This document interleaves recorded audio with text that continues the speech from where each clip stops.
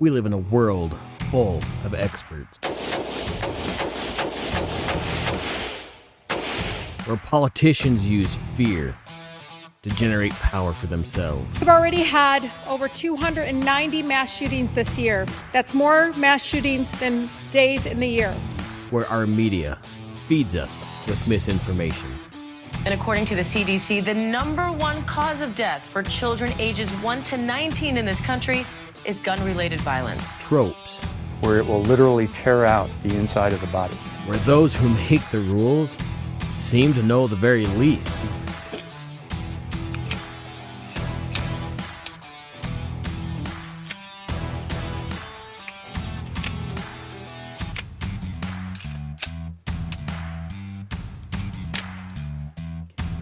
Scary terms used.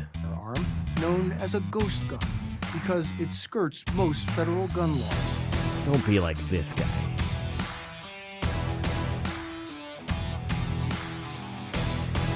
Listen to the Range Minded podcast and free your mind.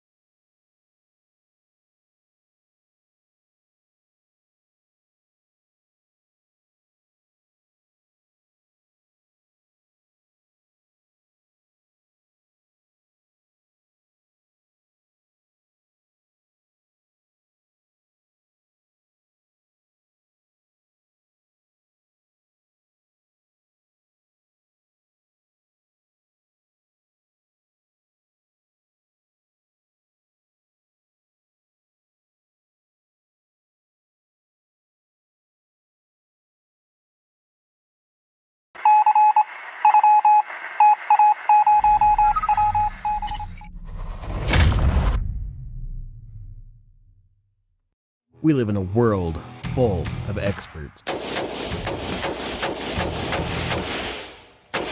where politicians use fear to generate power for themselves. We've already had over 290 mass shootings this year. That's more mass shootings than days in the year.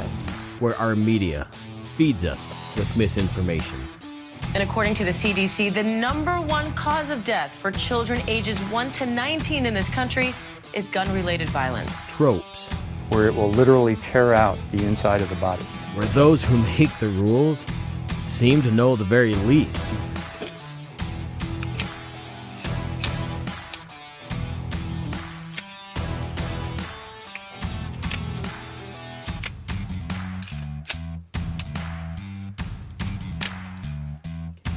Scary terms used. Arm known as a ghost gun because it skirts most federal gun laws. Don't be like this guy.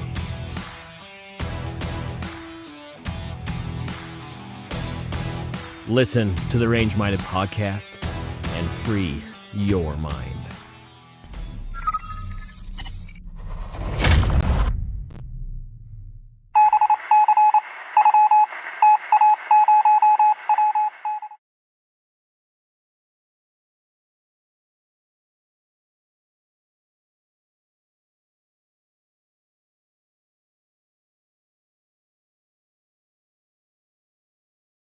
God save the Commonwealth of Massachusetts. This court is in session. Please be seated. Everything? All right. Jim? 22117, the Commonwealth versus Karen Reed. All right. Good morning, counsel. Good morning, Ms. Reed. Good morning, jurors. I have to ask you those same 3 questions. Were you all able to follow the instructions and refrain from discussing this case with anyone since we left yesterday? Everyone said yes or nodded affirmatively. Were you also able to follow the instructions and refrain from doing any independent research or investigation into this case? Yes. Everyone said yes or nodded affirmatively. Did anyone happen to see, hear, read anything about this case since we left here yesterday? Everyone said no or she did. Thank you very much. Here we have Dr. Scordi-Bello, please.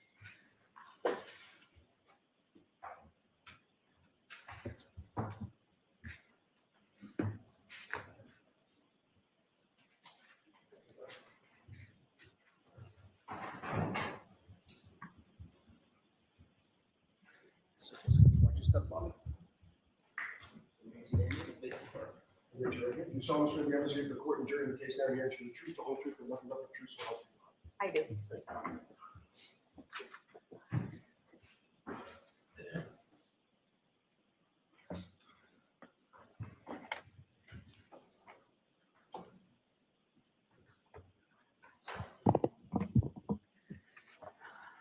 Whenever you're ready, Ms. Lally. Good morning, doctor. Good morning. Morning, Doctor. Good morning. Dr. Scordi-Bello, if I could ask you some questions, just turning back a little bit from what you were testifying to about yesterday. You had mentioned in your testimony yesterday that you had received some, in addition to the internal and external examination that you conducted of Mr. O'Keefe, you had received some other material that you had reviewed, correct? Correct. Now, included within that material was some material from the state police as far as the investigative agency investigating Mr. O'Keefe's death. Correct. Now, is that is that typical? Is that abnormal?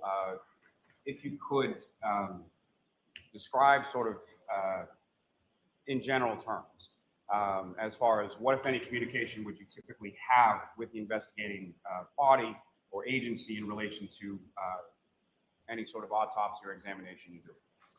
Yes. In Massachusetts, under Massachusetts law, the medical examiner's office is responsible, and our role is to determine the cause and manner of death by doing an autopsy. The scene or the scene of death or the place where the decedent is found is controlled by the district attorney's office, and state police will do an investigation. When we accept a case into our office, we request reports, police reports, to explain and describe the circumstances of the death. It could be a house, it could be somewhere else, it could be outside. Every case comes with a police report, and we review that police report, and if we feel that we need more information, then we contact the investigating body and ask for more information, again, depending on the case. And specifically in this case, in regard to Mr. O'Keefe, did you reach out to get some more information? I did reach out, yes. Was that in part in relation to what you were talking about in your testimony yesterday, as far as the diagnosis of hypothermia and trying to sort of better understand the circumstances? Objection, Your Honor. Sustained. Why did you reach out? I reached out because when the case was presented to us, and after I did the autopsy, I did not have all the information that I needed in order to certify the manner. The cause of death to me was, I was able to determine the cause of death from the autopsy. When an event is unwitnessed,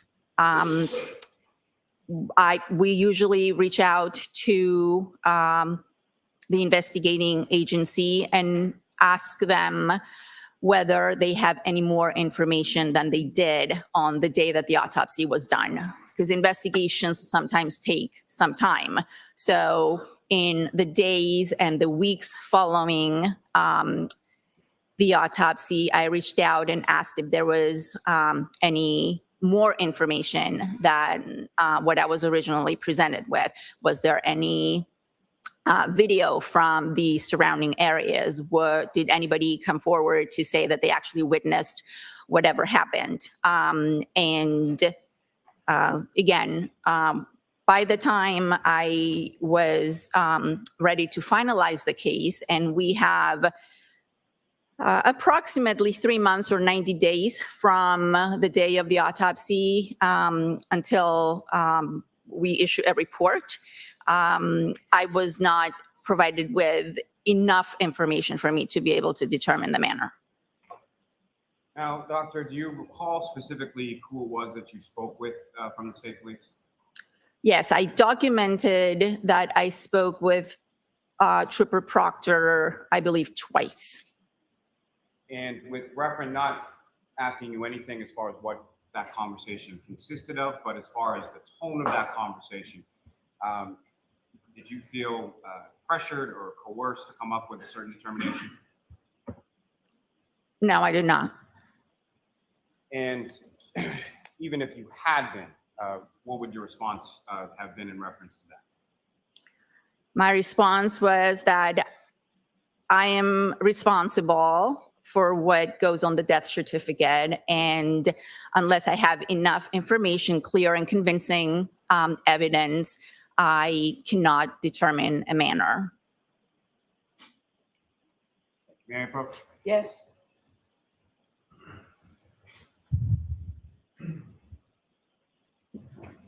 That is not a typical question that a prosecutor asks, hey, Emmy, whether they were coerced into or pressured by police for a particular finding in the death certificate. So I feel like that was a preemptive strike on the defense. Interesting. Gave you yesterday. Do you recognize those?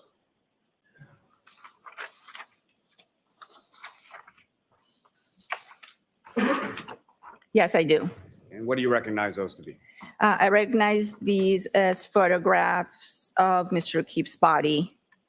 I believe these were taken at the hospital. One of them is a photograph taken at the time of autopsy. Thank you. May I approach again, Your Honor? Yes. I'm going to seek to introduce in the minutes of next exhibits. Ms. Little? No objection. Thank you.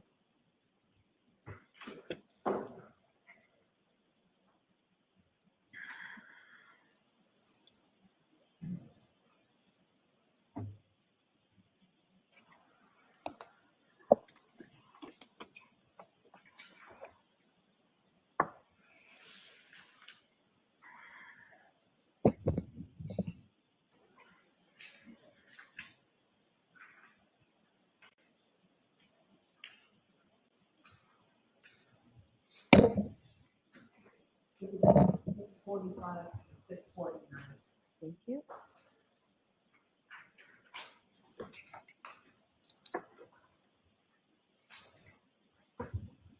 Thank you very much.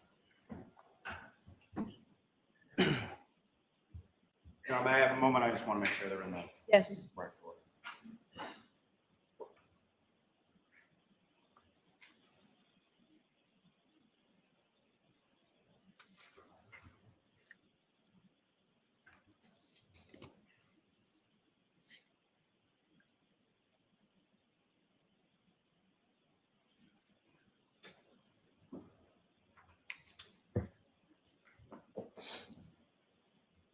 May I approach again? Yes. Your Honor, with the court's permission, may we publish these for the jury? So jurors, remember the instruction I gave you yesterday on these photographs, okay? Ms. Gilman, if I could have photograph 2853.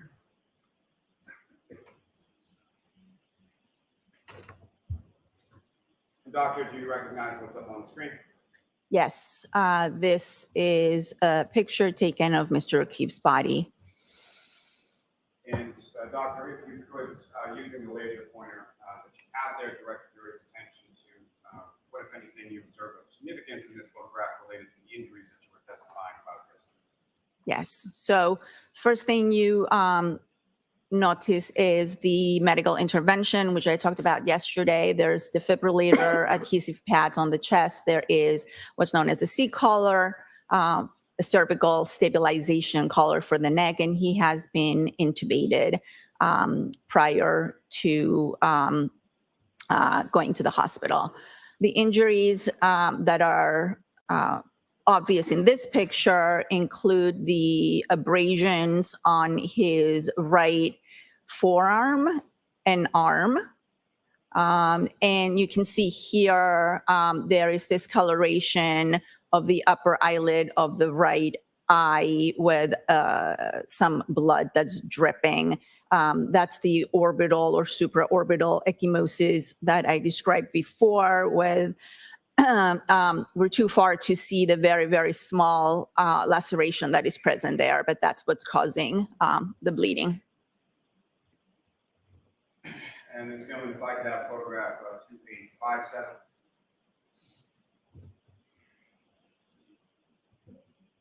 Now, Doctor, this is not before you at the current time. It's currently marked as Exhibit 442. Do you recognize what's up on the screen? Yes, this is a picture of the abrasions that I described in my report. Posterior upper arm and forearm. You can see that they have some sort of pattern to it. Anytime we see a pattern, we try to document it as best as we possibly can.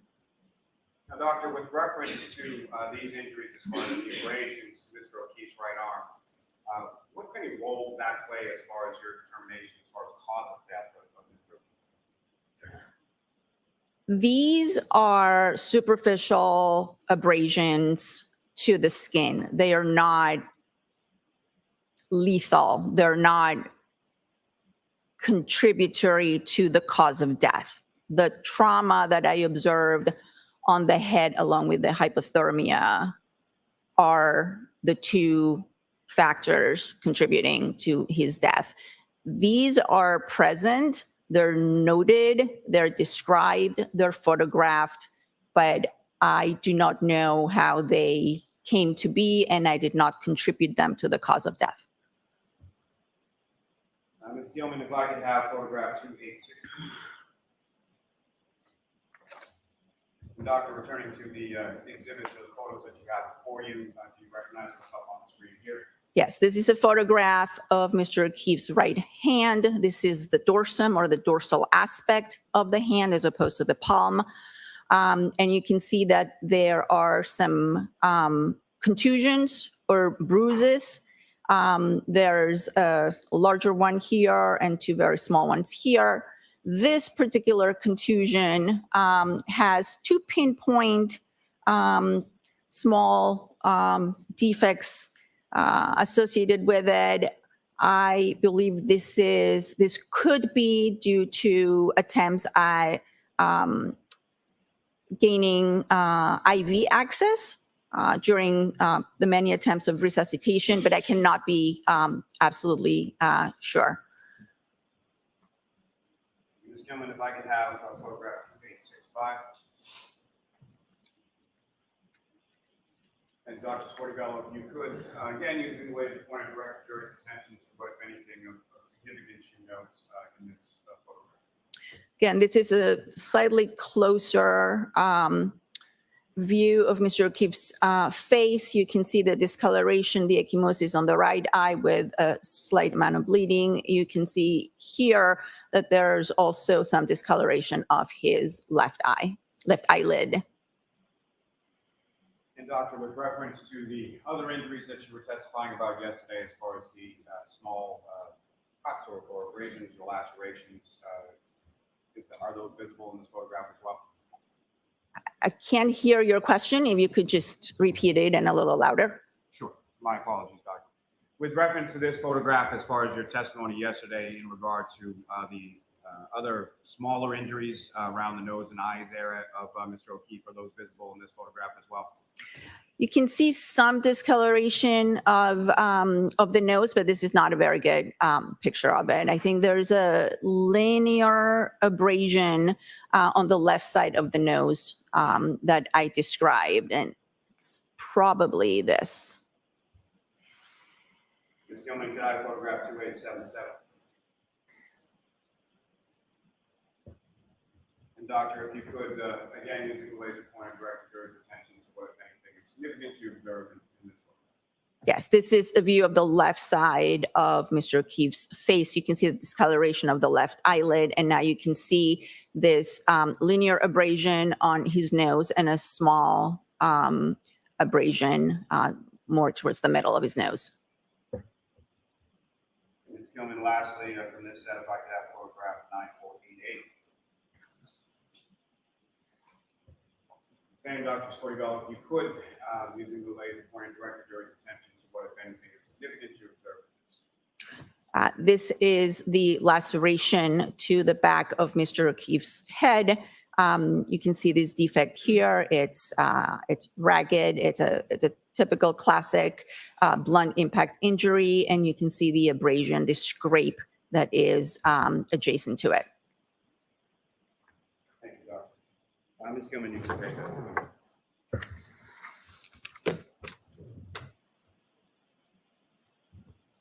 And the doctor, we get out the lights. Thanks.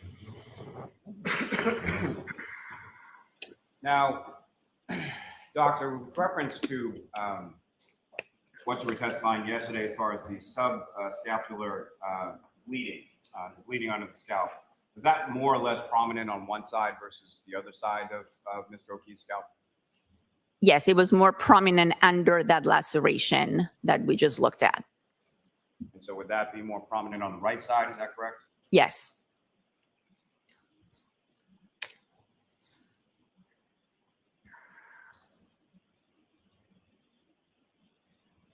Now, you testified yesterday about a blunt object injury in relation to the injury to the back of the head, then leading to the fractures and the bleeding in the brain, correct? Correct. And then further leading to the ecchymosis, is that correct? In the eyes, yes. Now, that blunt object, what, if anything, can you say about what that blunt object could be? Could be any blunt object. Now, from your training experience with reference to the number of autopsies and examinations that you've conducted over the years, would that blunt object, the possibility include the ground, especially if it was frozen ground? Objection. Ask the question differently. The injuries that you observed to the back of Mr. O'Keefe's head, skull fracture, would that be consistent with a fall to the ground? It could be.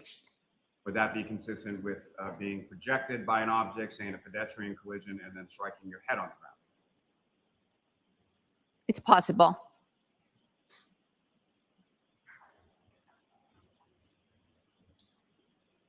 The arm injuries that you observed, would those be consistent with scratches from either glass or a piece of plastic or a piece of metal? It's possible. And the injuries that you observed, would that be consistent with injuries that you observed in other cases of a pedestrian collision? They're not the classic pedestrian injuries that we observe, no. And to that point, as far as when you say classic, as far as a pedestrian collision is concerned, you've conducted autopsies on a number of different pedestrian collisions over the course of your career, is that correct? Yes, I have. Do they all sort of mirror each other? Is there sort of a disparity depending on how the person interacted with the car? Objection. Sustained. Watch the form, Mr. Lally. What, if anything, are every injuries from a pedestrian collision the same? No. And why not? It depends on many factors. It depends on the position of the body, of the pedestrian or the person being struck. It depends on whether they are moving or standing still. It depends on the speed of the car. It depends on whether brakes were applied or not. There's a lot of factors that come into play. Would another factor be sort of the shape of the vehicle that strikes a pedestrian? That's also possible. Yes, that's a factor. And did you have occasion to see any photographs, or have you seen any photographs in relation to the defendant's vehicle in this case? I have seen photographs, yes. And the size or shape of that vehicle, what, if any, significance did that have to you as far as your examination? Objection. I'll allow it. When we have a potential vehicle, clearly we look at the height, because one of the things that we do in most or all pedestrian or people struck by a motor vehicle is look at the legs, because in the majority we see injuries to the legs from the bumper of the car. Again, depending on the kind of car, the size of the car, and the height of the bumper. So in Mr. O'Keefe, I did not see any injuries in the lower extremities. And looking at the car, I did note that it was a much bigger car with much higher, I would say much higher tail light, bumper. It was not a sedan or a car that's low to the ground where the bumper would be at the level of, let's say, the knee or slightly above or slightly below.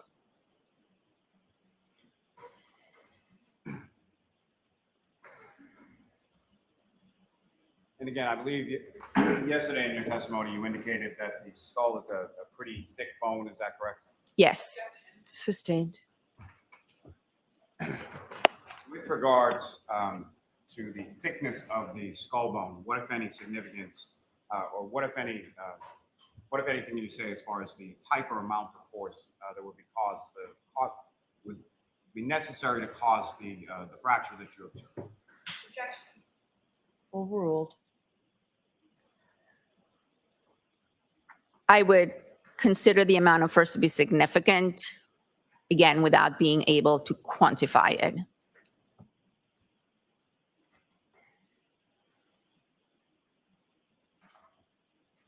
Have a moment, John. Yes. Yeah, take a moment to speak up there, Lolly. I want to welcome Big Ron to the show. He's with us. Good morning, Big Ron from Florida. One thing I noticed during the autopsy photographs, they had the camera on John O'Keefe's brother. He had eyes locked on From Karen Reed. the internal and external examination that you conducted in regard to Mr. O'Keefe, as well as the other materials that you reviewed, were you able to come to an opinion to a reasonable degree of medical certainty as to the cause of death of John O'Keefe? Yes, the cause of death was due to blunt impact injuries of the head and hypothermia. Thank you, Doctor. Your Honor, I have no further questions. All right. Cross-examination. All right, here we go.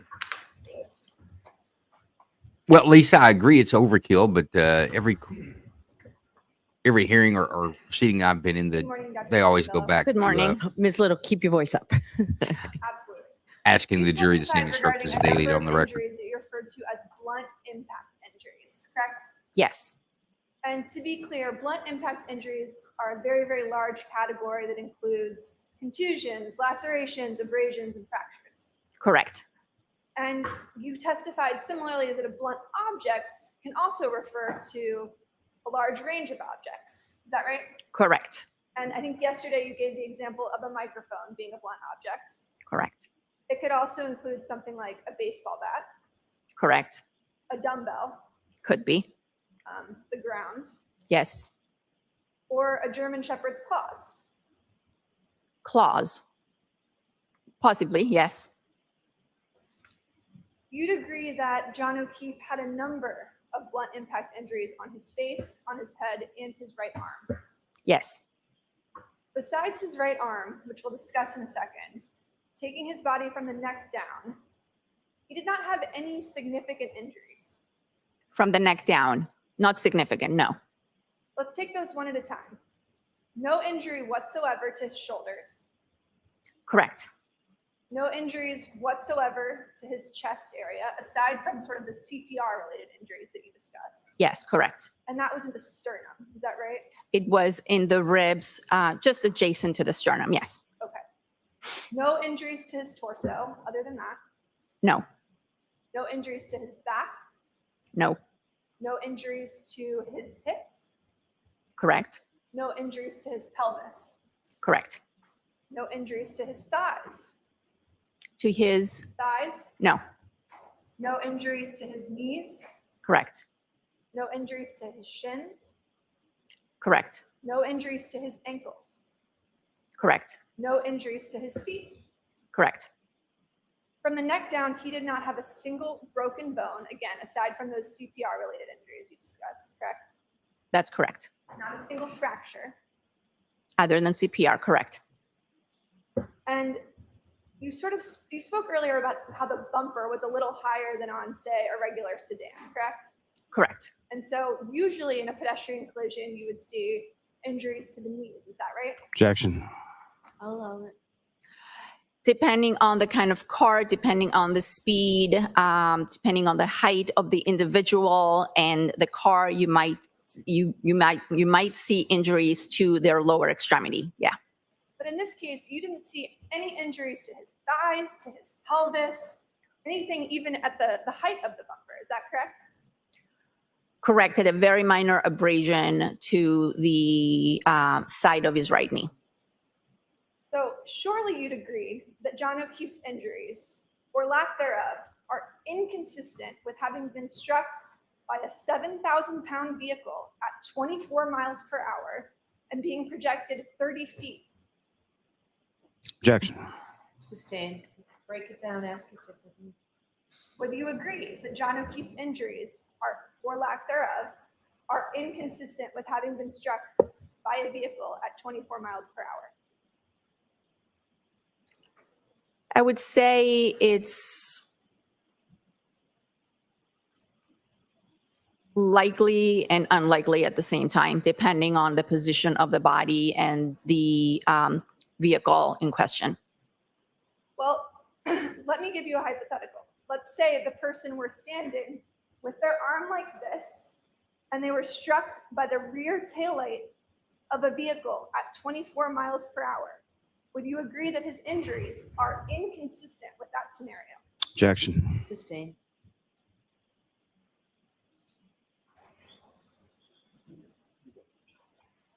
May we approach, Your Honor? Sure. Interesting. Interesting that the medical examiner says it's both consistent and inconsistent. That's pretty much a zero answer right there.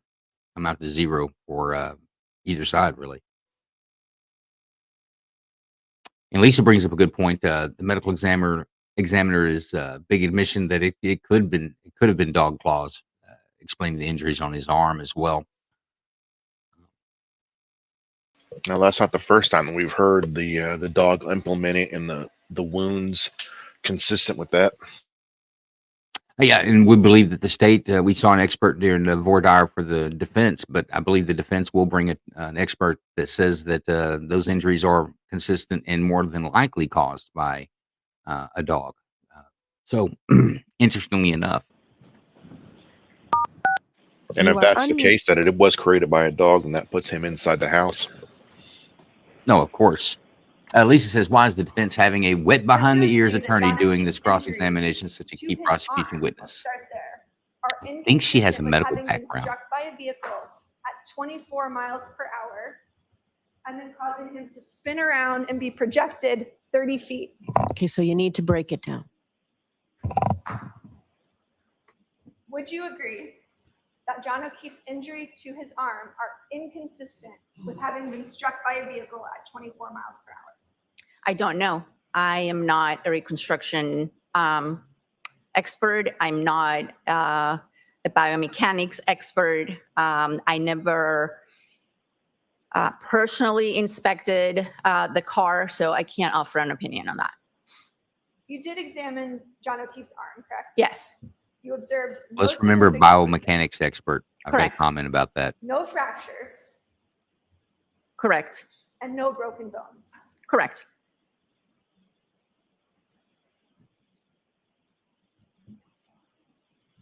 I'd like to talk about the injuries to John O'Keefe's face. You testified that Mr. O'Keefe had a laceration on his right upper eyelid. Correct. You also described multiple abrasions on his nose. 2, yes, Although these injuries may not have been the ultimate cause of his death, you'd agree that less severe injuries can still be very important in interpreting the manner or the context in which that person died, correct? correct, And in furtherance of that, you've been taught that when doing an autopsy, details matter, correct, no matter how small. correct, And that's one of the reasons as a medical examiner, you have to notate every single injury you find on a person. Is that right? correct. If I could show you. May I approach, Your Honor? Yes. Well, Lisa, Grandma Expert Show me did the mention dog claws and wounds when she was on the stand. I don't know if she's going to just say it was exactly teeth. I'll be quite honest with you, I'm not sure what she's going to say, other than I believe she's going to assert that they are very consistent with animal, dog in Do you particular, recognize that photograph? injuries. I do. And is that a photograph that was taken in connection with your autopsy? Yes, it was taken at the time of autopsy after the face was cleaned. Move to admit. I'm sorry, after what? The face was cleaned up. Okay. I move to admit, Your Honor. Any objection, Mr. Lally? No, Your Honor. Okay. Exhibit 650. Permission to publish? Yes.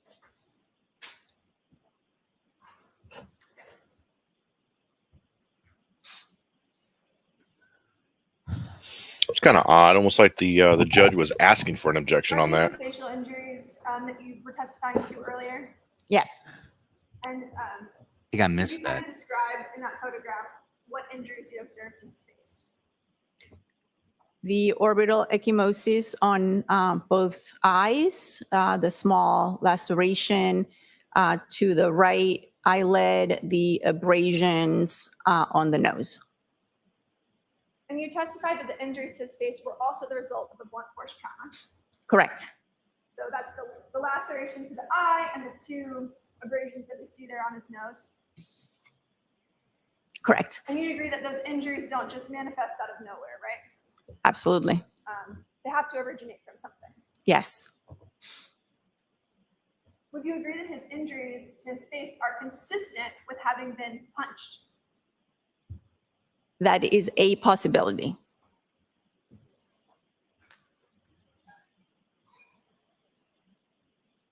You can take that down, Mr. Bates. Thank you. Your internal examination notes also cite a tongue laceration on the right front of the victim's tongue. Do you recall that? Yes. And you'd agree that a tongue laceration can be also caused by blunt force trauma. Correct. And that could also include something like a punch to the victim's face or jaw. That's a possibility. In addition to the facial injuries, you described that Mr. O'Keefe had a significant laceration on the back of his head. He had one laceration to the back of his head, correct? I believe we saw a photograph of that a Yes. little bit earlier. You testified that the skin around the laceration on the back of his head was also scratched. Do you recall Yes. that? I do. But you did not testify as to how you opined that might have happened. No, Would you agree that someone could certainly get scratched on the back of their head if they were, for instance, dragged on the ground? it's possible.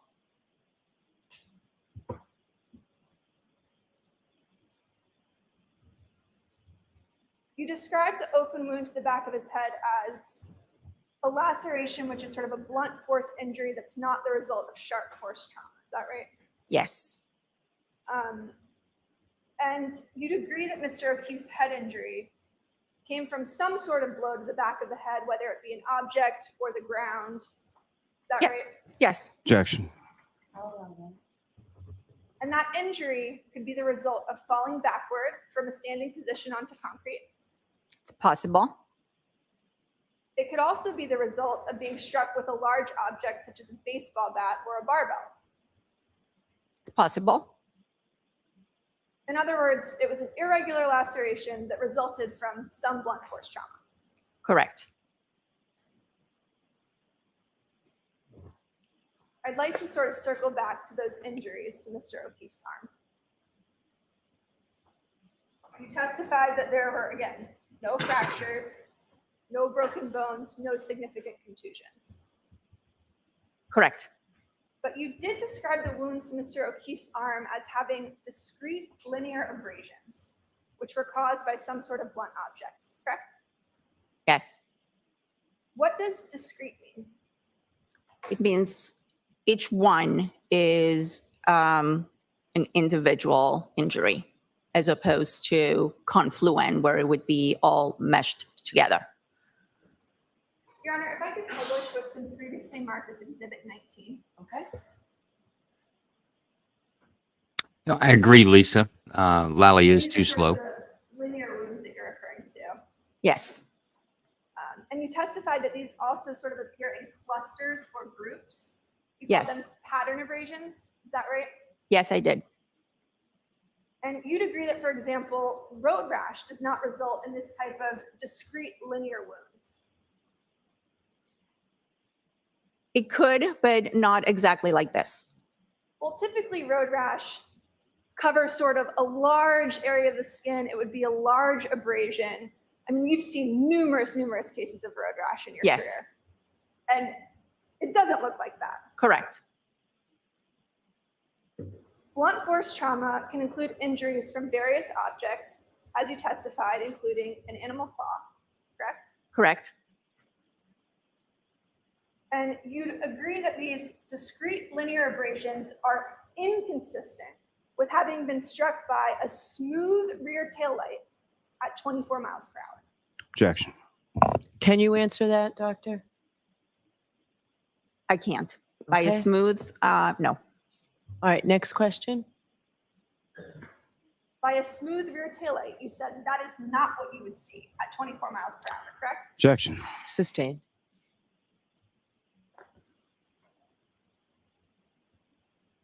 As you testified earlier, you've indicated that based on the facts that were presented to you, you don't know what caused those significant scratches on Mr. O'Keefe's right arm. I do not.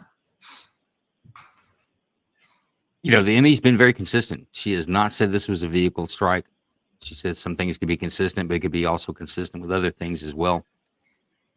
Lisa's got her notepad out. She is marking down the wins here. I like that. May I approach, Your Honor? Sure. So interesting. The medical examiner said she couldn't talk about whether she wasn't a biomechanics expert, so that she couldn't testify as to how the injuries got there, whether the vehicle could sustain that or not. Yet the state is saying that the biomechanic PhDs and doctors, If I could just see what was. Oh, I'm sorry, Mr. Lally. doctors, she says that they can't testify because they're not MDs in the state of Massachusetts. They can't testify as to what caused the injuries. Do you recognize That's that interesting. photograph? I do. It's a photograph of Mr. O'Keefe's right hand. May I mark that as the next in order? Is there an objection? May we approach? Okay. Your Honor, she's going to say that that's consistent with a punch, and that's not what the state says. So we'd like for you to keep that out. The injury on the hand is the injury on the hand. I don't know that it brings a lot of weight. It's kind of like everything else. Could have been done, but being struck by a vehicle could have been done in other ways. The medical examiner has not taken a stance as to what caused these injuries. She documented injuries and the cause of death meaning two factors. With the MA, Lisa's asking, what did the judge rule regarding the MA? I'm not sure, but I know what MA is. If we're talking about the experts, the bioengineers, biomechanics and experts, she's going to let them in. But the second person, I can't remember his name, she's not going to allow him to testify as to the mechanical pathology of the I'm losing my train of thought.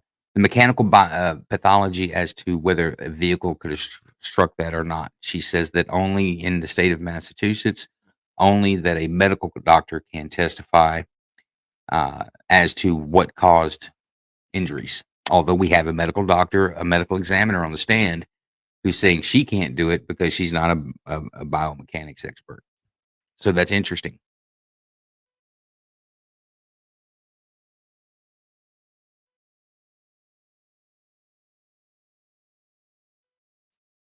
But in general, what did the judge rule in regard to Massachusetts is that Massachusetts is a communist country, that the jury's in on that. You are unmuted. And yes, Lisa, I think that it was acknowledged yesterday when she let that out. She said, I will hear further arguments on that from the defense. And she said, I'm sure you're going to want to argue that, and I'll hear it probably next week as to the admissibility of the experts' testimony as far as whether it's consistent with being struck by a vehicle or not.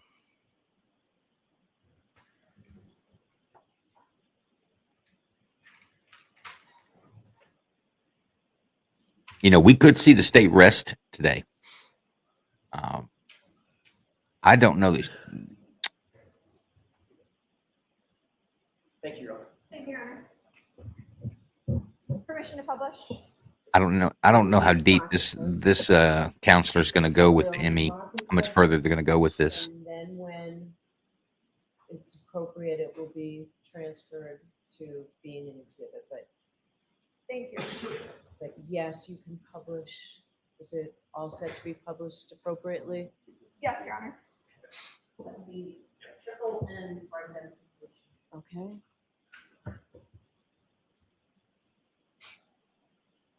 Dr. Scordivello, you indicated on direct examination that at least that one of the bruises from Mr. O'Keefe's right hand could potentially be attributed to an attempt to get IV fluid into the hand. Is that correct? Correct. During the course of your conducting your autopsy, you reviewed records from the Canton Fire Department and EMS, as well as Good Samaritan Hospital. Is that correct? I did. And do you recall reviewing records indicating that the IV fluids in this particular case were administered through the tibia and then later through a catheter at the hospital? Yes, they were administered through intraosseous lines in both legs, shins, and at the hospital, they were administered through a femoral central line. Yes. And you'd agree that bruising to the backs of hands is also consistent with defensive wounds. Yes, that's correct. And there are actually 4 separate distinct bruises outside of the one that you discussed earlier on Mr. O'Keefe's right hand, correct? Yes, I would say 3, but I can see how you would say 4. 1, 2, 3. That might be 1 together. But yes, I can see how you would say 4. And you testified yesterday that there was also an injury to Mr. O'Keefe's left hand. There was a vague contusion on his left hand, correct? You were asked by Mr. Lowry. Can we take this down now, Ms. Little? Yes, Your Honor.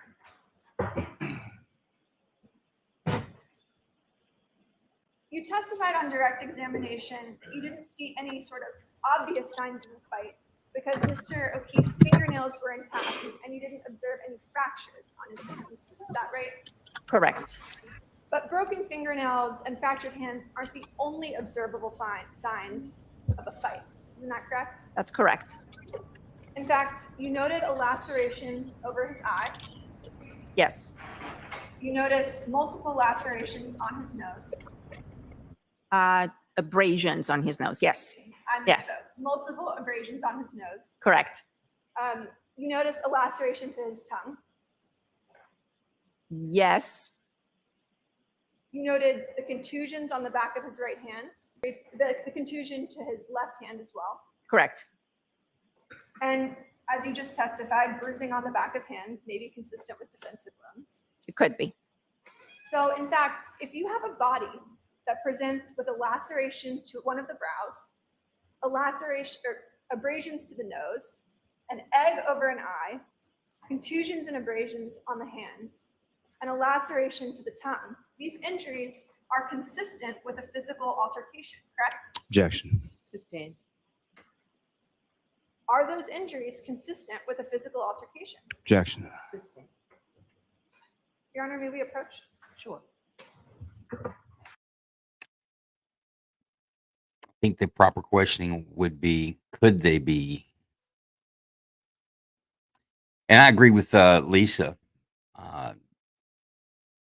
She says defense got what they needed, quit while they're ahead. But I think there's a couple more points they'll hit on this, Lisa. And quite honestly, that's probably going to be the end of the testimony today. And I don't know that the state has another witness. I think this may be the last witness. And good morning, John Cox, or Johnny Coxerin, as Big Kingdom calls you.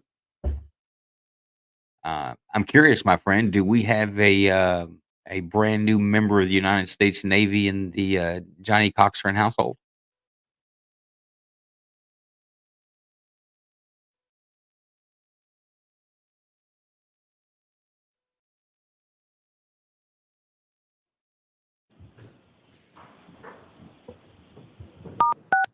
You are unmuted.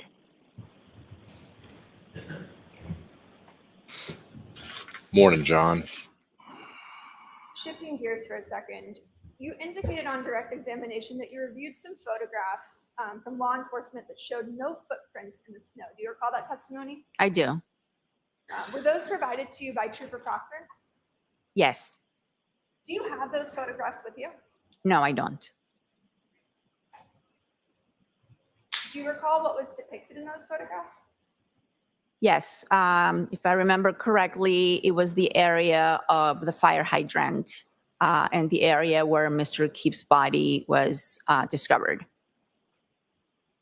It's the front of the house, the area of the fire hydrant, and I believe the flagpole.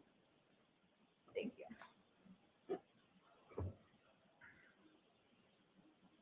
You testified that Mr. O'Keefe had multiple fractures to his skull, but that they seemed to be originating from a single point of impact on the back of his head. Is that correct? It appeared so, yes. Are you reasonably certain that all of his injuries were the result of a single impact to the back of the head? It could be a single impact. But it also could be multiple impacts, correct? It could be, yes. There's another one for you, Lisa. She's still winning. Mr. O'Keefe suffered multiple injuries to the front of his face as well. Correct. In other words, he could have suffered a trauma to the face and then fallen and sustained the injury to the back of the head, correct? That is possible, yes. And you testified before the state grand jury that the areas of bruising to the brain were likely due to a fall. Is that correct? Yes. In your expert medical opinion, is it possible for someone to get punched in the face hard enough to lose consciousness and fall backward? Objection. I'll allow it. It's possible. I will tell you, yes, that is possible. If I I've seen that in the UFC. I've seen it in Steve Irwin videos.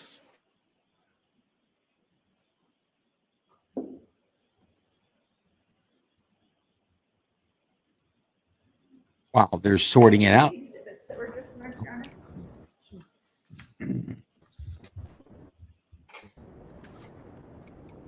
We've got our police use of force video review tonight, folks. Just tune in. 9 to 11 Eastern. Your Honor, Panel may I of have permission law to publish enforcement what's been previously attorneys and mandated for civilians. 19? Yes. We'll look at police use of force videos and make kind of some grand jury judgments on them. It's going to be a great show tonight. We got some great videos to review. There's some redness that you observe on the body by the ribs that we observed in some of the other photographs that were presented by Mr. Lally.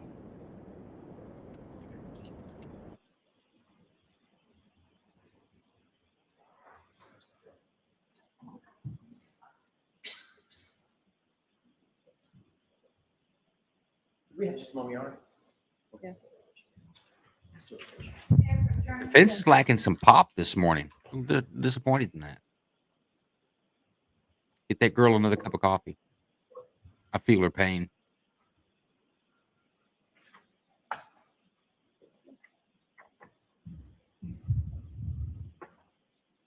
I'd like to show you what's been previously marked as People's Exhibit 648. Ms. Gilman, would it be, Mr. Bates, could you take that down? Yeah. Ms. Gilman, would it be possible to display Exhibit 648? 648. May I approach, Your Honor? Yes. 2853. Dang. Come on, girl.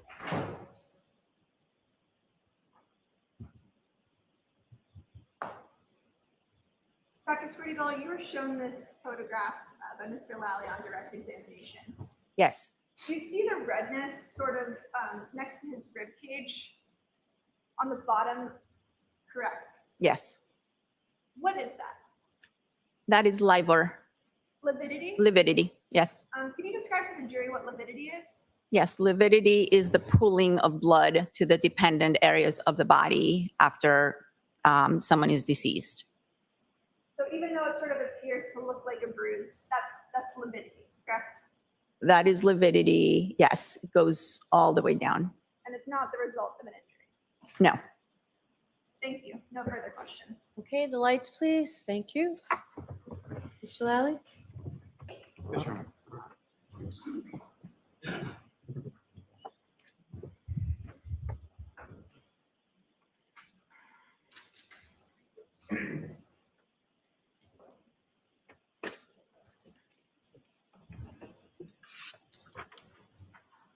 Dr. Squirty-Bell, you did observe a minor abrasion to Mr. O'Keefe's right knee, is that correct?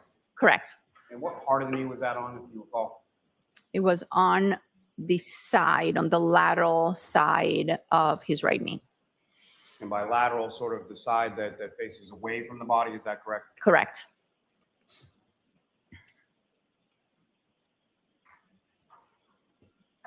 We're asked whether or not the small injuries on Mr. O'Keefe's face could possibly be from a punch, is that correct? Correct. You said that's one of the possibilities, is that correct? Yes. What are some of the other possibilities? Could be impact during a fall. It could be coming in contact with any blunt object in the snow. Would glass be a possibility as far as a blunt object? It could be under certain circumstances. Piece of plastic under certain circumstances as far as a blunt object, would that be also a possibility? Correct, yes. Now, as far as This is all a big nothing burger. abrasion near the last, It literally could have been anything. You said you were asked some questions about whether or not that could be from drag, correct? Correct.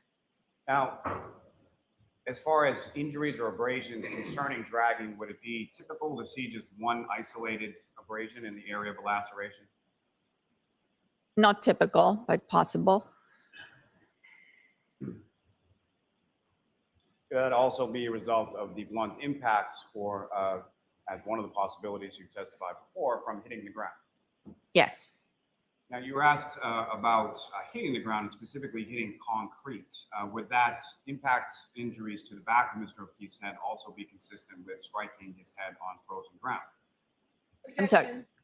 No, I'll allow it. Can you repeat the question?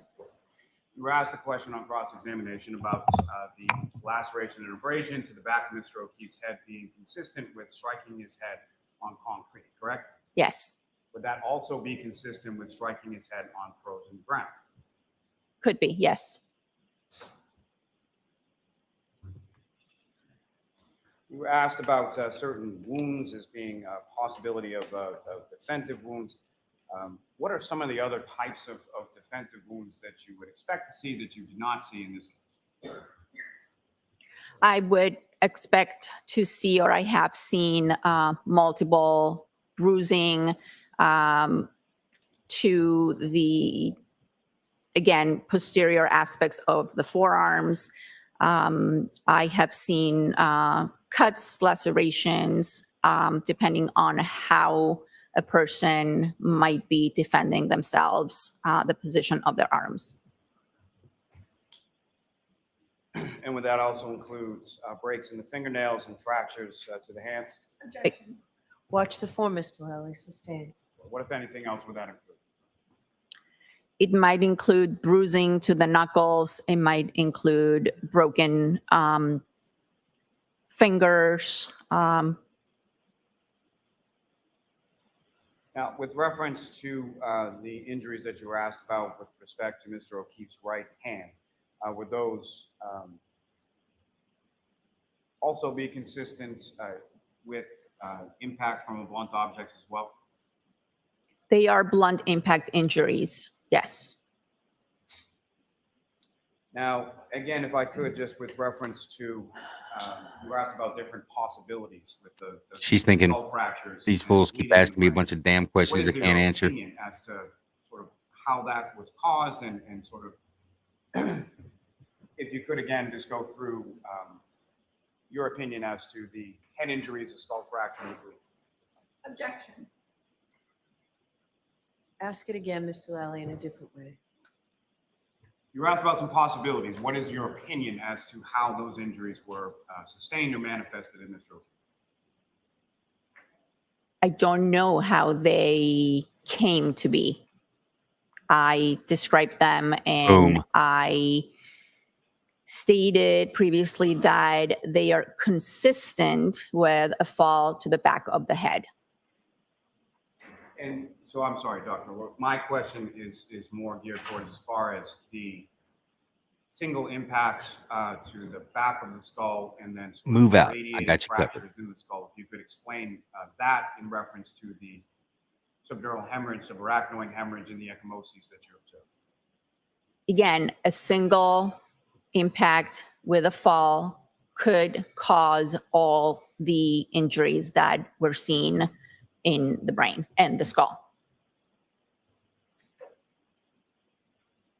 Thank you. I'm not. Essentially, the Emmy, No further questions. All right, doctor, you are all set. she summed up her entire testimony. I described the injuries there. They could be consistent, but she can't tell you how they got there. Yes, they're consistent with a fight. Yes, they're consistent with being struck with a vehicle. Yes, they're consistent with being hit with a tree limb. Yes, they're consistent with any blunt object. That any scenario almost you could come up with where a person is embattled, struck, assaulted, accidentally comes in contact with any blunt force object while they're on their feet. Thank Be you, Your Honor. consistent. Commonwealth with rest. All right. That's arrest, folks. Your Honor, the defense would move the court for. So I'm going to stop you right there. A short recess. If the court needs one. I don't need one, but I will see you at sidebar. We're getting to the defense today, folks. This is exciting. Hold up. I didn't expect this until Monday. I hear rumor on the Turtle Boy grapevine that the infamous Lucky will be the first defense witness. So this is exciting. Dante, am I still blocked? No, Dante, we unblocked you yesterday out of sympathy. I was told that I was being too harsh on you. So welcome back, my friend. Good to see you this morning. So yes, the state has rested with the medical examiner who pretty much said, I documented the injuries. They could be what you say. They could be something else. I'm not here to say that. She even said that she is not a biomechanics expert, that she can't testify as to what mechanical means cause the injuries that are on anyone. And I find that very interesting. If we go back to tomorrow, those that you were listening yesterday, go back to yesterday. Those of you that were listening yesterday, when the judge ruled that the biomechanical engineers, oh, did they put you in? Dante's been put in YouTube naughty bin for a bit out of for some comments, but it looks like he's back. Good to have you back. Glad YouTube showed you some mercy in your sentencing. But back to what I was saying is that the judge ruled yesterday that the mechanical engineers couldn't testify as to injuries, what mechanical processes would cause said injury, and that in the state of Massachusetts, that it has to be a medical doctor. She says by law. I haven't looked at this myself, but she says by law it has to be.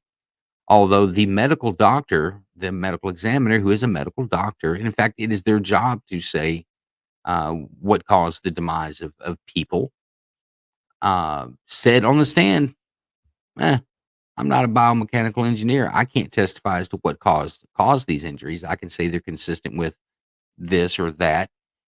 And folks, for those of you that maybe not quite understand exactly what she's saying that if you come to me and said, we believe it was a baseball bat, she would say, it's consistent. It could be a baseball bat. That's right.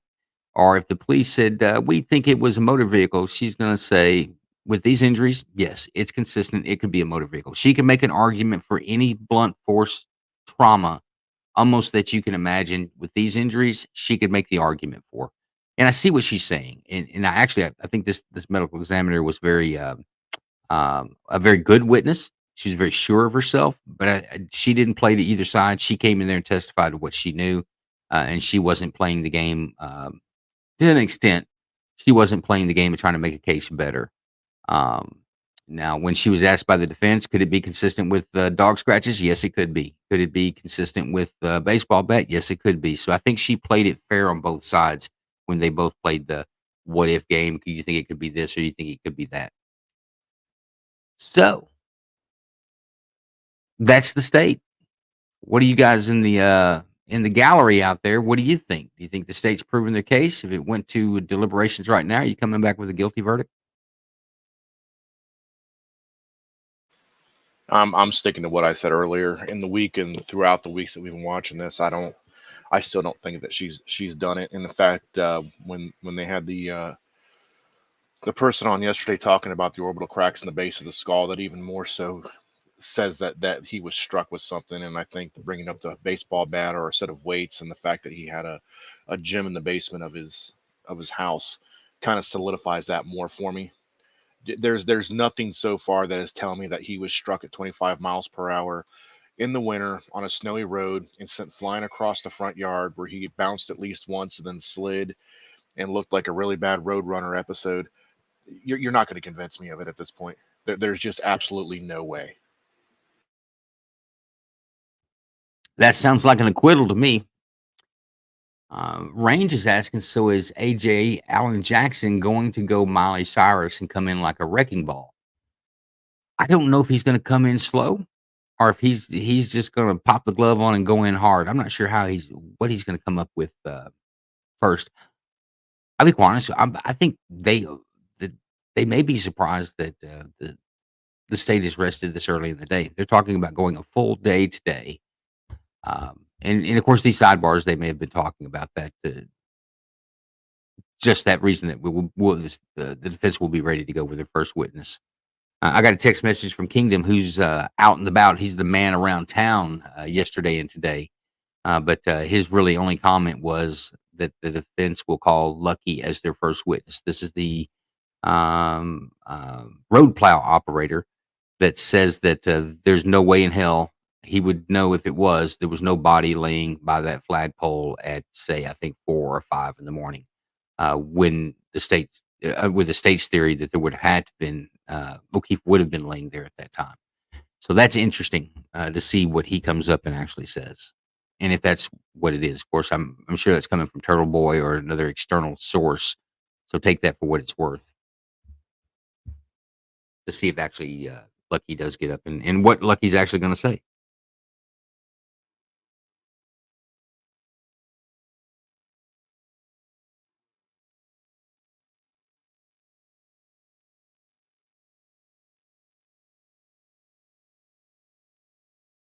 Sorry, folks, had to take a phone call. But Big Ron, did the medical examiner do anything for you?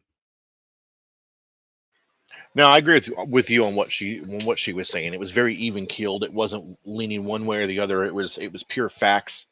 This is what I found. This is what I saw. Yes, it could be conclusive with either one of these ways of getting the energy or the injury. It didn't really do much. It was information. That's about it. He's dead. This is what I think caused him to die, between hyperthermia and blunt force trauma. She has no way to know what caused it. There's no quote unquote weapon, with the exception of the car. We already know that the damage to the car really isn't conclusive with the speed of impact to a human body. I just, again, you're not gonna sway me that she did it. And in fact, if you looked at her face when they were bringing up the pictures of some of the injuries, she looked away. So you could definitely see that it was bothering her. And I think that's going to play into her favor with the jury too, seeing that she's showing emotion. You know what? She didn't show too much emotion during that. I was watching her as well, and so was, interestingly enough, John O'Keefe's brother. When I think when they weren't showing any of the graphic photographs of the face, the camera in the first shot was directly on his face, and he was in a gaze, a stare, directly at Karen. And I would imagine, and I'm just guessing that he's looking for a reaction in her face when she sees these pictures of his brother that's dead, a man that she lived with and had some feelings for, maybe not love, but at least had some affection for, who is clearly dead there in the photographs. So I don't know that I saw too much reaction out of her. She did look at photographs and then she would look away, but I didn't. She's pretty stoic. It was hard to see any emotion there with her.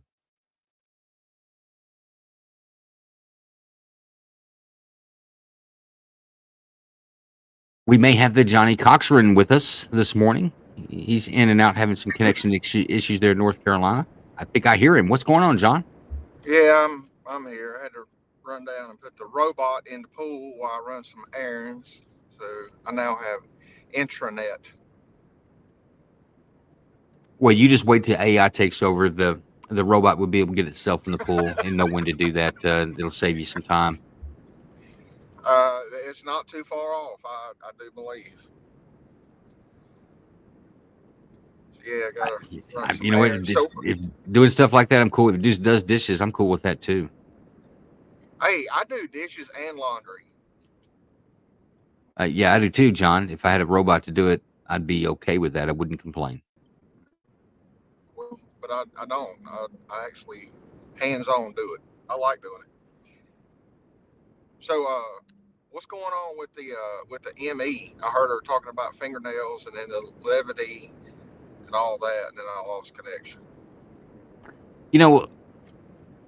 In general, her entire testimony says that he was killed by blunt force trauma and or a combination of blunt force trauma injuries to his back of his head, skull fractures, internal bleeding in the brain, internal bleeding at the liver, and hypothermia. And that's pretty much where she lays her anchor. She doesn't go too much further. She says, yes, they could be consistent with being struck by an automobile.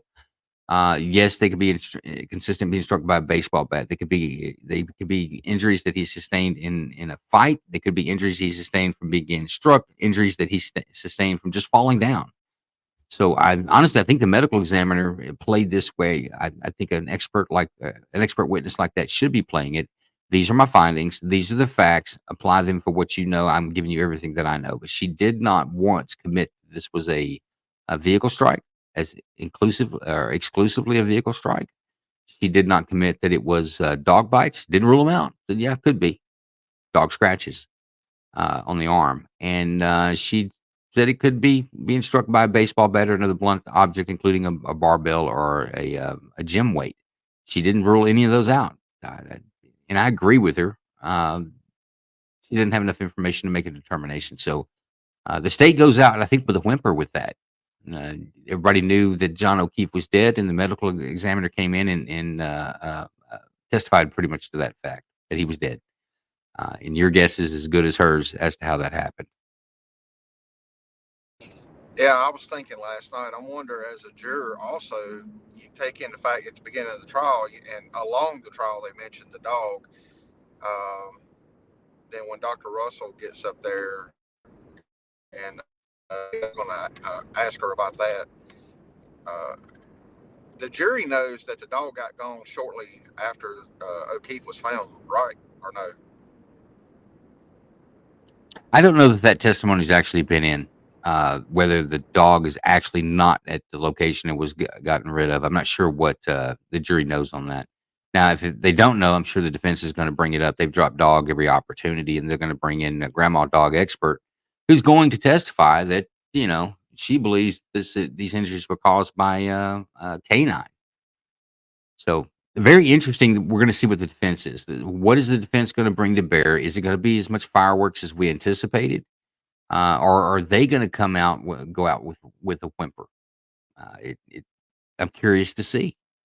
Guys, I'm going to step away and get a cup of coffee so I can get all my synapses firing as they should be. Big Ron, John, you guys talk about this amongst yourself, and we'll watch the ceiling fan until they come back. Right now, we're on a little recess between the state resting and the defense taking the case. In fact, guys, if you guys that have got this out on, if you would retweet the stream and let everybody know we're on the defense, that this is a pivotal moment in the trial. And I'll be back in a moment with a fresh cup of coffee. All right. So, Big Ron, what do you think at this point? Yeah, like I said, I don't. Just from what the prosecution's laid down, I don't think she did it, and I don't think we're ever going to find out who did it. If they acquit her or find her innocent, the state's not going to prosecute itself. I don't know what's going to happen in this. Although with the way we've seen the justice system running for the past couple of years, the flip side of that is they could put everything down. Everybody and their mother could think she's innocent, and the jury could be playing strictly on emotion, and like we know they do most of the time, and say, nope, she did it. She's guilty, and put the poor woman in jail for the next 35 to 40 years for a murder she didn't do. Yeah. And you know what? And I along the way, I have thought that maybe they'll pick this back up and say, okay, well, she didn't do it. Let's re-examine this. But when you do that, you still only have the evidence to go by that they had to go by during Karen's trial. So that's still not going to point a finger or say who done it. So yeah, I think you're right. I have to be honest and say I was hoping that they would go back and they could figure it out. But now that I think about it more, I don't think they'll ever figure it out. Well, when you have issues where they're not interviewing witnesses until 18 months after this has happened, there was no. That just blows my mind. For the first few weeks, I get it. Maybe even a month when you're trying to put the case together, but 18 months interviewing some of these witnesses, the completely botched evidence collection using red Solo cups, leaf blowers, rakes. I mean, the entire crime scene was a shamble. A 5-year-old could have done a better job watching TV shows. It just, I don't get it. And I think Joe nailed on it yesterday when he was talking about, it's not so much incompetence as it is just sloppiness, and the sloppiness has become so commonplace that's just the way they do it now. I think there needs to be a larger state investigation, and as much as I hate to say the word federal investigation into this police force and the way they do business, the way they do investigations. And like I said, I think it was last week or the week before, if this is the way they do things, how many people are sitting in jail right now due to a botched collection effort or an investigation where they wanted the stuff to go one direction. that's another thing that worries me. You know, how many cases do they maybe need to go back and look at now? But again, that would take a federal, you know, intervention or a bigger state intervention for that to happen. Well, and I'm not saying you're wrong, but I also wonder, and this is a rhetorical question. I wonder if they can file a lawsuit again. And when I say they, I'm talking about families or those who have been convicted that honestly believe that had the investigation been done correctly and not in a sloppy way, that they wouldn't be behind bars today. If they wouldn't have a lawsuit against the Massachusetts state police. I don't know. I've never seen that happen. I never heard of it happening. I'm not saying it can't happen. I don't know. Maybe Joe knows. I don't know. I don't know what what their options are, if any. And if they don't have any, that you're right. That's sad because there's people more than likely sit behind bars that are innocent, and we all know that that's happening regardless. But you know, whether it be one or 100, I mean, that's you know, that's somebody that needs to be out among us that shouldn't be where they are. That's the sad part about it.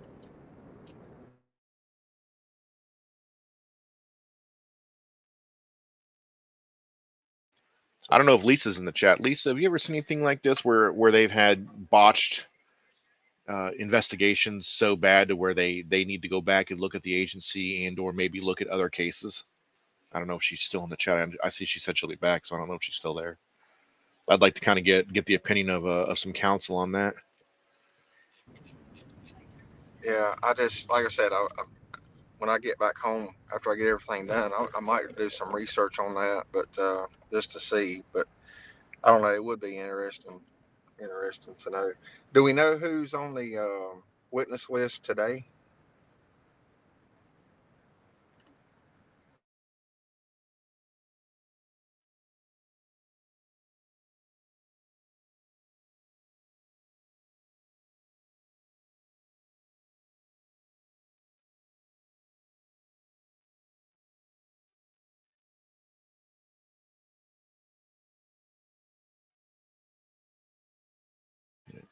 I don't know who's on the list for this after or for today for the defense. I'm sure Joe probably has a list. Um, I'm just finished my first cup of coffee, so my brain's finally coming online. It's recuperating from last night in the after party. I had to take off a little bit early. I didn't want to inadvertently let the bourbon say something that shouldn't be said. Oh, sounds like something I missed. It was a good show last night. Just we got into the after party and that last old fashioned went down way too easy. And if I find myself getting to that point, I don't usually like to be my wife's like, you were giggling. I don't like to put myself into that situation. If somebody says something, my filter at that point is completely gone, and then the old crusty sailor comes out in me, and I don't want to offend somebody or get a strike on the show or something like that. No, I understand. Yeah, I had to go get my girlfriend's son from pick him up from Mebs. He ran into one little more snafu, but hopefully that'll be corrected today. But he got everything else done. It's kind of funny on the way back. He's and I'm sure most of you will know. I'm not gonna say it on here, but he's like, yeah, he said they done my physical, and there was some very uncomfortable moments. I just started laughing. The duck walk. Yeah, he could get over that. He said, "Get this." He said, "I had to strip down to my underwear, and I had to squat down. Then I had to walk around the room." He said, "You know how humiliating that was." The duck walk. It's awesome. Yeah, you and I will have to have a sidebar there, John, about this. We've got a question from Dante. He says, "How harsh are the sentencing options?" And the question mark of the chair. Technically, with her, killing a police officer, that's capital punishment. So yes, she could face the death penalty for that. Well, let me say, in Florida, she could face the death penalty to that. I am not sure what the sentencing options are, and I think she's in Massachusetts is where this is coming out of. Am I wrong on that? Yeah, it's Boston. Massachusetts. Yeah, Massachusetts. I'm not sure what the sentencing is in Massachusetts if they have the death penalty for capital crimes for police officers. I would have to check into that. I don't want to give you bad information, but yes, in Florida, killing a police officer, you are definitely have the option of facing the death penalty. And I know that our governor does not play around. If you kill a police officer, he will push the DA for that. So just keep an eye on that, people, if you come to Florida. Well, no, just curious, Ron, is that murder or also manslaughter? I think, you know what? I think it's murder, John. I think it has to be intentional. So that's a really good point. With this being, manslaughter, accidental death with no intention. Yeah, I think that may be off the table then. But in Florida, it's definitely, if you intentionally kill a police officer, they're going to push for the death penalty. Yeah, and which they should under their circumstances. And yeah, total different subject, but I've already been in contact with Ron DeSantis's office about another thing that we're working on with Jason's gig, and they are very, very nice, very professional, very prompt. So that's far, good to hear. Yeah, I've actually been surprised. I think Jason was too, to a degree. Yeah, keep me in the loop on that. Like I said, my wife being a teacher, I kind of want to stay in the loop on that. Okay, yeah, I most definitely will. So as much as you can, let's put it that way. Yeah, so yeah, I mean, I was told who to call with the school system, so my understanding is that it's a go. It's just got to get the ball rolling, but I'm waiting on a phone call back. That's about all I can say right now. Hey, Vet, kind of another off topic. I know we're kind of all over the place. Hey, Vet, I saw your message this morning. If you get that nailed down for that location, let me know, and I'll make some phone calls and see if I can make some adjustments for you.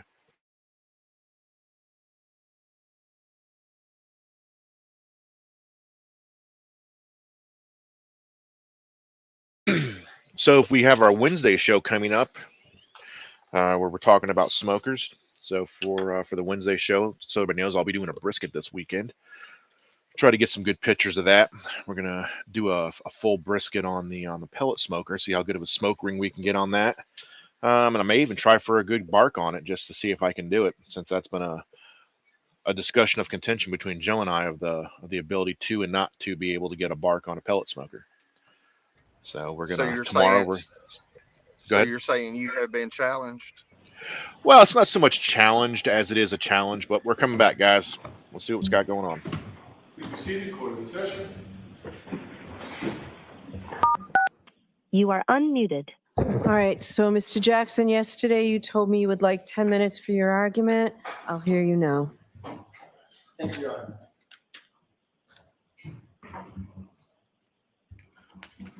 Your Honor, I'll be brief. The court must consider, after viewing the evidence in light most favorable to the Commonwealth, whether a rational jury could find the elements of the charges beyond a reasonable doubt. And here, the case that the Commonwealth has submitted to the jury after resting is insufficient to meet such a finding. There's no question but that with this particular prosecution in this particular case, no reasonable or rational jury could come to a unanimous verdict in favor of the Commonwealth. I want to, if I can, focus my argument on count 1, 2, and 3 and a specific element of each count. Okay. In each one of those counts, there must be evidence that the vehicle killed John O'Keefe. There has been no competent evidence presented in the Commonwealth's case that Karen Reed's vehicle actually struck John O'Keefe. That's what I'm thinking, Joe. Speculation, but no actual competent evidence.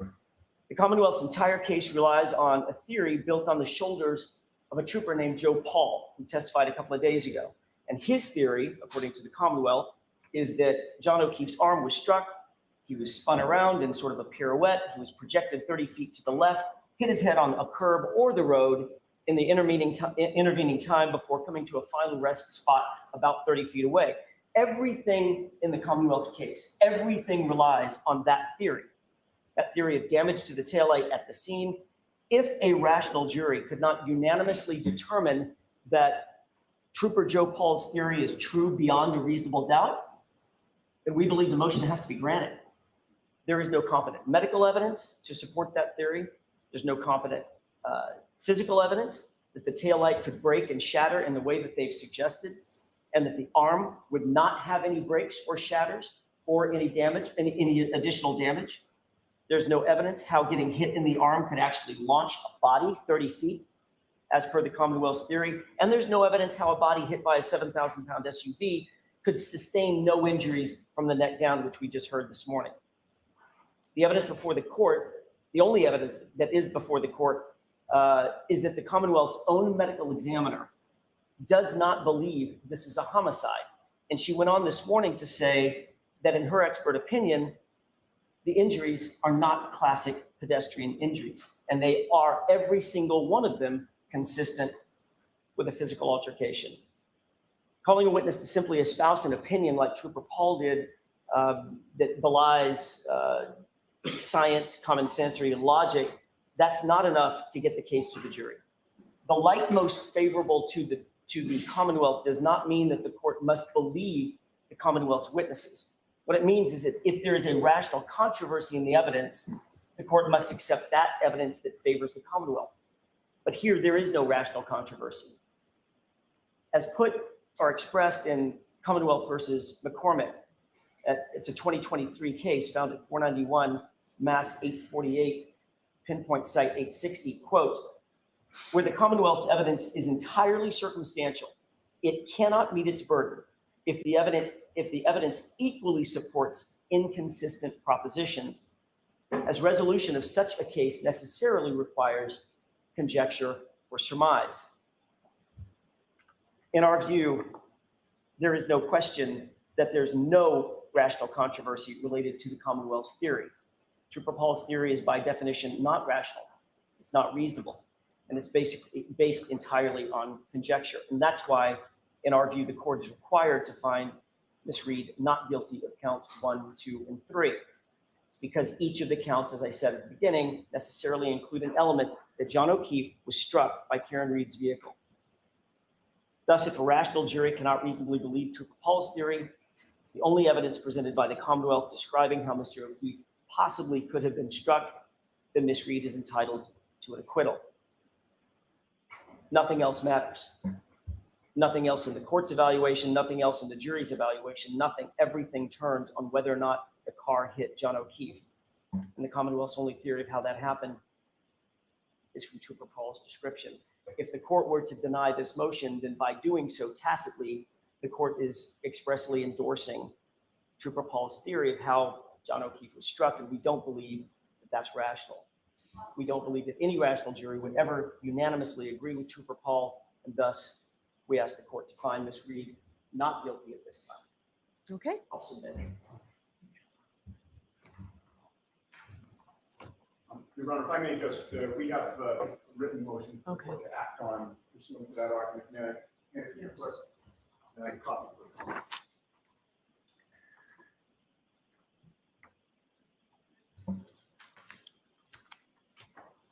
All right, I will hear you, Mr. Lally.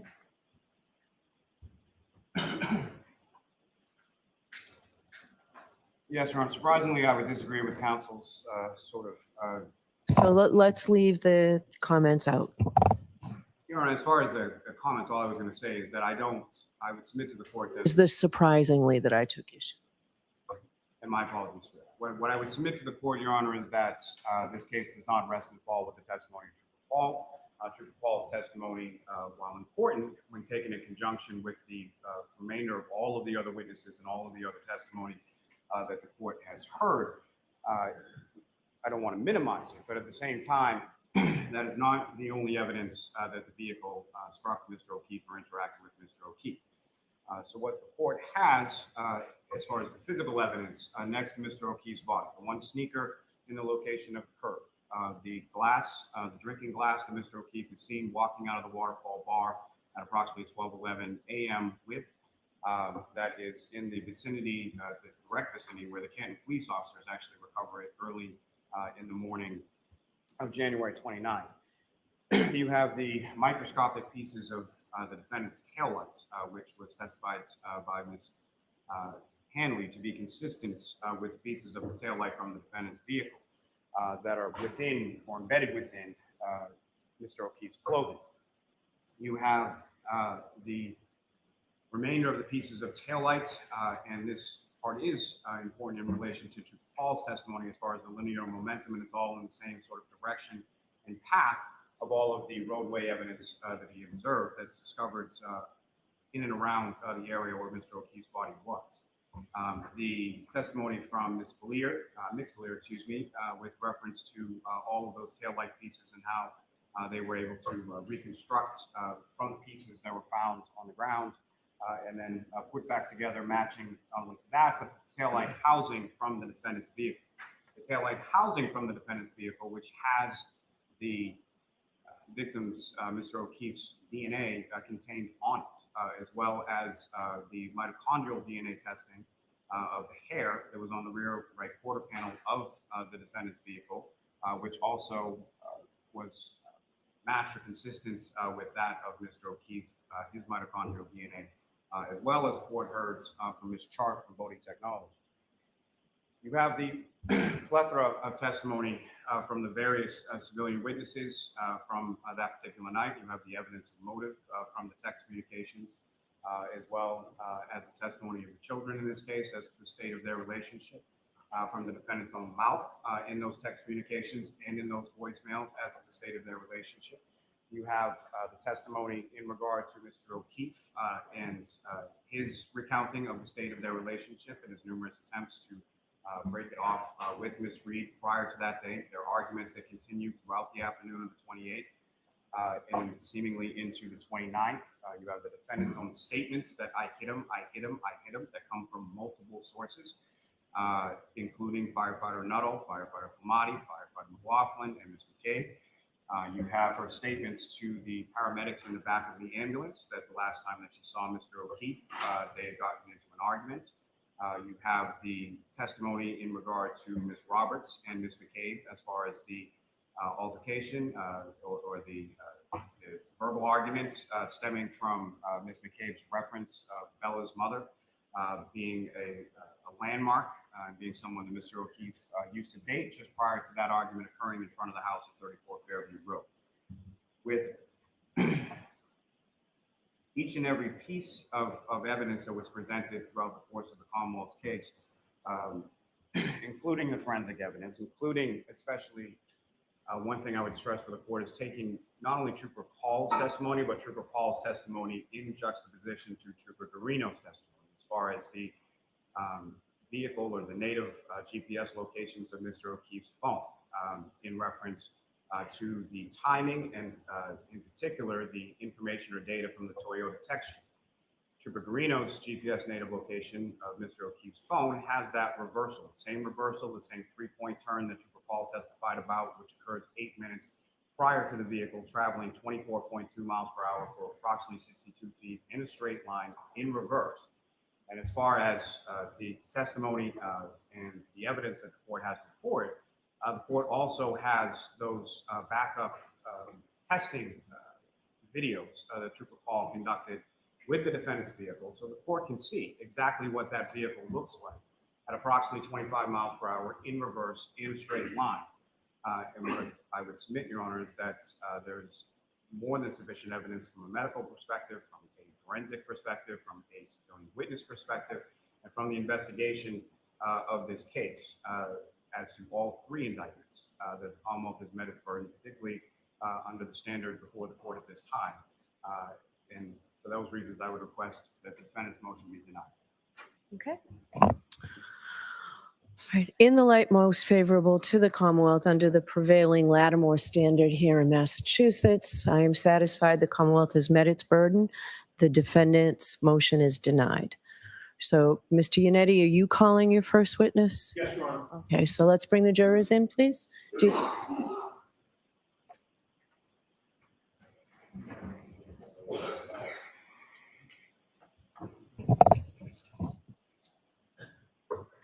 All right, folks, I'm back. Let me put John back on the stage. He may have removed himself for a reason, but I'm throwing you back up there anyway. Those listening and may not know, I'll say the obvious, that it's not uncommon for the defense to always put a motion in between the state resting and the defense picking up their case for a dismissal The judge is obligated to deny that motion if there's any facts left for the jury to decide. Those of you that follow the night court show, we did a case on the Ninth Circuit Court of Appeals decision on the COVID vaccine, a lawsuit out of the Los Angeles school districts. And that was their decision, was that a judge gave a summary motion to dismiss when there was yet still facts to be decided by a finder of facts, which is a jury in this case. So I'm not surprised that the judge didn't approve the motion. Not surprised the defense put it up. It's kind of a common thing.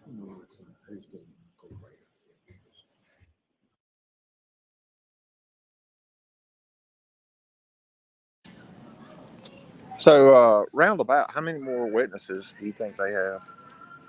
I have no idea how many defense witnesses there are. We know we've got the 3 that were in voir dire on Tuesday.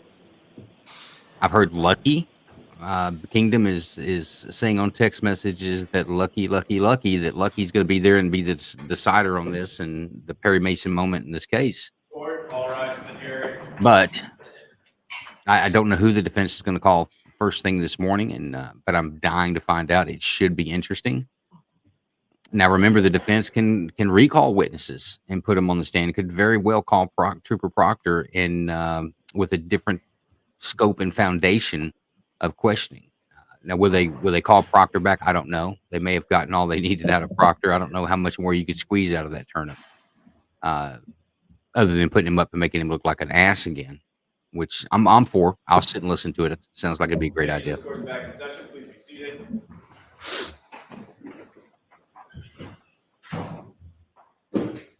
All right, so jurors, if you remember in my preliminary instructions to you a long time ago now, I stressed to you that the burden of proof rests with the Commonwealth. The defendant has no burden of proof whatsoever, doesn't ever have to testify or present any evidence. So the Commonwealth has completed its case, the Commonwealth has rested, and I want you to keep in mind that the defendant has no burden of proof. Ms. Kennedy, do you have a witness for us? Thank you very much, Your Honor. The defense calls Brian Laughlin. Okay. Brian Loeffler? Is that what I heard? That is what you heard. Okay, good. I don't know who that is.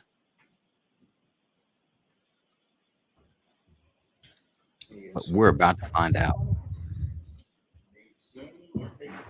You solemnly swear the evidence you give the court and jury in the case now and hearing should be the truth, the whole truth, and nothing but the truth, so help you God.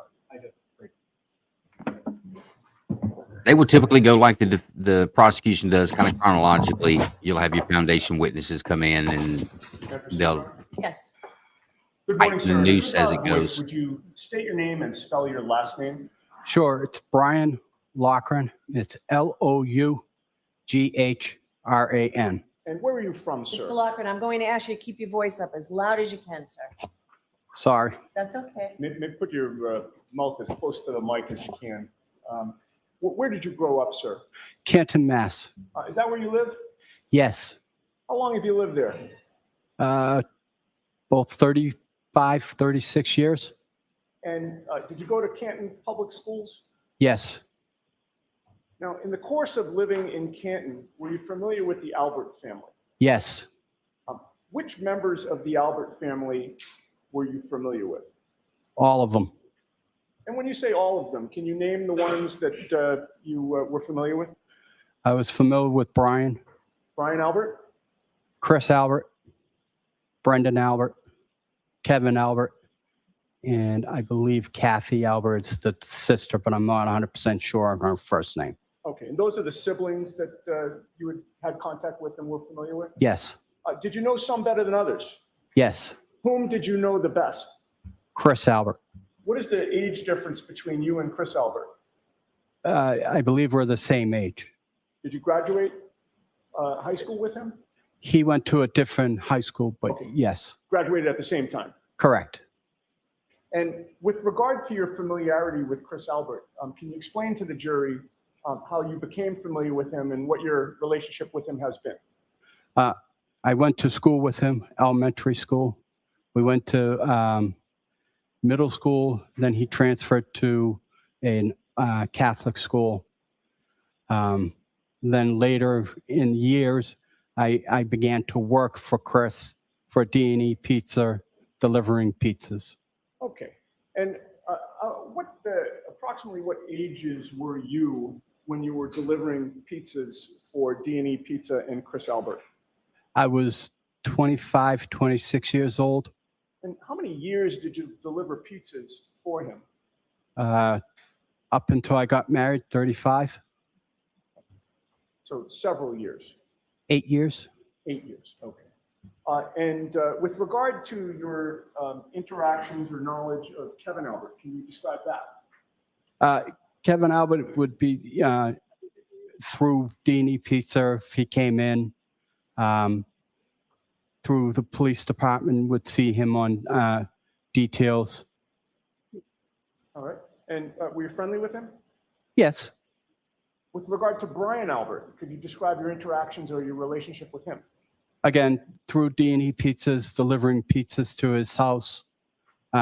Cordial, polite, would say hello. All right. So you're friendly with the Albert family? Correct. Now, back in January of 2022, where were you working? I was working for the town of Canton. In what department? I was working in the sewer department. Is that also called the water department? Yes, water and sewer are combined.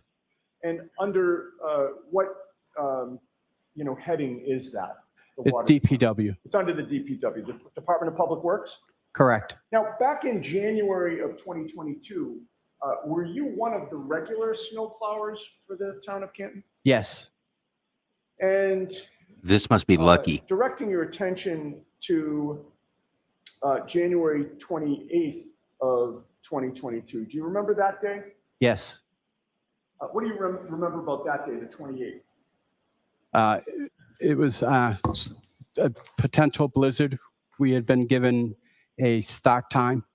All right. And when you say you had been given a start time, what does that mean? It means that we're expected to be in our trucks at a certain time on our route. Okay. And who gives those instructions back in January of 2022? The supervisor for Canton DPW, And who was that at the time? William Walsh. Also known as Billy Walsh? Yes. Now, when were you called in to do plowing that evening or early morning? We were told to be in by 2:30 And is that 2:30 a.m. or p.m.? a.m. Would that now be on January 29th? Correct. So what time did you arrive at the DPW that early morning? About 2:15. When you got there, what did you need to do in order to go out plowing? I needed to get into my truck and get that prepared to go out. All right. And your truck, is there one that's specifically assigned to you when you plow? Yes. And does that truck have any particular nickname? Yes, it's called the Franken truck. And why is it called the Franken truck? It is a truck that has a lot of different parts than what it's required. It's not parts that were made for that specific truck. An older one? Yes, it was a truck that was very uncomfortable at the beginning to use. So they try to make it as comfortable as possible. All right. And that particular truck, is it used for anything else other than snow plowing? Yes, it's used for everyday use. Okay. Now, so you get to the DPW at 2:15. You say that you get your truck ready. What does that entail to get your truck ready, and how long does it take? It takes about 5 minutes, but just basically you need to make sure that it's got enough gas in it so we're not going to the route and running out of diesel fuel, which is not good. It's just basically going over the truck, making sure, you have everything you need for that night. And do you plow alone or with someone? By myself. Now, with regard to the visibility in your snowplow Franken truck, can you describe that for the jury, what you can see, what you can't see? So the Franken truck has an air ride suspensions, an air ride seat. So the seat is raised so I can see over the hood, and I can see about 5 feet on either side of the passenger side, driver's side. And when you say 5 feet, are you talking straight out from the? From the windshield straight out. All right. And what, if any, lighting do you have on Franken truck? We have marking lights. We have 2 plow lights that are situated at the corners of the trucks, and it's up high. Illuminates very well. It's very well seen.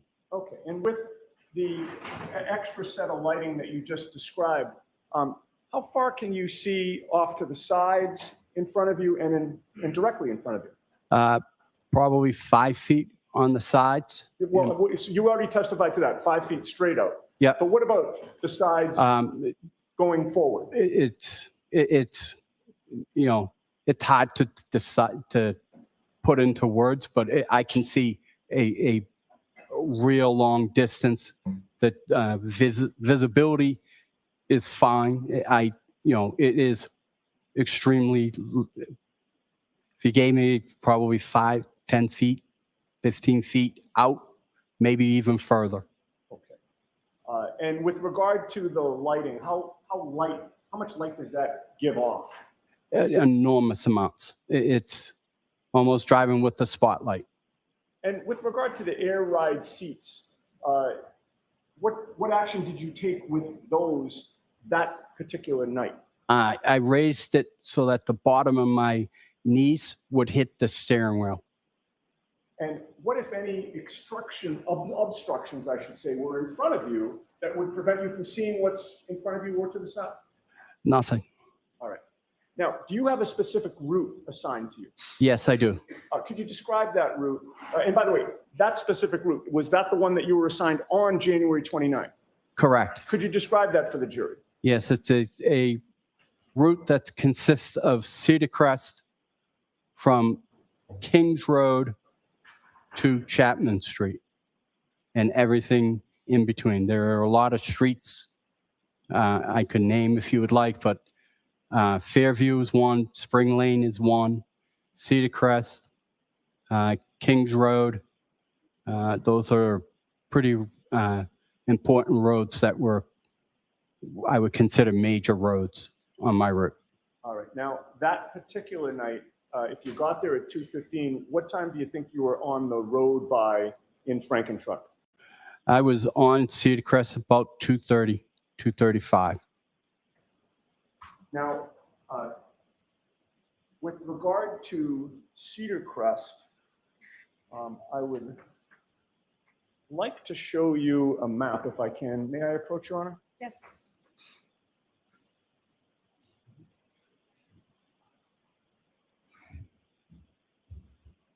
I've handed you a document. If you could just review that to yourself and then look up at me when you're done.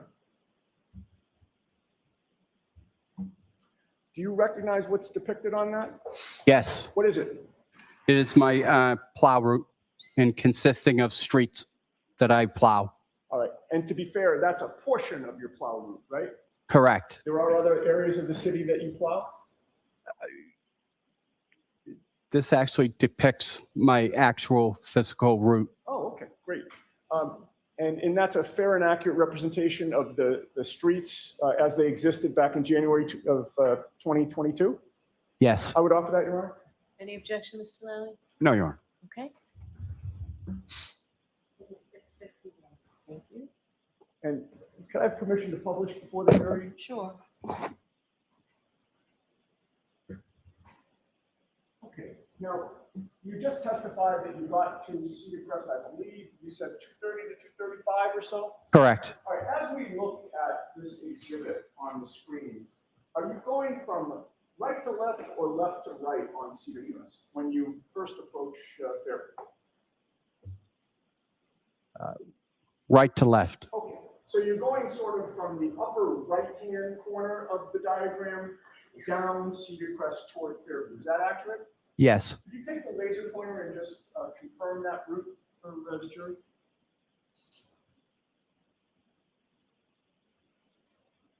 That's, okay. You see that's Fairview Road? Are you able to read that right? I'm not, to be honest with you. I'm sorry. Do you still have that map in front of you? Maybe that'll help you, Mr. Moore. And actually, can I orient it so it's oriented just like that for him?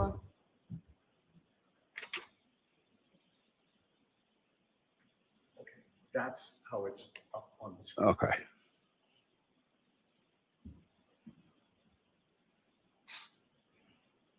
And by the way, I should have asked this, but is it in terms of is it you can't read the writing or you can't really see the outline of the streets? Both. Okay. Well, that's not going to help much. Okay, if we can have the lights back on. With the court's permission, can I leave that up on the screen while I ask a few more questions? Sure, except you said you can't see it. Right, no, I know, but the jury can, so I think it would be helpful for them. All right, so you're coming down Cedar Crest, and would Fairview be on your left or your right when you first approach it? When I first approach, it's on my left. All right, now do you take that left at that time? No, I do not. Why not? At the time, I'm pushing snow, and we don't want to block any part of the road with snow, and taking a left would have left a row of snow. So I proceed to the end of Cedar Crest, do a cul-de-sac, and then head back up Cedar Crest. All right, so there's a cul-de-sac at the end of Cedar Crest. Correct. Dead end. Yes. And you plow that? Yes. All right, so then when you come back up, is Fairview on your right or your left? It is on my right. What do you do? I take that right and continue to plow. Now, are you familiar with the Albert residence on Fairview Road? Yes. How did you become familiar with that?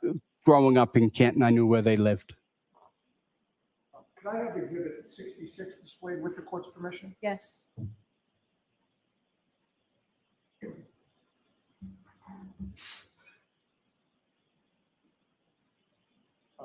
From where you're seated now, Mr. Loughran, are you able to see what's on the screen? Yes. And do you recognize that? Yes. What do you recognize?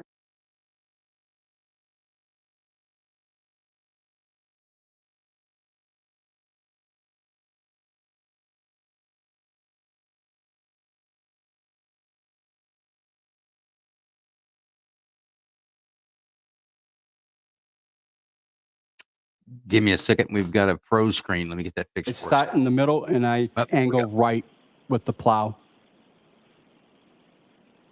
Now, I want to direct your attention to when you were, your truck was essentially perpendicular to the driveway. You see the driveway in Exhibit 66? Yes, I do. When you were perpendicular to the driveway, where were your headlights pointed? In front of me. In front of the truck. I'm sorry? In front of the truck. And what were you able to see of the front lawn of the Albert residence that very first time you passed? I was able to see the entire front lawn. And about what time was it that you first passed 34 Fairview Road? About 2:45.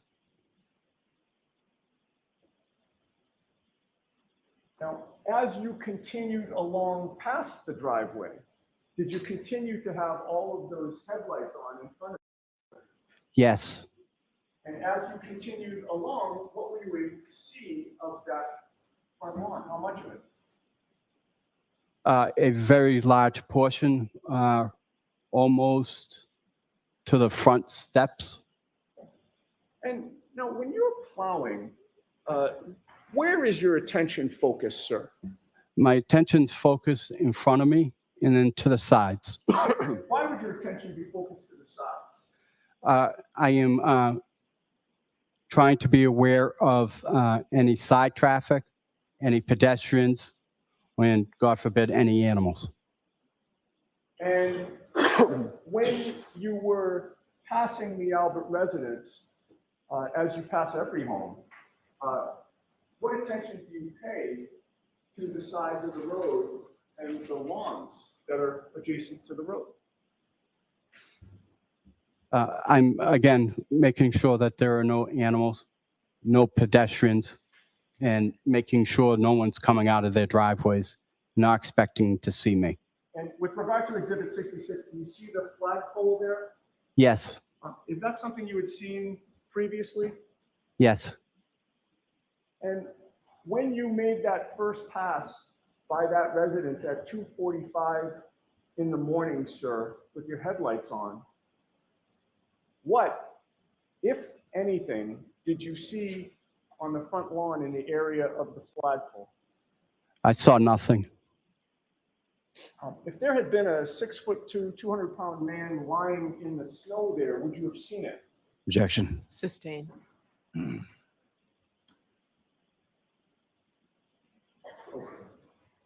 Now, once you pass the residence, where do you go? I go to the end of Fairview.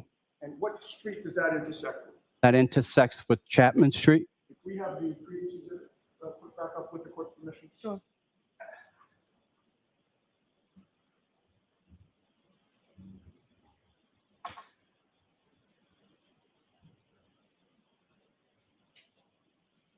Okay. Do you still have the exhibit oriented the same way, sir? Yes, I do. Where's Chapman Street on the exhibit? Down the bottom, the top, or which side? Down the bottom. Okay. And when you come to the end of Fairview with Cedar Crest in your rear now, right? Correct. Do you take a left or a right on Chapman? I take a left All right. onto And Chapman. once you take that left, what do you do? I back up and then take a left to go back down Fairview. Okay, so you're essentially doing almost a three-point turn in the road? Correct. All right. So now, do you go back down Fairview at that time? Yes, I do. And how far do you go down Fairview? To the end, to Cedar Crest. Now, at this point in time, you would also pass the Albert residence, correct? Correct. Would it be on your right or your left? On my left. Were you looking to the right and the left as you were coming down? Yes. How much light did your headlights illuminate of the Albert's front lawn as you were coming down from Chapman Street? Coming down Chapman, just about the entire front lawn. And again, with regard to that area around the flagpole, did you see anything on the lawn? Nothing. See a body? No. All right. Now, after you've done these two passes, sir, where do you go? I then take a right on the Cedar Crest. I proceed up Spring Lane, come down Spring Lane, and then do the remaining of my route. All right. How long did it take you before you wound up back at Cedar Crest and Fairview? About 45 minutes. So I think you had previously testified you made the first pass around 2:45. Correct. So would that put us at about 3:30 when you're about to make the second pass? Objection. Sustained, ask it different. Sure, I'm sorry. What time was it, your best estimate in terms of when you would have approached Fairview and Cedar Crest again? 3:15 to 3:30. All right. Now, when you approach that intersection, again, are you approaching it such that Fairview would be on your left or your right this time? On my left. Same as last time. Correct. What do you do when you approach Cedar Crest? I'm sorry, when you approach Fairview and it's on your left? At that point, I have an option. I can go to the end of Cedar Crest, or I can turn around at a street, depending on how much snow I have on Fairview. And with regard to the decision you made regarding that choice, what decision did you make on January 29th?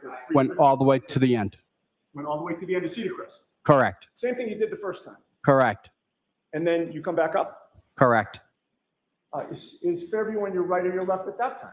It would be on my right. And did you take that right? Yes, I did. What, if anything, unusual did you see at that point? At that point, I saw a Ford Edge on the side of the road Where was it parked on the side of the road? in front of the Albert's house, Where in front of the Albert's house? by the flagpole. And why was that unusual? The Alberts never had cars that were parked out front, and it just stuck out as weird. Now, what were the snow conditions like at that point? This is now, I think you said about 3:15 to 3:30. It's starting to accumulate a lot quicker than what it was previous. And what policies does the DPW have regarding cars parked in the street during a blizzard where there's plowing to be done? We are to notify the supervisor. At that point, he will make a phone call to the police, and depending on if they can have the resident move it, it gets moved. If not, it gets towed.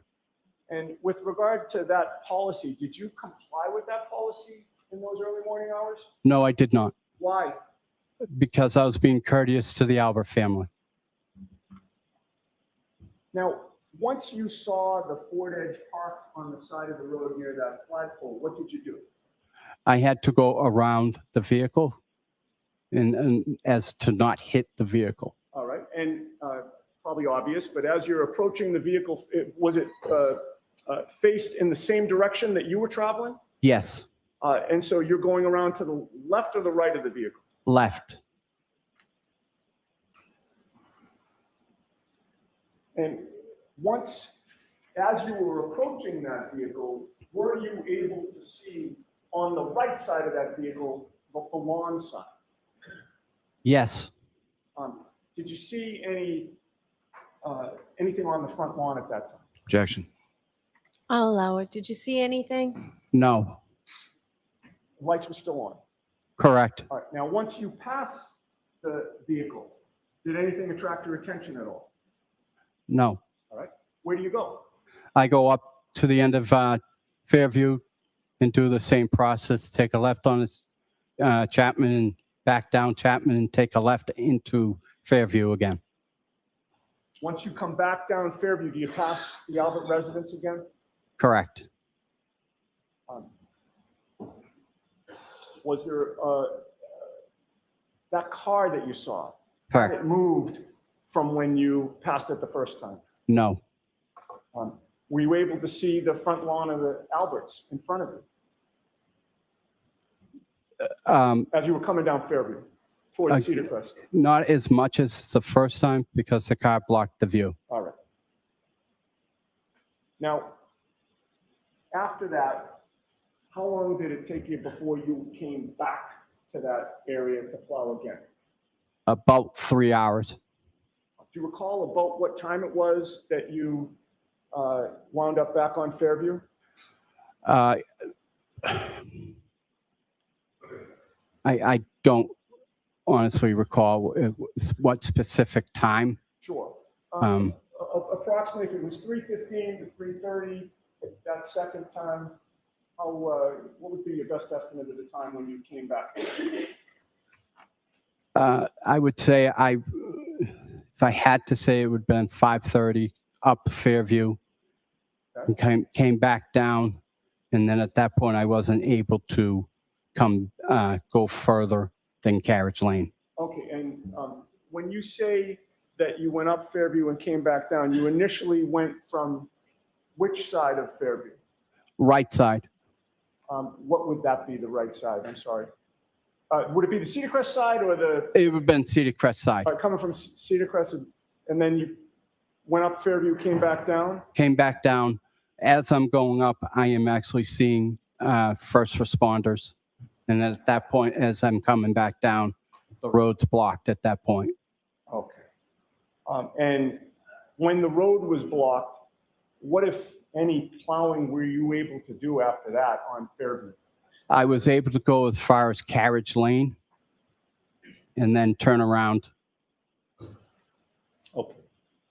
And then I imagine it was several hours before you could plow again? Before I could plow Fairview to the end of Cedar Crest, yes. All right. Now, I'd like to direct your attention to February 15th of 2022. We were approached by an investigator who wanted to ask you questions about what you had seen and done on January 29th of 2022. Yes. Do you remember his name? Yes. What is it? Paul? And what was your understanding about whom Paul worked for? Objection. Ask it differently. On February 15th of 2022, Were you ever approached by anybody in law enforcement, sir? No. So what was your understanding of Paul's job? Objection. I'll see Councilor Taiba.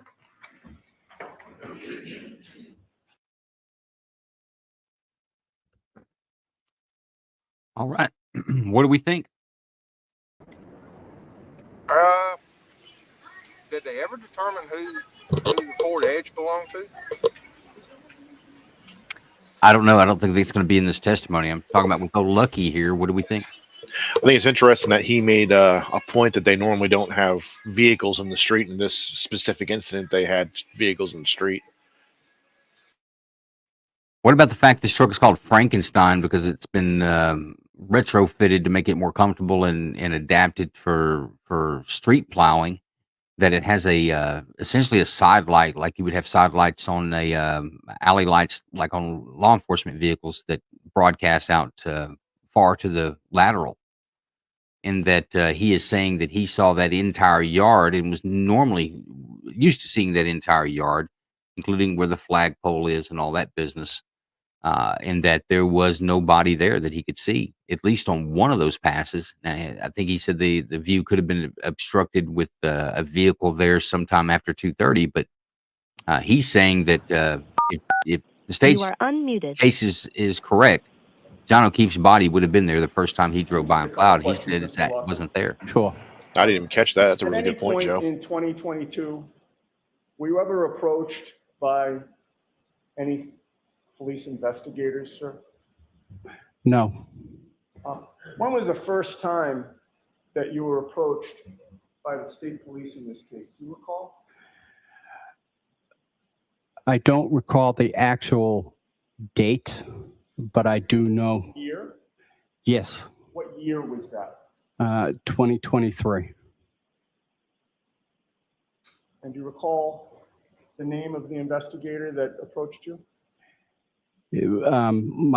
Mike Proctor and Sergeant, and I can't pronounce his name. I don't want to. If I said Buchanan, would that ring a bell? Yes, it is.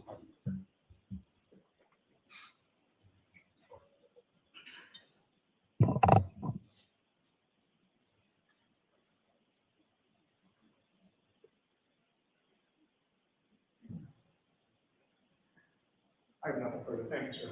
Okay, Mr. Lally? Thank you, Your Honor.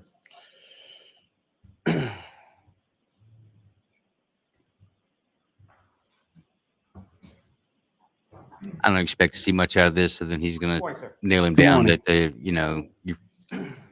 a negative doesn't make a positive. You sure didn't see it. May I approach? Yes.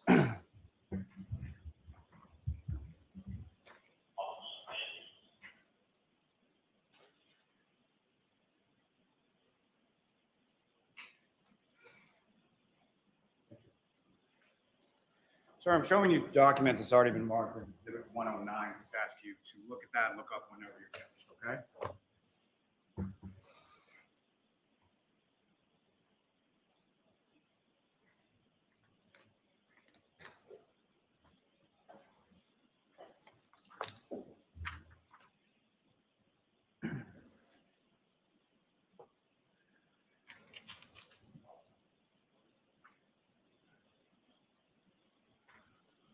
Yes. You recognize that, sir? Yes, I do. And what do you recognize that to be? These are the plow routes for the town of Canton.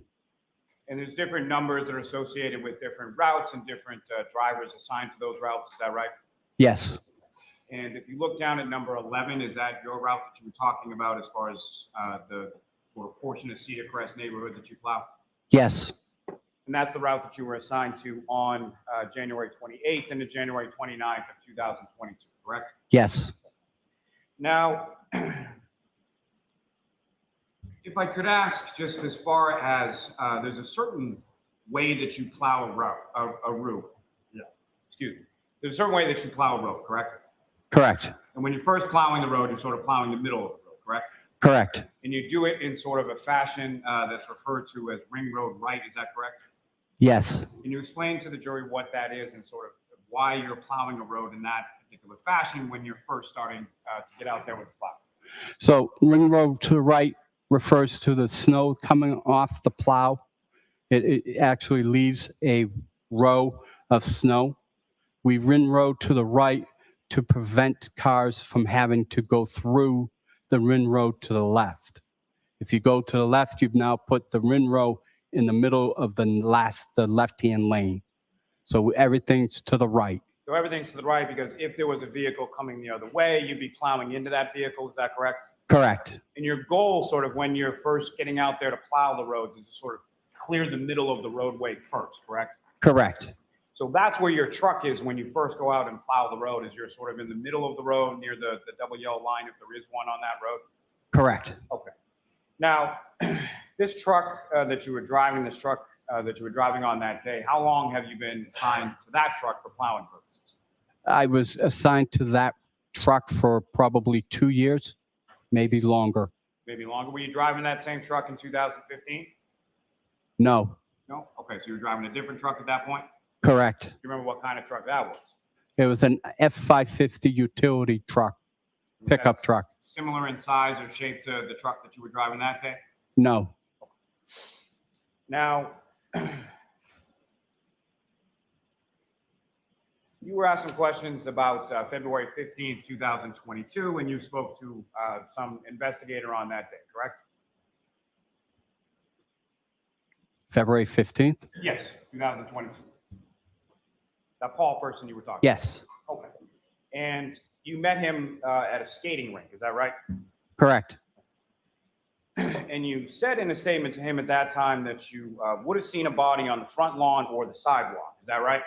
Correct. Now, are you aware that there is no sidewalk on the same side of the street as 34 Fairview Road? Correct.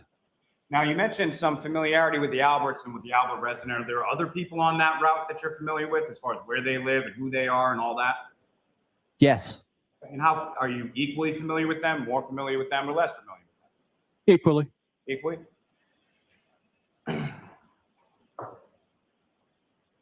Now, familiarity with 34 Fairview Road, does that extend to sort of the lighting around that area? No. So do you know that there is actually no street lighting whatsoever in the area of the fire hydrant or the flagpole or anywhere there for several hundred feet? Correct. So you do know. Yeah, I believe so, yes. And so when you're driving by, you're looking for cars coming out of the driveway, cars coming in the opposite direction, people walking, is that correct? Correct. And you're trying to look for those objects so that you make sure that you don't strike them or hit them or anything like that, correct? Correct.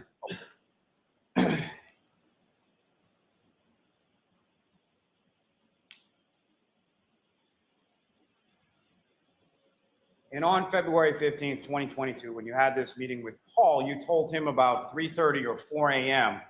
Is when you saw this Ford Edge on Cedar Cliffs, correct? Correct. Now, in fact, when you first spoke to this individual named Paul, you didn't tell him it was a Ford Edge, correct? No, told him it was a Ford Edge. You didn't tell him first that it was a small SUV? No, told him it was a Ford Edge. Do you remember at any time Paul taking you on the parking lot and showing you different vehicles and asking you if those vehicles matched what vehicle you saw? No. He wanted to make sure that what I was telling him was accurate. So he showed me what was a Ford Edge, but I had already told him it was a Ford Edge. So he brought you out to the parking lot at the skating rink that you were meeting at, specifically showed you a Ford Edge and asked you if that was the vehicle. Correct. Now, do you know sort of the difference between, if you were to see a Ford Edge at nighttime in a snowstorm, the difference between a Ford Edge and a Jeep Cherokee? Yes. What's the difference? The taillights in the back. What about them? Ford Edges are more round. The whole back facade is a little bit more round. A Jeep Cherokee are more square. Now, what color was this SUV that you saw? I can't tell you that. I am colorblind. Can you tell, I'm just curious, sir, as far as your color blindness, can you tell whether or not an object is dark or light just by looking at it? Or you can't tell at all? I can see things that are light. I can see things that are dark. I can see true colors. I can't see shades of true colors. And so from what you saw, was this light or dark? Light.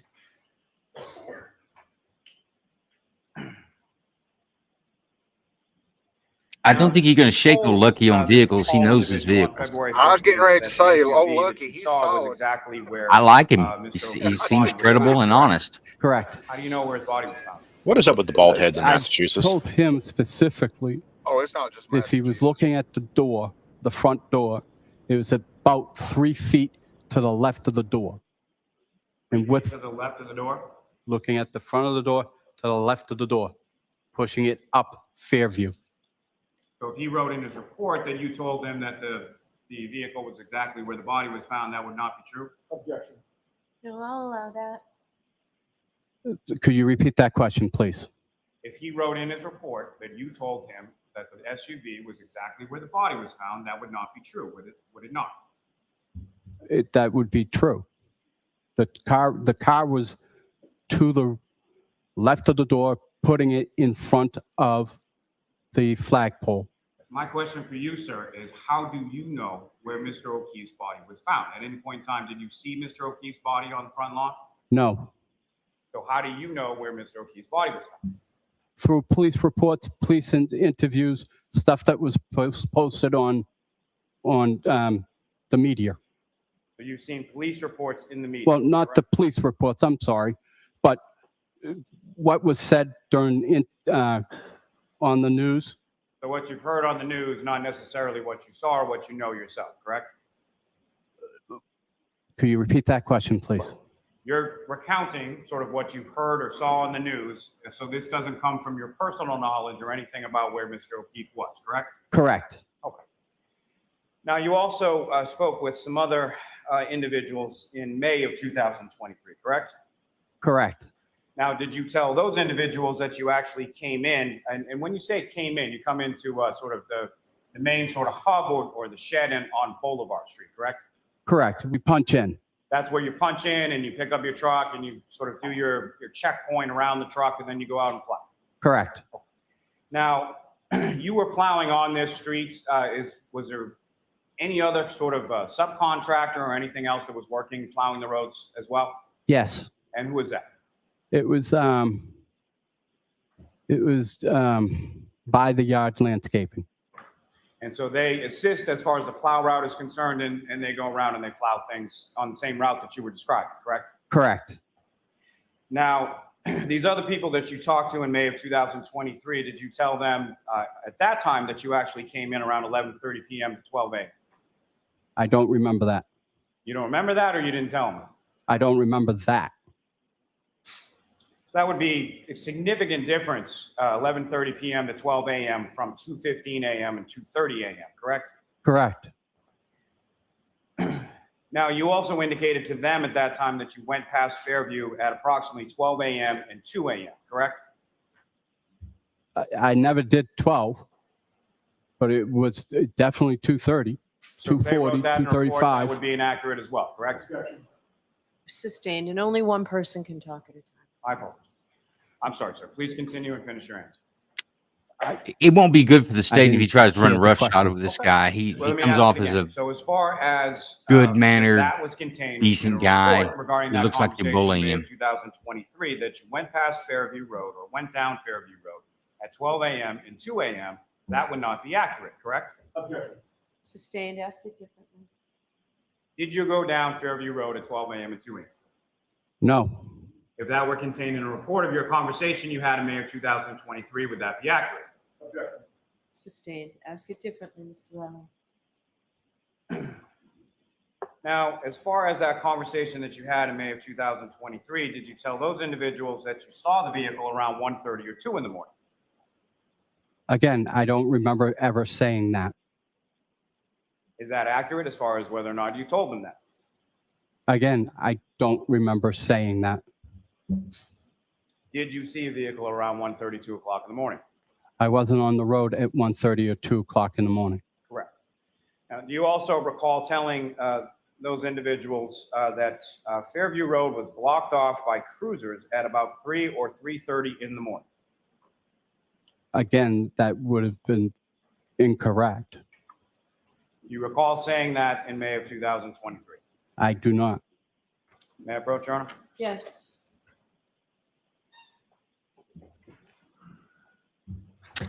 Lolly needs to be careful.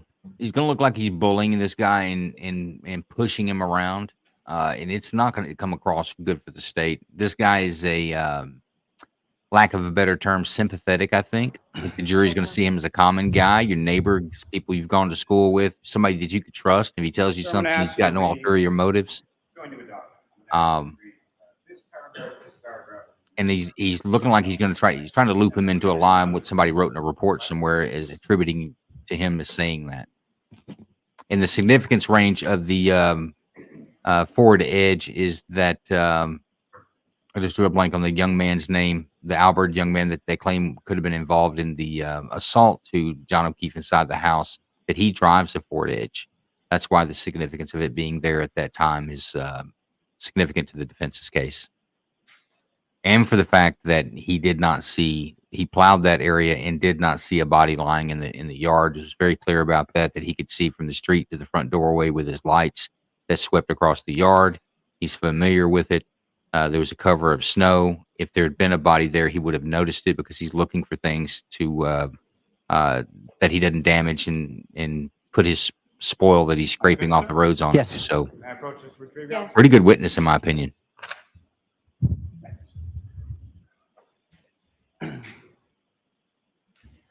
Mr. Loughran, after having reviewed that, as your memory refreshed as to that conversation you had in May of 2023, No, it does not.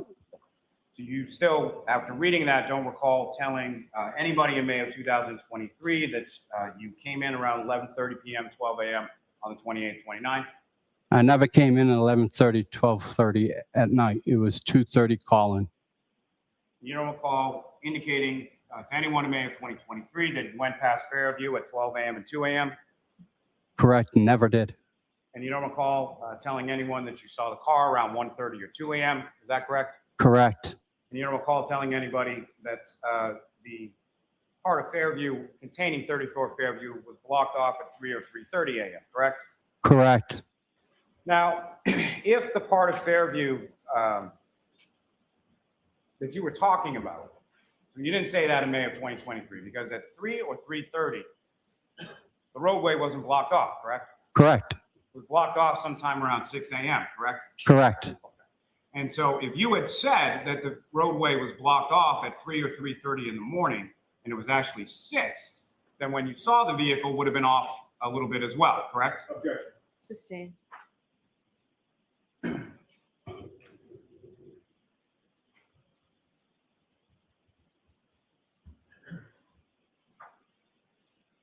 Seeing the car at 1:32 in the morning, with the road being blocked off at 3 or 3:30 in the morning, if the road's blocked off at 6 a.m., then that actually would have been, you saw a car sometime around 5 a.m., correct? Objection. Sustained. Sure you didn't see a black Lexus SUV in front of the house at 34 Fairview Road around 5 a.m.? No, Now, you also were asked some questions and you spoke to some troopers in August of 2023, correct? correct, And County Canton, they have a parking ban in Canton, is that correct? correct, That goes from November until April. correct. Now, part of your plow route is a road called Tippy Cart, correct? Correct. Where is Tippy Cart in relation to Fairview? It is on top of it's on the right side of Cedar Crest. It would put it 2 streets before Fairview. And at some point, when you were plowing on Tippy Cart that night, you actually hit a basketball hoop, is that right? Yes, And did you call that in? yes. And as a result of that, what happened with the basketball hoop after that? Nothing. The point was to make sure I was covered, basically. It's why I notified my supervisor that I hit the basketball hoop. And about what time was that you hit the basketball hoop? I don't recall. Is it closer to when you started, closer to when you ended? I don't recall. I don't recall what time. So you don't recall anything specific about that time, correct? No, just that I know I hit the basketball net. And obviously, and I'm not trying to put words in your mouth or anything, sir, but you didn't intentionally hit the basketball hoop, correct? Correct. So you hit it because you didn't see it, correct? No, I was attempting to avoid the net by going around it, and the machine had a different size body than what it originally had, and I underestimated when I was going around that I need to be wider. Oh, that You didn't go over misjudged well for distance, the is state. that fair to say? Yes.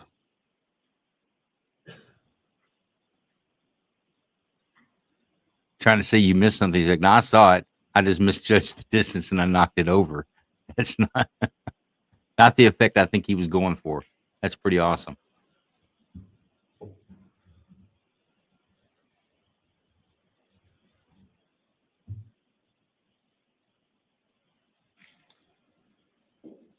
Maybe approach on.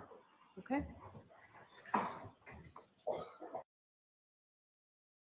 Well, Your Honor, I mean, I tried to make this guy look stupid because his IQ was not as smart as high as mine, and he's really kind of running me. So, can you give me some suggestions on how I can make him look dumb and not credible? I think this witness looks very credible. What do you guys think?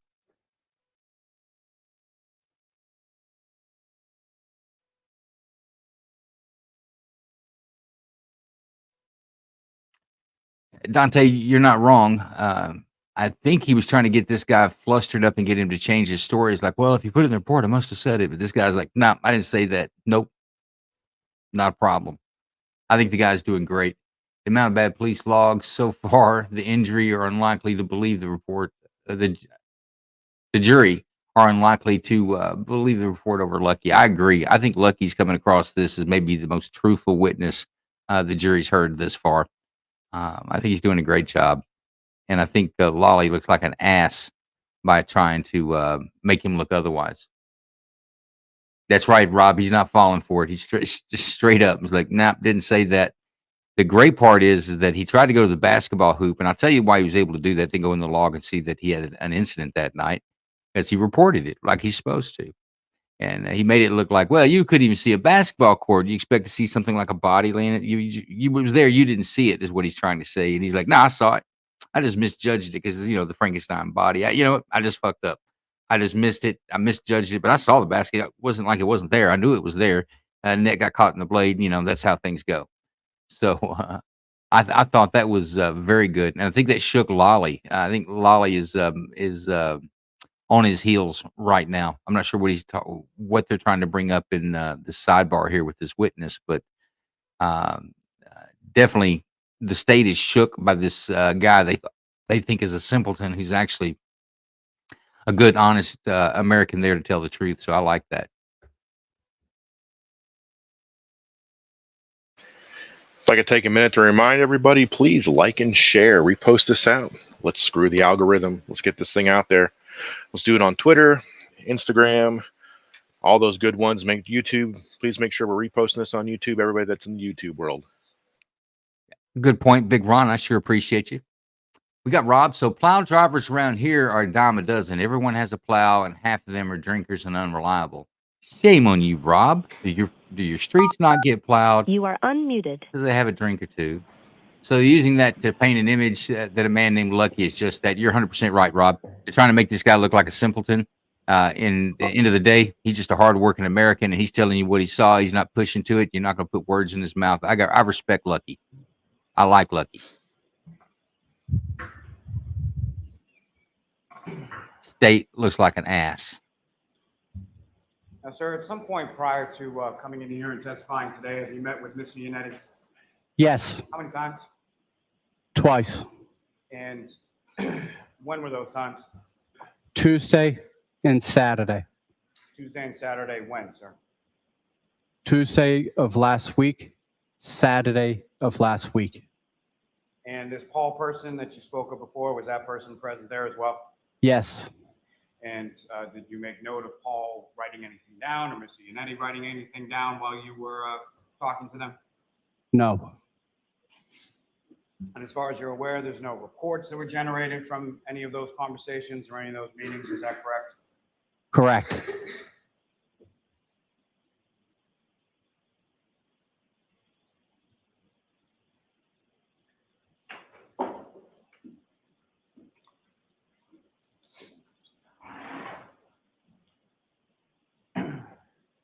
So, sir, I'm correct if I say that you're sure about every time that you went down Fairview Road and everything that you saw going down Fairview Road, but you're completely unaware of the time that you ran into and struck a basketball hoop that night. Is that correct? Objection.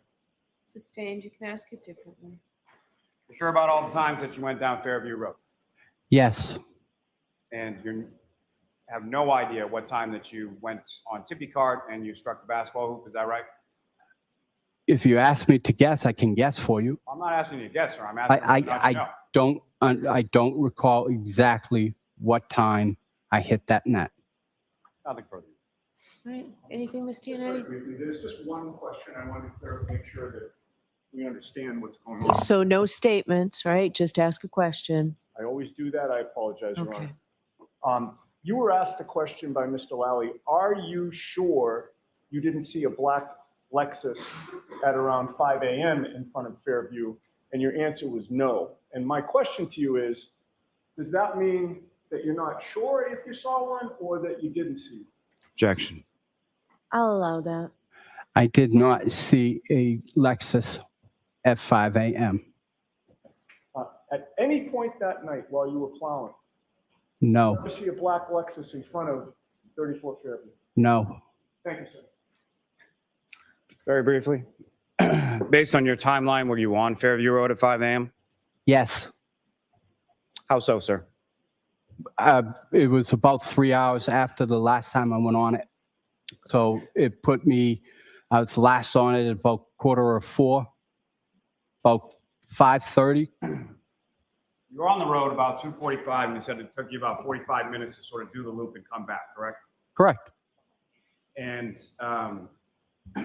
from the time that you were on there, including the time that it took you to plow and the time that it took you to do all of those things along the route, you're coming back to Fairview Road at 45 minutes later, or it took you 45 minutes to do the route? It was about 45 minutes. And so from there, 45 minutes from what time are we talking that you were first there? Said about 2:45 or so? About 3:30. With some, 3:30. Okay, yeah. so about 3 hours after that would then be about 6:30, correct? It was about, I mean, I know I went up there and saw the first responders coming down. And when What I'm asking is, you would testify that you may or you were on Fairview Road around 5 a.m. If you're not returning for 3 hours later, and that's about 6:30 from 3:30, correct? Correct. So then you were not on Fairview Road at 5 a.m., correct? I was. The time that it took me to do what I needed to do put me there about 5. So when I'm coming down Cedar Crest from doing my route, I am constantly looking at Fairview to make sure that it's considered a main road. So we need to take that as a priority. So if it's a lot of snow on that road, I am going to go turn around and do the road so that the road is available.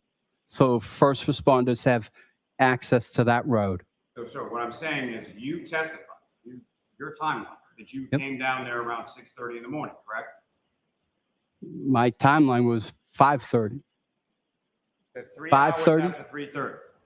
It was 45 minutes. No, 45 minutes was from 2:45 to get you to 3:30. Then 3 hours later, it's 6:30, It was correct? It was about 45 minutes because I didn't get a lot of time. At that time, the snow was coming down at a significant rate, and I needed to make sure Fairview was kept clear.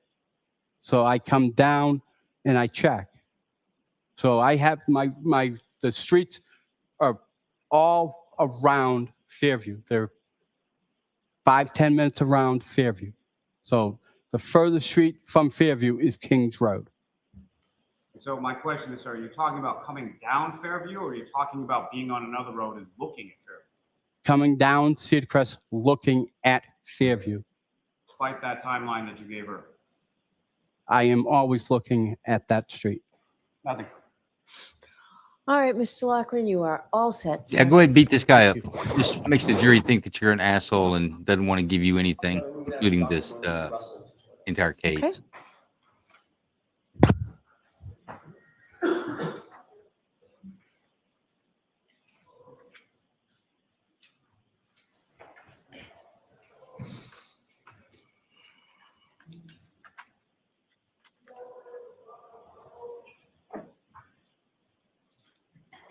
Rob says he has a Lucky in Peabody, Maine that I use. His name is Dan. Dan must be a good guy. You could have a beer with Dan. You know what? You could trust Dan. I think Dan's a trustworthy guy. I think Lucky's a trustworthy guy. I like him. Dante says there was aspersions cast on Lucky's eyesight in the media. I knew Lally would try it. Glad it flopped. I think everything Lolly did flopped with this guy. He tried to make him look like a bumbling fool, a simpleton, and Lucky didn't fall for it. He twisted him up a little bit in the end on trying to do some math on the fly, but it just made the state look like an ass, I think. Rob says again, but having a municipal contract in terms of plowing comes with numerous responsibilities and standards as well, as these drivers are held to a higher standard. I agree. I think he's a city worker, Rob. They did have some contract plowers, and they made a claim that this guy, Lucky, who's a city worker, had made a comment to one of the contract plowers, who oddly enough has some weird ties back to the Albert family, a different timeline that Lolly tried to float out there, but it got smacked down, looking like a fool. Most plow drivers don't report hitting a hoop from his experience, and he does say the same thing. I think it's a sign of true honesty. Oh, we got Dog Lady, folks. Dog Lady's about to testify. This is going to be exciting. Grandma's going to talk about dog bites. Let's see if she goes over well. I do. I wasn't sure if they were going to allow her to testify after the but she can testify. She can testify about dog bites, but she can't talk about law enforcement procedures or medical ER procedures, because it's been like my lifetime since she's done any of that. All right, whenever you're ready, Mr. Jackson. Thank you, Elder. Dr. Russell, could you please, in a loud, clear voice, state your name and spell your last name for us? Hi, Dr. Marie Russell, Russell. Doctor, what do you do for a living? I'm an emergency room forensic pathologist, just recently retired. And prior to retirement, what was your position? The immediate position before retirement was chief medical executive at for the state of California at the Corcoran State Prison. So, Dr. Russell, I'm going to ask you to keep your voice up, okay? Yes. Okay. Thank Because you. Grandma, I'm not turning the air conditioner off. It's freaking hot in here. Your voice as loud as possible. What is, in fact, an emergency physician? An emergency physician is a medical specialist who has completed a residency, internship residency in the field of emergency medicine, which is a field which involves taking care of patients that are sick or injured and go to the emergency room.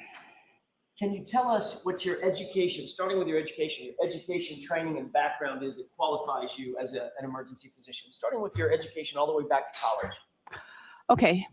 Well, I have completed at least 16 years of formal education beyond high school, which includes college, and then 4 years of medical school, then 4 years of emergency medicine residency and internship, and then 4 years of pathology residency, which includes 2 years of anatomic and 2 years of forensic pathology. And then I treated, I've taken a bunch of other courses and attended seminars. Let's start with your college. Where'd you go to college? Where'd you start? Okay. MIT. I did my first year at MIT, where I took my pre-med courses. And then what happened after that? By the way, about what year was that? Oh, that was in 1972 to 73. Where did you go after MIT? So what happened? I was interested in becoming a doctor, and so I took the pre-med courses, and then subsequent to that first year, I learned that my mother had metastatic breast cancer, and so I decided to go home to New York to be with her. After that, she subsequently passed away, and I returned to Massachusetts and decided to take advantage of the time off from school to investigate my interest in law enforcement. And I subsequently became a police officer here in Massachusetts. So following MIT, did you go to a police academy? I did. Which police academy did you go to? I went to the Boston Police Academy. And did you end up becoming a sworn officer? Yes, For how long? I did it for 7 years full time. And what department did you work for? I worked for the City of Malden Police Department. What years was that, if you could give me a range? From 1977 to 1984. During the time that you were a Malden police officer, did you also go to school and continue your formal education? I did. Describe that for us, please. Well, I took specialized courses through the Massachusetts Criminal Justice Training Council. Objection, move to strike. All right, so I'm going to strike that. Jurors, disregard that. Let me ask you this way. I don't want to get into the specifics. Okay. While you were a police officer, did you also take formal education to further your medical training or your college? Yes, I did. That's what I'm interested in. Okay. Tell us about that. Oh, yeah. So I attended Northeastern University part-time and received a Bachelor of Science degree in psychology. After you got your degree in psychology from Northeastern, did you go on to continue your education in medicine? I did. I attended medical school at the University of Massachusetts Medical School from 1983 to 1987. Also known as UMass? Yes, Did you ultimately end up with a medical degree? did. Doctor, After you became a doctor, did you engage in a residency? yes. What years were the residency, that first residency? So the first residency was from 1987 to 1991, and that was in Los Angeles at the Los Angeles County University of Southern California Medical Center. Is that also known as LAUSC? It was at the time, yes. And that's associated with the University of Southern California Medical Center, is that right? Yes. After your first residency, by the way, what was your first residency in? What was the subspecialty? So it was in emergency medicine, and USC is a very large trauma center. How would you describe the size and volume of the USC Trauma Center? Well, it's one of the busiest in the United States.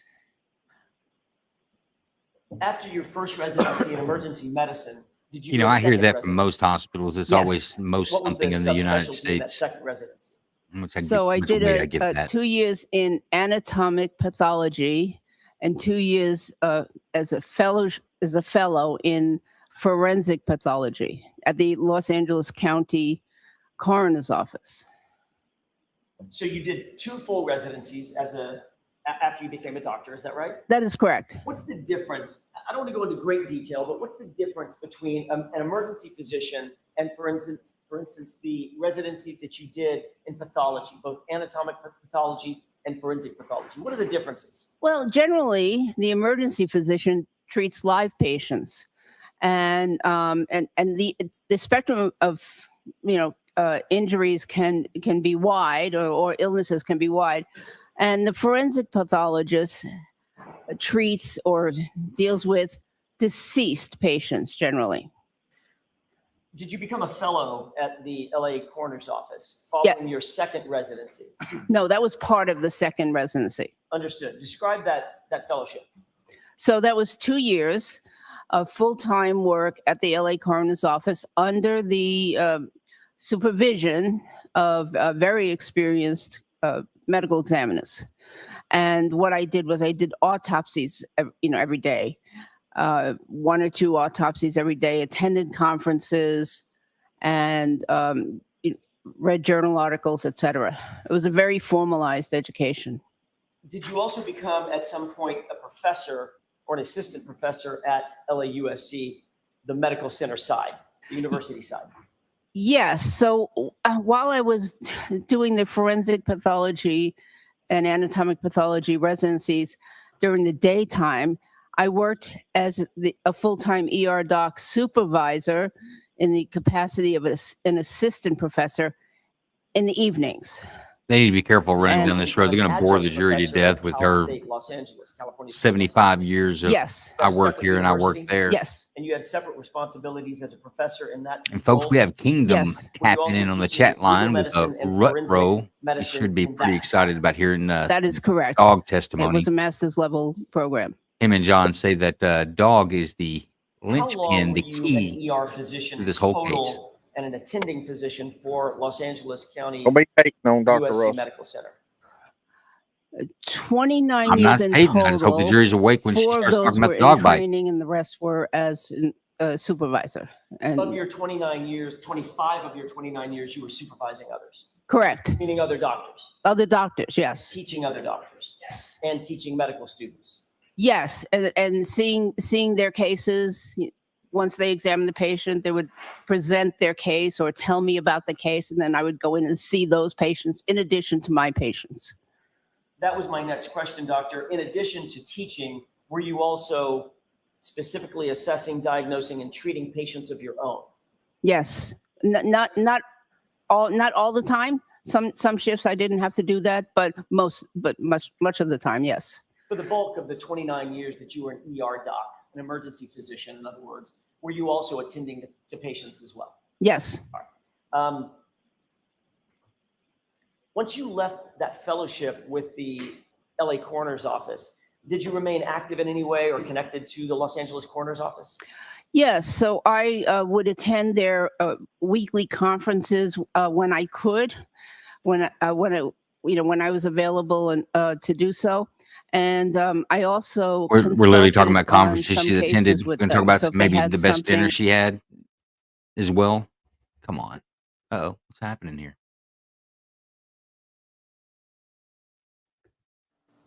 Patience, young one, patience. I'm having the same internet issue I had yesterday. Director of the USC Center for Life Support Training.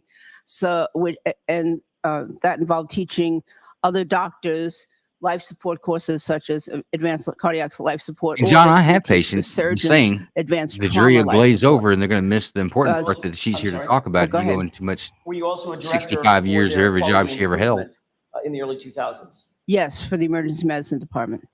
What was the reason for the quality improvement program, if you will, for LAUSC?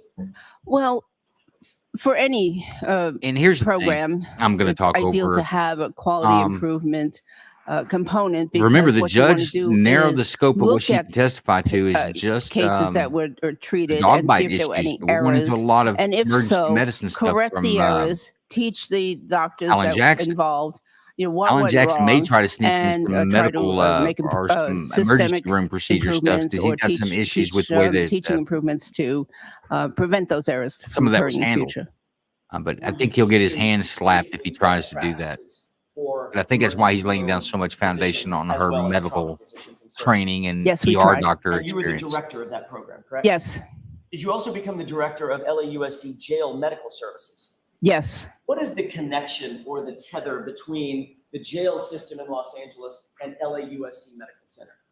Well, LAC jail ward was I will tell you, established you're about smartest 70 and years brightest ago, aren't and it was a working in the place jail that system providing the medical care to officers inmates. from various I'll throw that out agencies there. such as LA Sheriffs, LAPD, California Highway Patrol, or any of the municipalities around could bring people that they arrested who were in need of medical care. So I did the read on jail her system, very large that jail she system, I'm helped guessing, publish a in magazine Los Angeles, correct? about Correct, yes. not There have to be regular medical role attendants canine to that fights, but jail also system, correct? fights that And happened you within. became the director of the jail medical Wonder if that's services for where the he's going with entirety of that. that system? For the hospital component of it. Understood. The John, you rubber banding real bad. California, Try to say that again. you're obviously licensed in California. Yes. There is a state All right, medical hopefully board that's in better. California, correct? So Yes. And did you ever do any work with that state medical board? Yes, I worked with them for about 7 years part-time. I've lost you all together, as my a friend. regular employee embedded in their enforcement unit. And what that involved was examining cases that were referred to the medical board because of substandard care or illegal activities of the practitioners, providers. It was for physicians and physician assistants that we regulated. What was your title with the state medical board for for those purposes? The title was medical consultant. That was the official title. Okay. And then before your retirement, by the way, what years were you the medical consultant for, or a medical consultant for the state board in California? What year? I think from 2009 to 2016. I think those were the years. I'm not positive. All right. I did that. That was a job I was doing. One, I was doing the LA County USC Medical Center job too. It was an extra job. So you didn't stop working as a physician, an emergency physician at LAUSC to take that position? No. You just consulted with them? I did it once a week, 1 day a week. Got it. And then with regard to one of your last positions that you held, did you become the chief medical executive for the California State Prison, Corcoran? Yes. Tell me about that position and the years that you held that position. So that was from 2018 to 2023. And as the chief medical executive, I was the supervisor of all the doctors and nurse practitioners that provided care to the inmates. And obviously the California prison system is a very large prison system. Very. Doctor, are you board certified in emergency medicine? Yes. Are you a member of the National Association of Medical Examiners? Yes, I'm actually fellow status, which is higher than member. Are you a member of the American Academy of Forensic Science? Yes, again, I'm a fellow there. Which also is an advancement above just being a member? Correct. Have you ever published in the area, and now I'm going to get very specific, have you ever published peer-reviewed articles and done research in the area of animal bites and scratches? Yes. Did you author or co-author a peer-reviewed article named Managing Law Enforcement Dog Bites in the ER? Yes. About what year was that? It was in the 1990s. Late 1990s, 1996, does that Yes. sound right? Did you also author or co-author an article called Law Enforcement Canine Dog Bites, Injuries, Complications, and Trends? Yes. So given those articles, did you study specifically dog bites, dog wounds on the human body? Yes, I have a very strong interest in wounds in general, and I have a strong interest in dog bites in particular. During the course of your career, your professional experience, how many patients would you say you've seen or treated with animal injuries, including bites and scratches?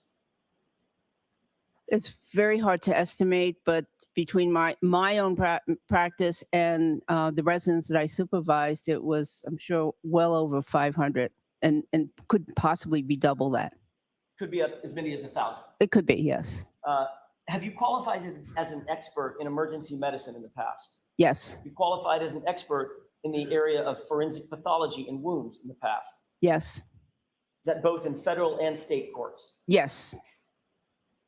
Doctor, were you asked to review certain materials related to this case in furtherance of coming to some opinions and conclusions about injuries suffered by John O'Keefe specific to his right arm? Yes. What did you review in coming to your opinions and conclusions? Well, I reviewed hospital records and pictures taken of him in the hospital, when he was in the hospital. I reviewed autopsy records, the autopsy report, and photographs taken during and before the autopsy. I reviewed,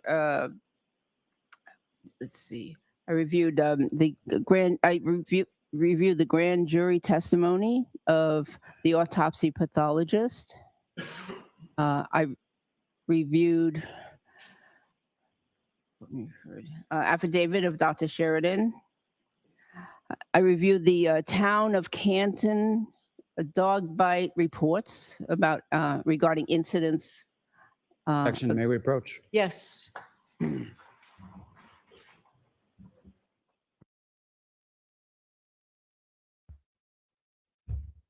I don't think she's going to come off as a very great witness, in my opinion. Now, she may have some great information to share about dog bites, but in my opinion, they need to get to that pretty quick. You do 45 minutes of grandma talking about, I remember this and I remember that and all this other mess. I think that I think she's a nothing burger, not the witness that we wanted to see on the dogs. And Lisa said she scooted out. What did you miss? You missed grandma talking about back in the day in 1963. I was a waitress at a coffee house, and then we've gone from there. I think we're in 1996 now or something, maybe. Not the greatest.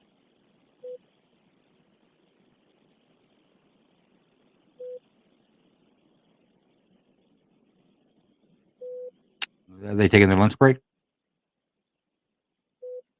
Everybody stood up like the judge or the jury's going out. Probably the jury, unless they're going to stop and have some sort of another voir dire here about Granny's testimony.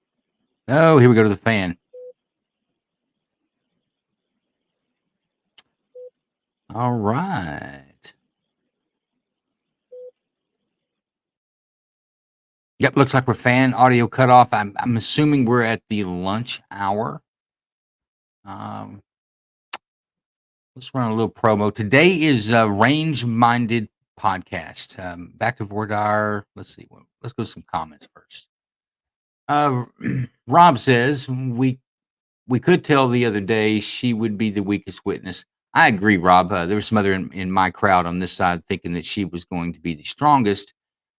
And I'm not saying she's not smart. I'm not saying what she does bring to the table doesn't have much merit. I just don't think she comes across well as a witness on the stand. And Lisa says, back to Vordar, or Wardeer, as y'all say.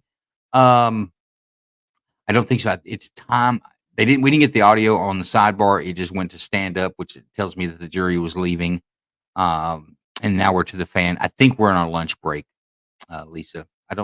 There could be some Vordeer after this, but I don't know. I don't know what the sidebar was about, other than maybe Lolly said that she's more boring than I am. We're going to have to speed this up because I'm falling asleep. And Rudy says she can't string together thoughts in a way that keeps the jury watched or engaged. Rob, I like you. If you're not following me, you should. You and I think exactly alike. She's going to make your eyes glaze over and tip off in a nod in about 5 minutes. And I hope the jury didn't have a large, heavy lunch, because that's not going to be good. Lisa, but she's here to testify. This is her moment. She's been certified as an expert, and Granny is on the stand to talk about dog bites. She just hadn't gotten to dog bites yet. We're maybe into a dog bite paper that she wrote in 1996. Again, 1996. She attended MIT in like 1971, 72. So keeping granted, we've chronologically climbed that ladder, and we're at about 1996. I'm hoping we'll get to 2022 or 2024 when she saw the records and get to this dog bite stuff pretty quick. But the defense is still laying foundation. And folks, don't let me beat her up too much. The defense does have to lay down foundation. You want the jury to hear the credentials of your expert witnesses. That if I've had all this schooling, I've had all this training, I'm so good and I'm so knowledgeable. So when I tell you something, you should listen to it and give me some credit. That's what Alan Jackson's trying to lay down. My fear is that I think he might have lost people somewhere about L.A. County Jail as a doc. I'm not sure. She's kind of all over the place, and she doesn't testify well, in my opinion.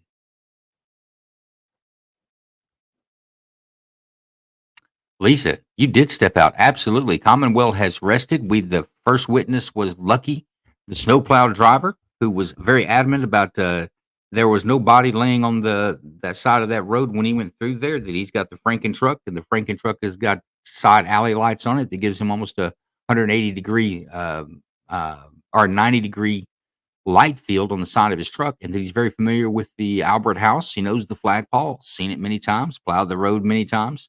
In fact, that there was cars parked on the side of the road there. I think sometime 2:30. I don't remember the timeline. Sometime in the morning, there was that Ford Edge that was parked in front of the flagpole that normally they would have plowed right around it because there's an ordinance or no park ordinance that's through there during snow times. But he said, out of a courtesy to the Albert family, I just kind of went around it and was going to come back later and plow that street. So Lucky was the defense's first witness. I think Lucky was a solid hit, solid base hit for the defense. I think he come across very well, and I think he's truthful. I don't. He's not there to play any games. He's there to tell you what, from his point of view, what it is that he saw. So yes, the state has rested. We are into the defense. This is the second witness of the defense, which is Granny Dog Bite Granny, and it's going slow. It's going slow.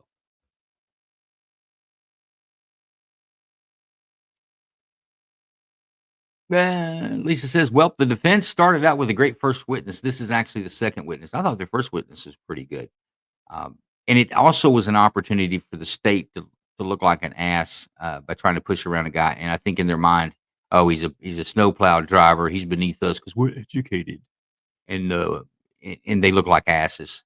They tried to catch him on because that same night he reported damage to a basketball goal. I think it was too close to the side of the roadway, and that his equipment caught the net as he went by. But he did, as he's supposed to, he reported the damage to the net to his dispatcher, and that's logged in. Lolly knew that, so Lolly brings that up on the stand. But basically, well, you didn't see the basketball net, so you hit that. You hit that because you didn't see it, because Lolly's smarter than everybody else. But Lucky put it back to him. It was like, oh no, I saw it. I just misjudged the distance, and my blade got caught in the net as it went by. No big deal. I reported it, and that's the way it goes. But I thought Lucky was a good witness. I've heard a lot about Lucky from Kingdom, and I'll back Kingdom up. Lucky was a good witness. And we've got John Cox back. Let's see if we've got some audio from our man here. And Rob says, I'd love to follow all of you. I watched this stream, and it's the only stream for case updates daily. I already follow Kingdom Radio. Just let me know who else to follow. Well, you need to follow John Cox, Joe Lanou, and Big Ron. Lisa's a good follow on X as well. And also, Rob, you should attend our night courts. We have a night court show that we do with myself, John Cox, Big Ron, who's a co-host here as well, and we have a few other co-hosts. We take on different topics. Tonight, we're going to do a police use of force video review. We actually do that every Friday. It's a stream instead of a Spaces show. We'll stream again tonight. A 2-hour show where we go over police use of force videos with a panel of law enforcement, attorneys, and civilians, and we give our opinions on kind of like a grand jury, whether we would bill or indict on the actions of the police officer on the uses of force. But we do that every Friday night. It's one of our better shows each week. You should catch that. And you can follow me on X as actually, let me pull it down and you can see it here. I think I can show you all of them here on the screen. Give me a second. Figure out which mode to go. Got all these banners up. Let me move. That's actually in the way. Let me move that one. Am I rubber banding now, Joe? Nope, you're better. But Rob, that's me on X. It's Joe_Lanou, LNU. Give me a follow and shoot me a DM, and I'll hook you up with all the rest of our co-hosts because we've got a few of those that are good follows as well. And I'll also get you hooked up with Lisa. Lisa, don't tell anybody, but she's typically on our panel for attorneys on the police use of force. But, great show tonight. If it's your first night court show, tonight's the one to catch. It is a stream only. We'll do the stream so everyone can see the police videos. We have the panel that's in the studio with us, but we also take questions just like we're doing on this court on covering this trial at the moment. So we want everybody's input. I just don't want the panel's input on these police review videos. I want everyone's input on it because that's what makes the conversation interesting. So No, absolutely. And then I'm gonna put you up, Johnny Cochran. See, I can get that done. Let's go with 2 of those. Oh, John, you just have John C on there. You don't have to follow me on X or even what he is 2A Talk and Tactical, Rob. If you can remember that, maybe John will do a solid and add that to his tag here on the stream so everybody can see what that is. He's a good follow. John also runs a YouTube channel. And on that YouTube channel, he does a lot of 2A talk and talks about some of the legal issues going on and a lot of law enforcement. John's also a former law enforcement officer, as I am. But actually, I started this little lunch break. Today is the Range Minded Podcast Day. We're pushing Range Minded Podcast. This guy puts in a ton of effort. Has been doing this for a few years. Very quality content that you'll see from our friend Range Minded. You can catch the Range Minded Podcast on any place that has podcasts. That's literally in the world. If they say I've got podcast on this site or this link, you click it and do a search for Range Minded. You're gonna find him. He just dropped a video last night. It's about 50 minutes long. He takes a deep dive into what's going on, this phenomena going on in the last 4 or 5 years of larger agencies not reporting certain crimes to the UCR, the Uniform Crime Reporting system, to the FBI, that tells us what crime is across the nation. That's where they get that information. That information is the agencies voluntarily report it. But he digs into why who's not doing it and why they're not doing it. And I'll be honest with you, it's just damn shady. It's just damn shady that we have that a law enforcement agency would withhold information just so they can influence the public opinion on what crime is. In my opinion, that's dirty. But let's take a quick promo. And for those you don't know, the Range Minded Podcast, this is what you get. This award-winning, beautiful face.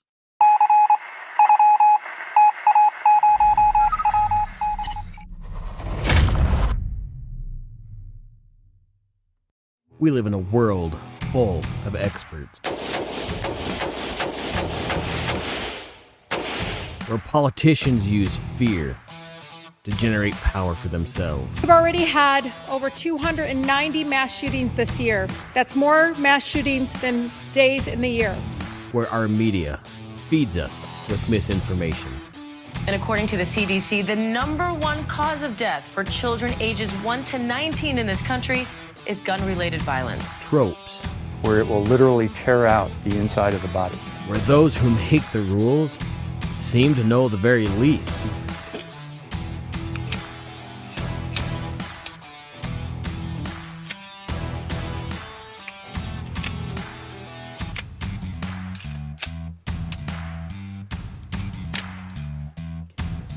Scary terms used. Arm known as a ghost gun because it skirts most federal gun laws. Don't be like this guy.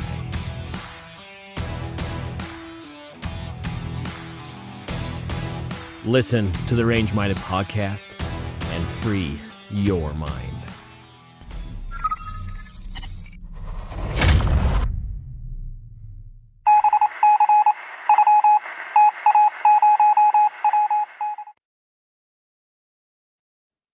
There you go, folks. That's the Range Minded Podcast. He's known for his gorgeous good looks, but he's actually very informative. He is a 2A advocate, obviously, but just a common sense American that loves freedom, and his content reflects that. Absolutely give him a follow on YouTube, a subscribe on YouTube, but he's on Spotify. I listen to him on Spotify. But he's literally on anything that you've got. You also find him on X. And Rob, I've got your DM. I'll get you a list over of some good follows. I think that you would like my night crew folks. John's got his tag in there for X, which is 2A Talk and Tactical. If you want to type that in, if not, I'll send it to you, and I'll also shoot you Lisa's as well. She's a good follow. But we would like to invite you again to the catch our show tonight. I think you'll like it. You'll have the full crew. The full cast, everybody comes out on Fridays. It's one of our bigger shows each week. And also, if you didn't catch our show last night with Tickle Talk, our friend who's a South African immigrant, naturalized American citizen who lives in the great state of Texas, was on our show last night. Super informative show, probably one of the better ones we've done in a long time, as far as just digging into some facts and some history about what's going on in South Africa.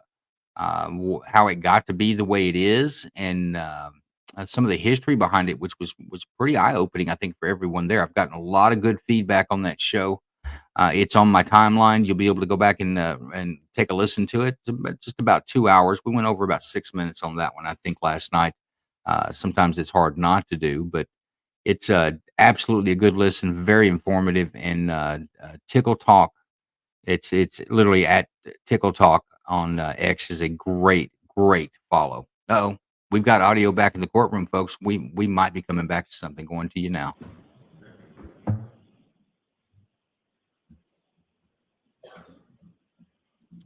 Curious, are we going to go to voir dire or are we going to go back to testimony? It seems like a quick lunch. Good after this, I'll report back to session. Please be seated. So the Commonwealth's objection is overruled. You can continue. All right, there we go. You've listed several items that you've reviewed in coming to your opinions and conclusions. Did you also review a toxicological report? Yes. And a neurology report, neuropathology report? Yes. As well from the Commonwealth? Yes. That at TPCLJ is on X, folks. If you're not following Lisa out there in the stratosphere of X, you should be. Super informative, great follow, very active. One of my best. Concerning the injuries specifically to John O'Keefe's arm? Yes. Or his right arm? Were there any documents in furtherance of your review from UC Davis? Yes. Did you review those as well? Objection. Sustained. With the court's permission, may we display Exhibit 19, please? Okay. Doctor, I want to show you a photograph and ask you very quickly, have you seen this before? Yes. Is this one of a number of photographs that you reviewed in furtherance of your evaluation of this case? Yes, it is. I'd like to just focus your attention on this for just a quick second and ask you, does this accurately reflect the wounds or injuries that you saw on John O'Keefe's right arm in coming to your opinions and conclusions? Yes, it reflects the injuries that I saw in photographs. All right.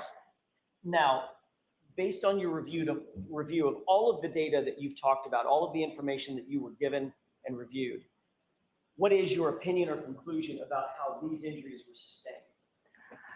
I believe that these injuries were sustained by an animal,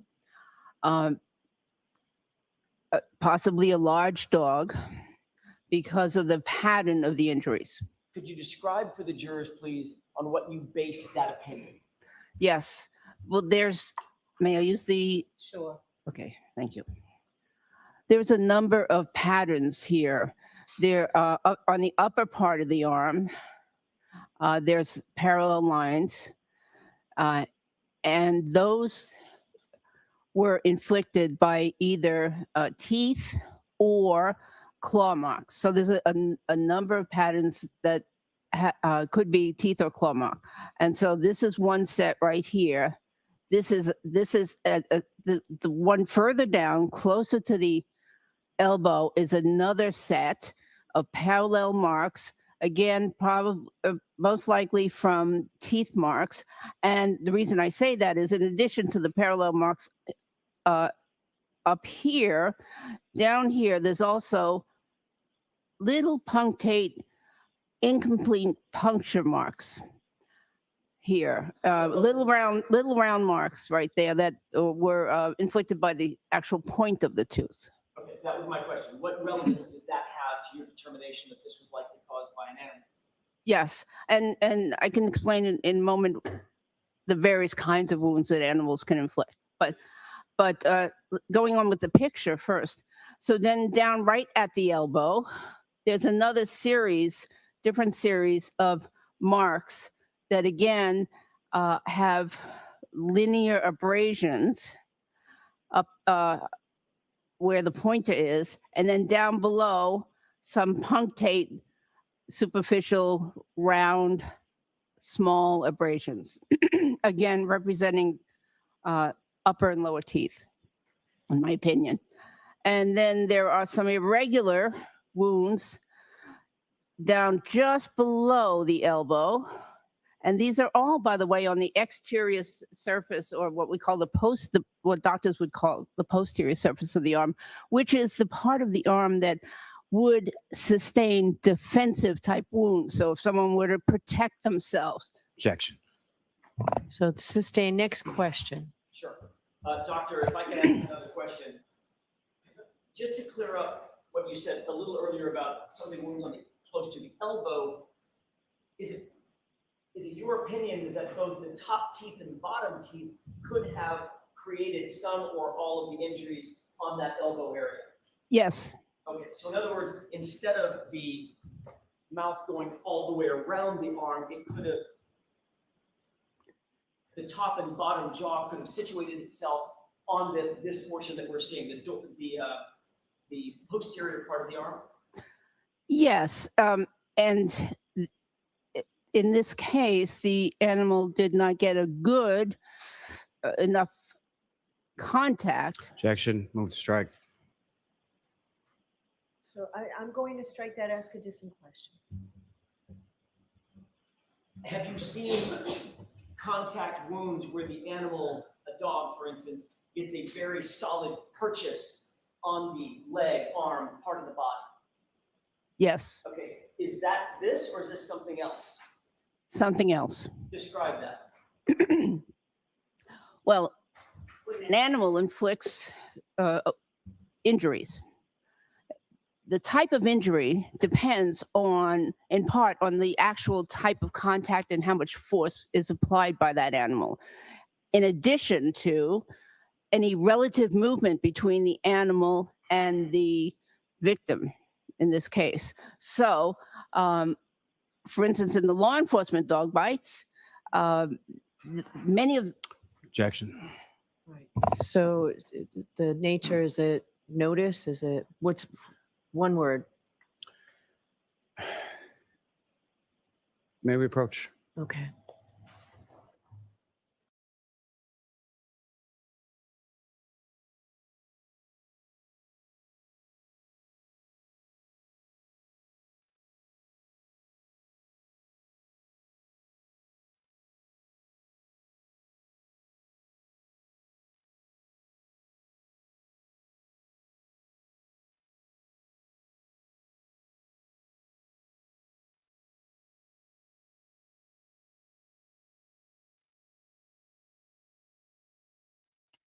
All right, John, what do you think the objection's all about?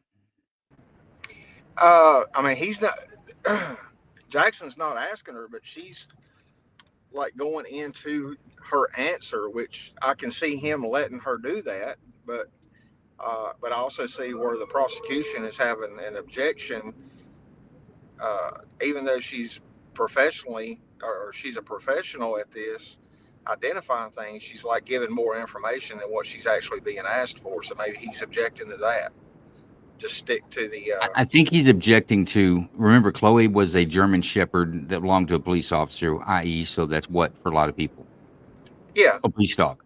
And he wasn't. Chloe wasn't a police dog. But it was a German Shepherd that belonged to a police officer. And when she talks about certain wounds, she'll say this thing, but then she said when police dogs do it. And I think that's where the objection is, that they're laying a foundation that not only was this a dog bite, but it was more likely a German Shepherd or police, like they say, AR-15s are assault rifles. German Shepherds are police dogs. Not every German Shepherd's a police dog. They do use the breed, but You are I think unmuted. that's his objection. Yeah, I see what you're saying. May I, Your Honor? Yes. Thank you. Without getting into any specifics about police canines, okay, does this appear, as a Damn, pattern I should have a law that degree. you see appear consistent with an animal or I think you should go up against Lawyer Joe. Does the number Well, I do. of Then Lawyer injuries Joe that just you agrees see with me, here so it's not really that much fun. relegated to just the right arm, is that also consistent with an animal or large dog? yes, it can be. Is the direction of the injuries, or the consistency of the direction of the injuries, the parallel injuries, is that also consistent with an animal or large dog attack? Yes. Based on everything that we've discussed today, Doctor, is it your opinion, based on a reasonable degree of medical certainty, that these injuries were from an animal attack, possibly a large dog? Yes. You have the moment, Your Honor? Yes. That's all I have at this time, Your Honor. Yeah. Okay. Oh, wow. May we approach? Okay. You know, I agree with Rob. She can't get the words out coherently without adding extra info, and that is objectionable. But the objection was because I noticed what she was doing. When they're talking about specific wounds, she would insert that in this particular case, or she would compare it to a police dog. And remember, Chloe was a German Shepherd that belonged to a police officer. I've heard in the news media that it was a air quotes police dog. Although German Shepherds are used as police service animals, not all German Shepherds are police animals. Not the German Shepherd born is not a bite dog for the cops. There's a lot of training and a lot You of are dogs don't make unmuted. it. And I'm just going to put that up with there. My friend James says, "Yep, that was it." I take accolades and tips, Hey, John. folks. I'll be here all day. Good afternoon, ma'am. Good afternoon, sir. Now, testified that you're certified in emergency medicine, is that correct? That is correct. And you're not, nor were you ever certified in forensic medicine, is that correct? That is correct. Pathology. Correct. And when was the last time that you worked at a coroner's office? John, I've got to step away for a minute. It goes to 1995 something, in terms of doing get autopsies. some comments, please. Okay. Now, when was it that you first spoke to anyone from defense counsel in regard to your coming in here and testifying today? May 17th. Doctor, I am going to ask you to keep your voice up. Oh, sorry. Thank you. May 17th, 2024. May 17th of this year, is that right? 2024. So about 6 weeks after this trial began? I don't know when the trial began. Now, as far as who reached out to who? I reached out to a district attorney that I worked with with the LA coroner's office. And then somehow that person put you in touch with Mr. Jackson, is that right? Yes. And was that also on May 17th? 17th and 18th, yes. So I'm sorry, 17th or the 18th, which one was it that you spoke with Mr. Jackson? I didn't speak to him. You did not speak to him? Not speaking, not verbal. There was some email communication or text communication. You communicated with him, was that Yes. on the 17th or the 18th? Yes, both, I think. Both, okay. And when did you render this opinion as far as what you've testified to here today? Shortly after he sent me the files. Now, in regard to those files, you testified in this court a couple days ago, correct? I did. And you were under oath at that point, is that correct? Excuse me? You were under oath at that point, is that correct? Yes. And when you were asked specifically what materials that you had reviewed, you included a number of items, but you did not include anything about a Dr. Sheridan affidavit, anything about a UC Davis report, or anything about any sort of bite history for a canine that lived or resided at 34 Fairview Road, correct? That's correct because I hadn't reviewed them then. And so since then, 2 days ago, now you've reviewed them, correct? Yes, I became aware that those files existed. Yes. You became aware of those files. Were they not sent to you previously? No, I think there were technical difficulties regarding me and the computer and downloading from Dropbox. And so, yeah, so they were, I think they were sent to me, but I think I didn't open them. Now, with reference to these technical difficulties, did you ever express any of those technical difficulties or, hey, I can't see the whole file, or there's other things in here that are listed that I can't look at? No, I wasn't aware. And so with regard to, as far as your reaching out or contact in regard to this case, how did that come about? Okay. I saw an article, I believe it was in the Boston Globe regarding this case. And I didn't, initially I didn't think anything of it. Then I saw an article that indicated that there was some. I'm not asking you anything about anything any article indicated. You saw an article in the Boston Globe about Yes. this case, is that right? Yes, And how did you come upon it? You have a subscription to the Boston Globe? I did at the time. Yes, Did at the time. What time was this? in May. May of 2024? Yes, And how long had you had a subscription to the Boston Globe at the time that you saw this? it was either a 6-month subscription or a year. I don't remember. And that was the first time that you had seen anything about that? First time I paid attention to anything like that. Yes. Now, again, you had testified here just a couple of days ago when I asked you questions about this. Is that right? Yes. It wasn't in your testimony just a couple of days ago that the subscription was actually for a year or 18 months. You No. remember, not 6 months a year. So only one person can talk at a time. So was that your testimony, doctor? No, I don't believe so. I believe that I said it was a 6 month subscription or a 12 month subscription. But in any event, you saw something. That's the first time that you recall seeing anything in the media about this? And for the record, that is exactly what she said. It was the first time that I recall reading anything about it. Correct. Now, did you write a report in regard to your opinions that you've testified here today? No. And I asked you that a couple days ago as well.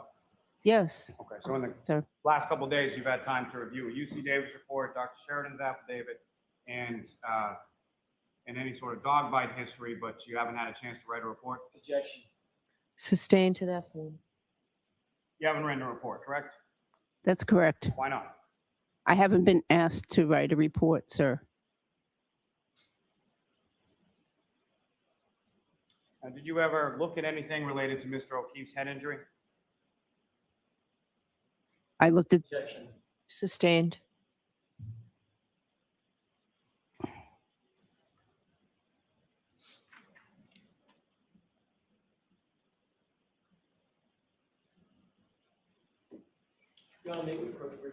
Yes.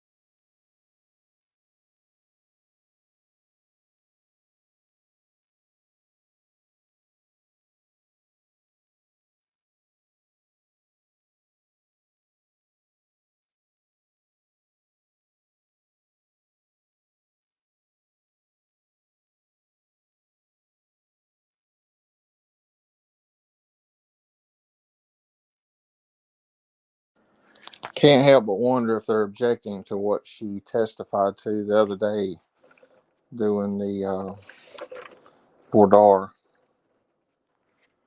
But she did say 6 to 12 months was her subscription. She could not remember.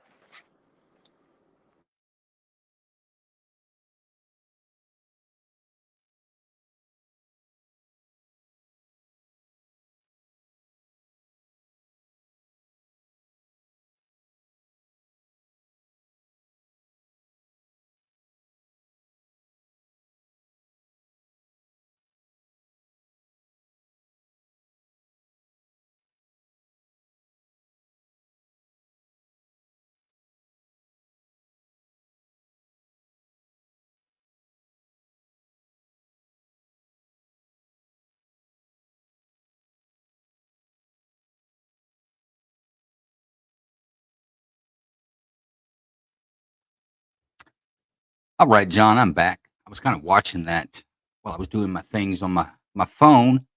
I think the objection is by the defense. Now, remember, the judge narrowed her scope just to the dog bite testimony. But the prosecution is now getting asking about head wounds. But that's a benefit for the defense, and that's why he wanted to go sidebar. It's like, cool, let's talk about it. Then I'm going to bring in her medical examiner experience, and we're going to give her testimony as to what she thinks caused these injuries. So let's see what happened. Yeah, I do remember Judge Bev saying the other day that if they got to that point, then they could meet at sidebar and discuss it.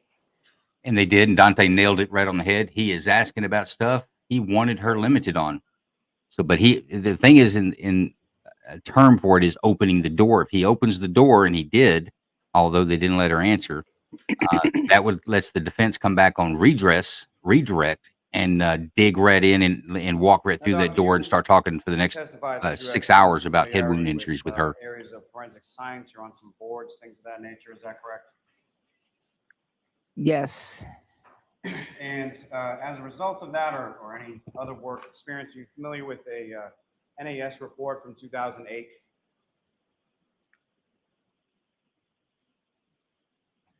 Not with that limited information, no. You're not aware of a report issued by the National Association of Forensic Science in 2008, which specifically has a section dealing with. So I'm going to see you both at sidebar again. And here we go. Now, I'm curious if the state wants to open that door. Maybe they see something in her past or background that they can exploit and folks understand what's happening here. The state is going to try to discredit her in the eyes of the jury. That yeah, she said this, but it's not somebody you can really rely on. That's why he brings up the Boston Globe. That's why the subscription is so important. These expert witnesses, this lady on the stand, I promise you, she's going to clear about $20,000 for sitting up there talking about what she's talking about, and that's going to come out of that lady right there's pocket. But there's an incentive for expert witnesses who are not material witnesses to a crime be certified and sit on and give their expert opinion in a trial, and it's monetary. It's very lucrative business if you get good work if you can get it, so to speak. So, ma'am, you're not familiar with that report specifically as it applies to forensic odontology? So could you say that again, Mr. Lally? What's the report? The National Academy of Sciences 2008 report in relation to the section referring to forensic odontology. I'm not familiar with that specific report, no. So then you equally unfamiliar with the representation that is not from the NAS report, that is not a reliable science as far as bite marks are concerned. There are certain aspects of bite marks that have been deemed not reliable. And that I believe has to do with saying that this particular person or animal inflicted this particular bite. But that's very specific, and that's what I'm aware of, that recommendation. You're not aware of any findings in the NAS report that has led to questioning the value and scientific objectivity of such evidence? For specifically identifying a bite mark to an individual that might have inflicted the bite mark, I think that's what that applies to.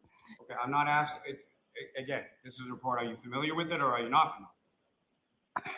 I'm familiar with a summary or a abstract of a report that indicates that forensic odontology is not is deemed not reliable when it comes to that particular narrow aspect of forensic odontology.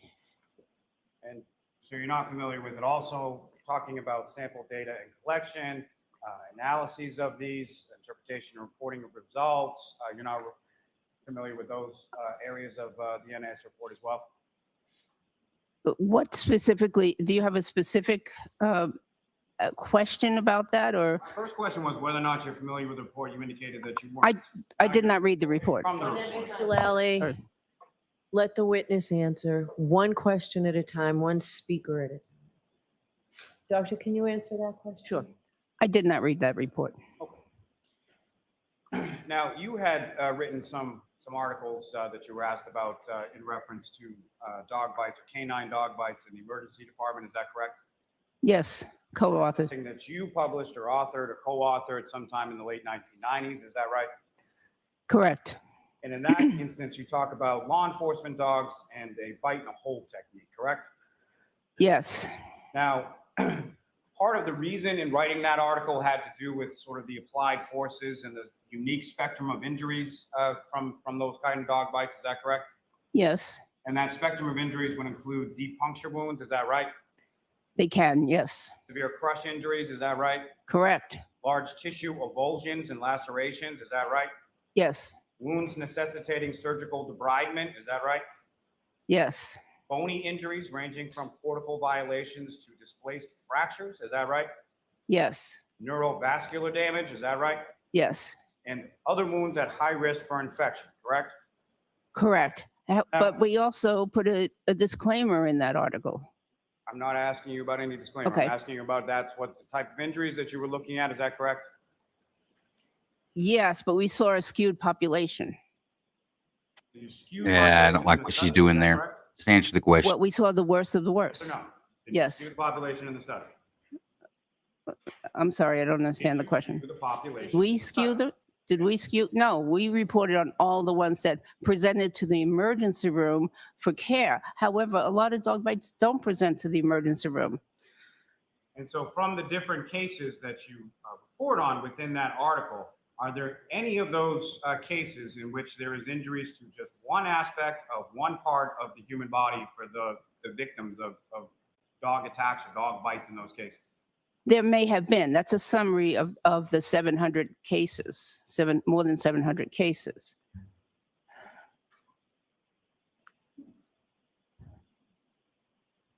Is it normal in any kind of animal attack for injuries to occur on just one side of one arm of the person that's being attacked, clawed, or bitten? There are many people who are bitten or scratched. I'm asking Only- if it's normal, ma'am. That's all I'm Okay, asking. so hold on, Mr. Jackson. Mr. Lally, ask a question, wait for the answer, and then start a next question. Do not interrupt the witness. I apologize. I don't mean to interrupt, but I'm asking for an answer responsive to the question. So ask a question and ask it in a manner that you get a responsive answer. Dr. Russell, is it your testimony that it's normal in an animal attack for injuries to occur on just one side of one arm and nothing else, anywhere else on that person's body? It can be, yes.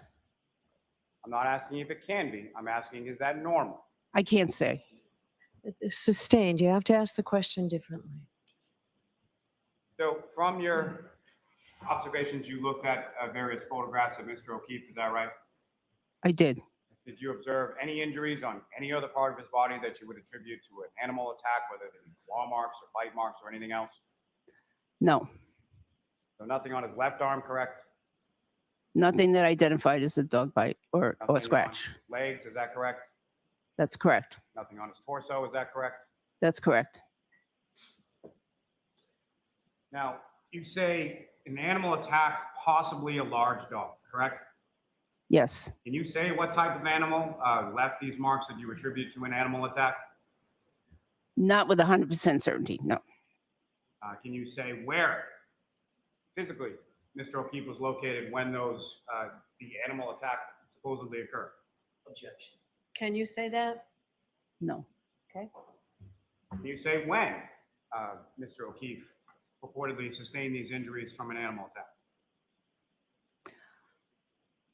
Well, to a certain degree, yes. Before, yeah, it was before death, but not long enough to have a big inflammatory reaction. So yes. So minutes to hours before death. Minutes to hours before death, but at some point before death, correct? Yes. Can you say anything about the breed of dog? No. Can you say anything about whether it occurred inside the house, outside of the house, anything like that? No.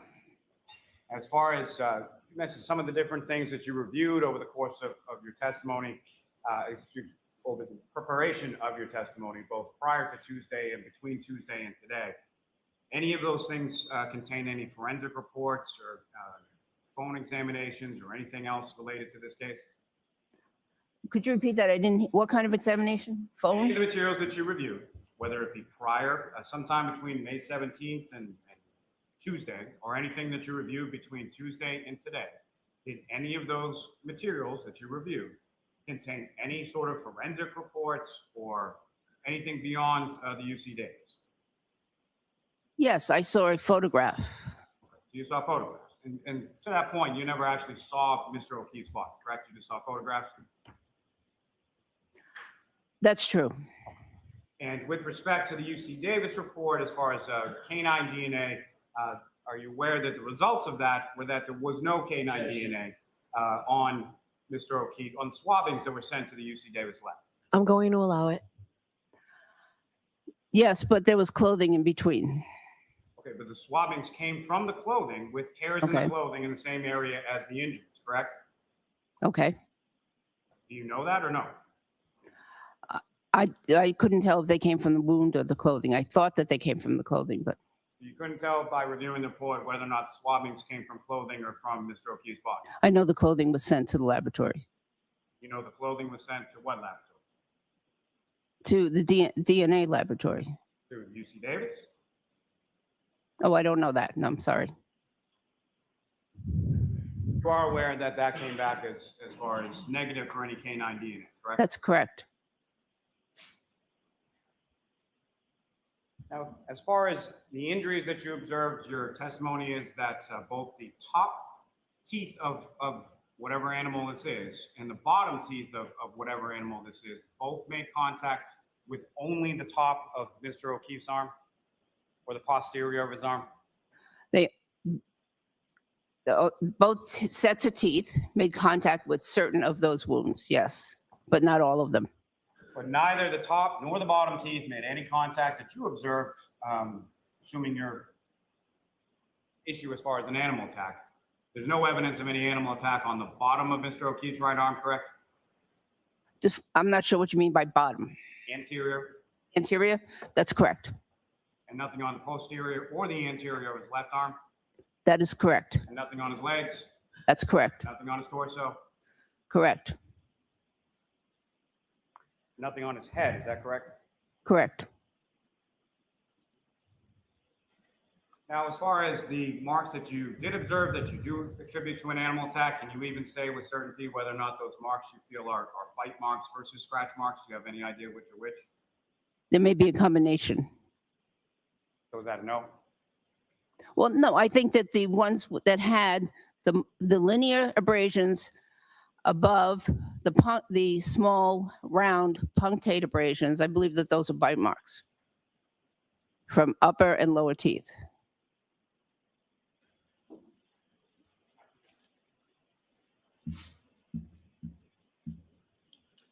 Now, you indicated that part of what you had reviewed was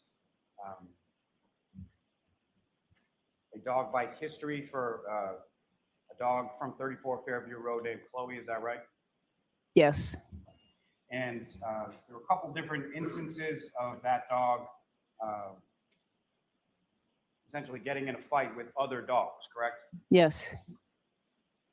And at any point in time, did you see anything in there as far as a dog going after a human in which there was no other dog present? No. And there were actually photographs contained within that material of dog bites from that dog, from Chloe, correct?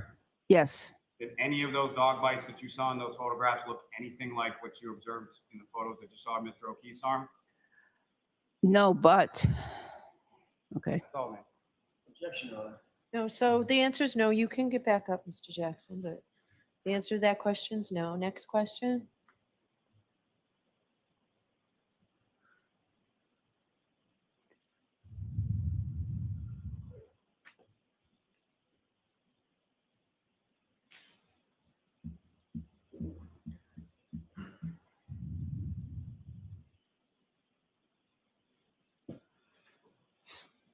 So is it your testimony that from reviewing what you reviewed, that what you observe on Mr. O'Keefe's arm is consistent with an animal attack to the exclusion of any other possibilities? To a degree of reasonable medical certainty, yes. So as far as any other sort of blunt impact injuries or other manifestations of how those scratches got there, you're saying, nope, had to be an animal attack. I've seen thousands of wounded. What I'm asking you is. All right, so Mr. Lally, I'm going to let the witness answer. Go ahead, ma'am. I've seen thousands of people with injuries to their skin. And from blunt from sharp, from all different mechanisms. Those injuries did not look like blunt force injuries.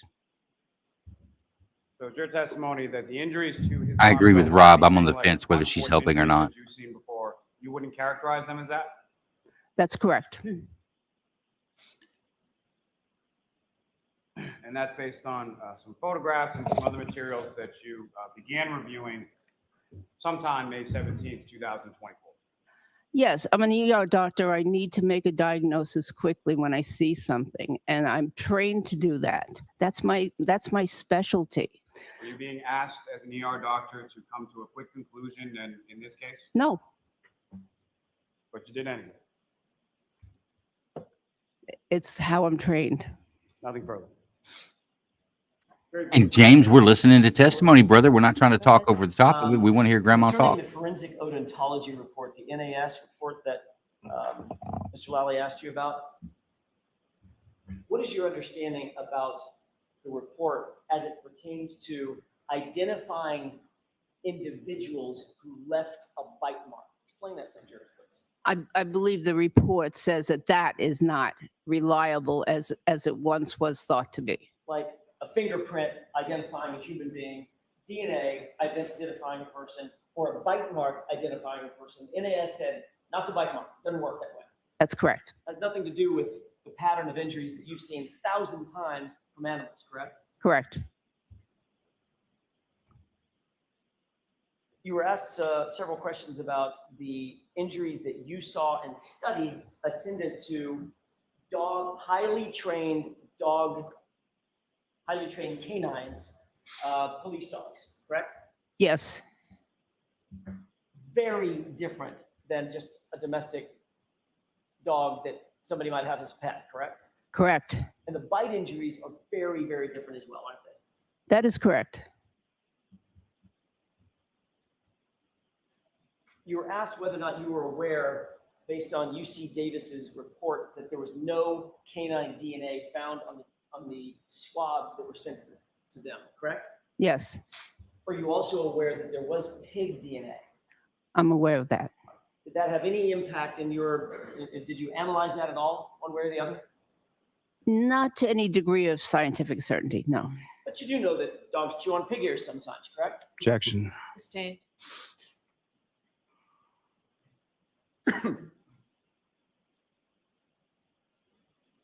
You've reviewed at least a report, if not a series of reports, that indicate that a particular dog breed has an attack history, correct?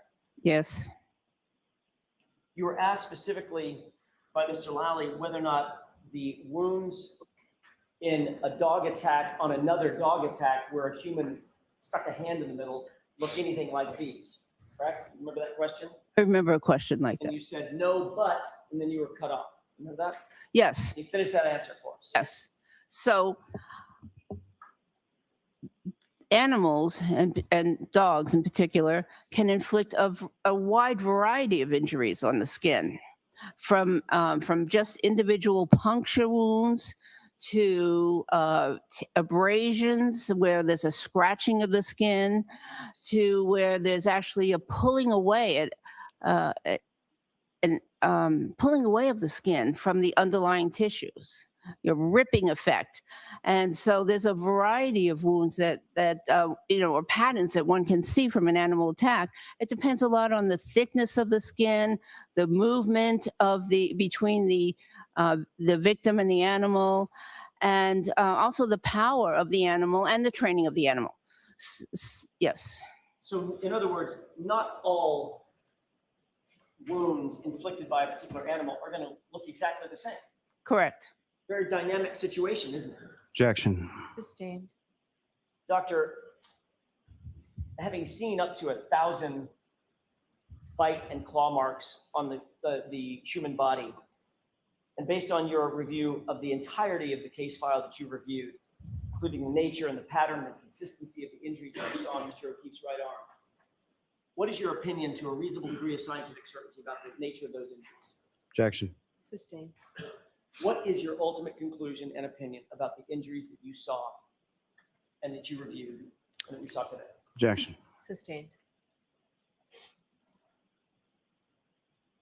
can you tell the jurors at the end of the day, what is your opinion and conclusion about those injuries? Objection. Sustained. Donna, can we approach? Well, I mean, at some point you've accepted her as an expert. You got to at least let her give her expert opinion, I would think. Let's see. I'm not sure where how the judge is sustaining each one of those. I thought the last one was pretty good. Vet, grandma, meh. I think the jury's still out on whether grandma's a great assistance to the defense or not. I don't think it hurts the defense. I'll put it that way. I just don't know that it's like the jury's going to go, oh shit, it's dog bites. But hey, Well, let's talk about dog bites real quick. I'm sorry. Go ahead, John. I didn't mean to step on you. I stepped all over you, good sir. Go ahead. No, you're fine. So when Jackson originally started, outside of her experience, Jackson asked her about the wounds and if they were consistent, what they were consistent with, and she said an animal attack. So is he objecting because that question has already been answered? Now, he's objecting to getting her summation, her expert opinion. In the first one, he said to a scientific certainty. I see that objection being sustained. I mean, she can give her opinion, but she's not science. She's not Dr. Fauci, guys. So she can't give a scientific opinion of scientific certainty. But she can give her opinion through her experience because she's been deemed an expert in this court. So she can give her expert opinion. The following two questions I thought should have been allowed. So I'm not sure why the judge is pulling that out. There may be some issues and deals on the sidebar that they're violating. Thank you. No more questions. You are unmuted. Mr.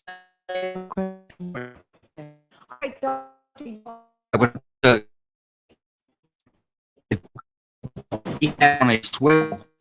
This is my experience with him. Get a good ball. Hear me with you. Hello. You're in and out. I thought it was me, but you're rubber banding in and out. I'm having some internet issues here today, so I think I might be back. Yes, Dylan. But, all right, I'm back. But remember, he had a sweatshirt on. And there,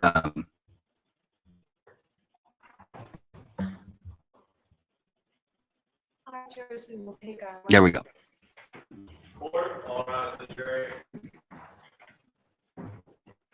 So he has a sweatshirt on. Dogs can get what's called a faux bite. They don't get on if it's your arm, they don't get the top and the bottom like you would think a dog would bite.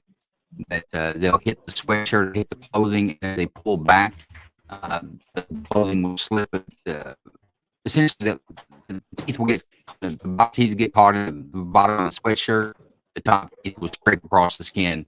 And I'll be quite honest with you, I think that could be consistent with what we see on John's arm.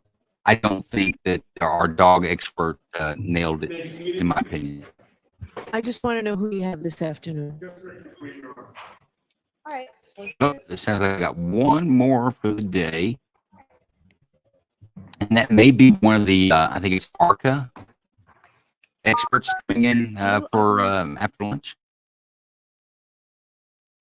So that should be interesting. And once again, we do have the issue where the judge has limited the scope of these experts, these biomechanical engineers.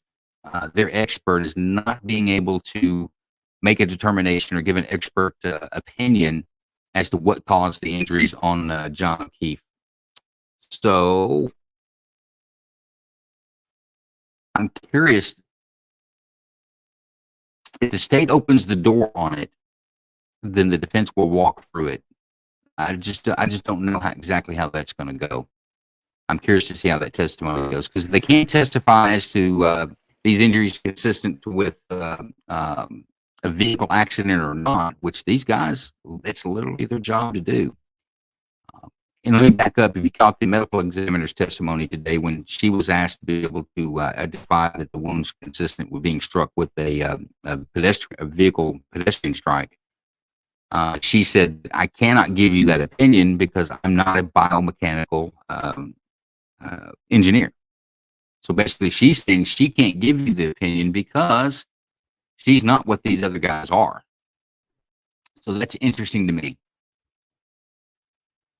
A nice of Bev to call lunch until your internet is fixed. That is nice, Dante. I was going to send her a text message, but she I guess she's watching the stream herself. And she said, hey, let's take a break and let's look at Joe's internet that's been having some issues the last couple of days. Get up.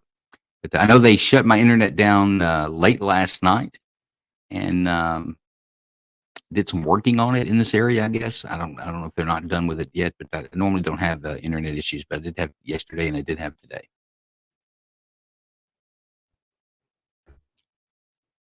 But it very well could be sunspots. That's something that's been kicking up.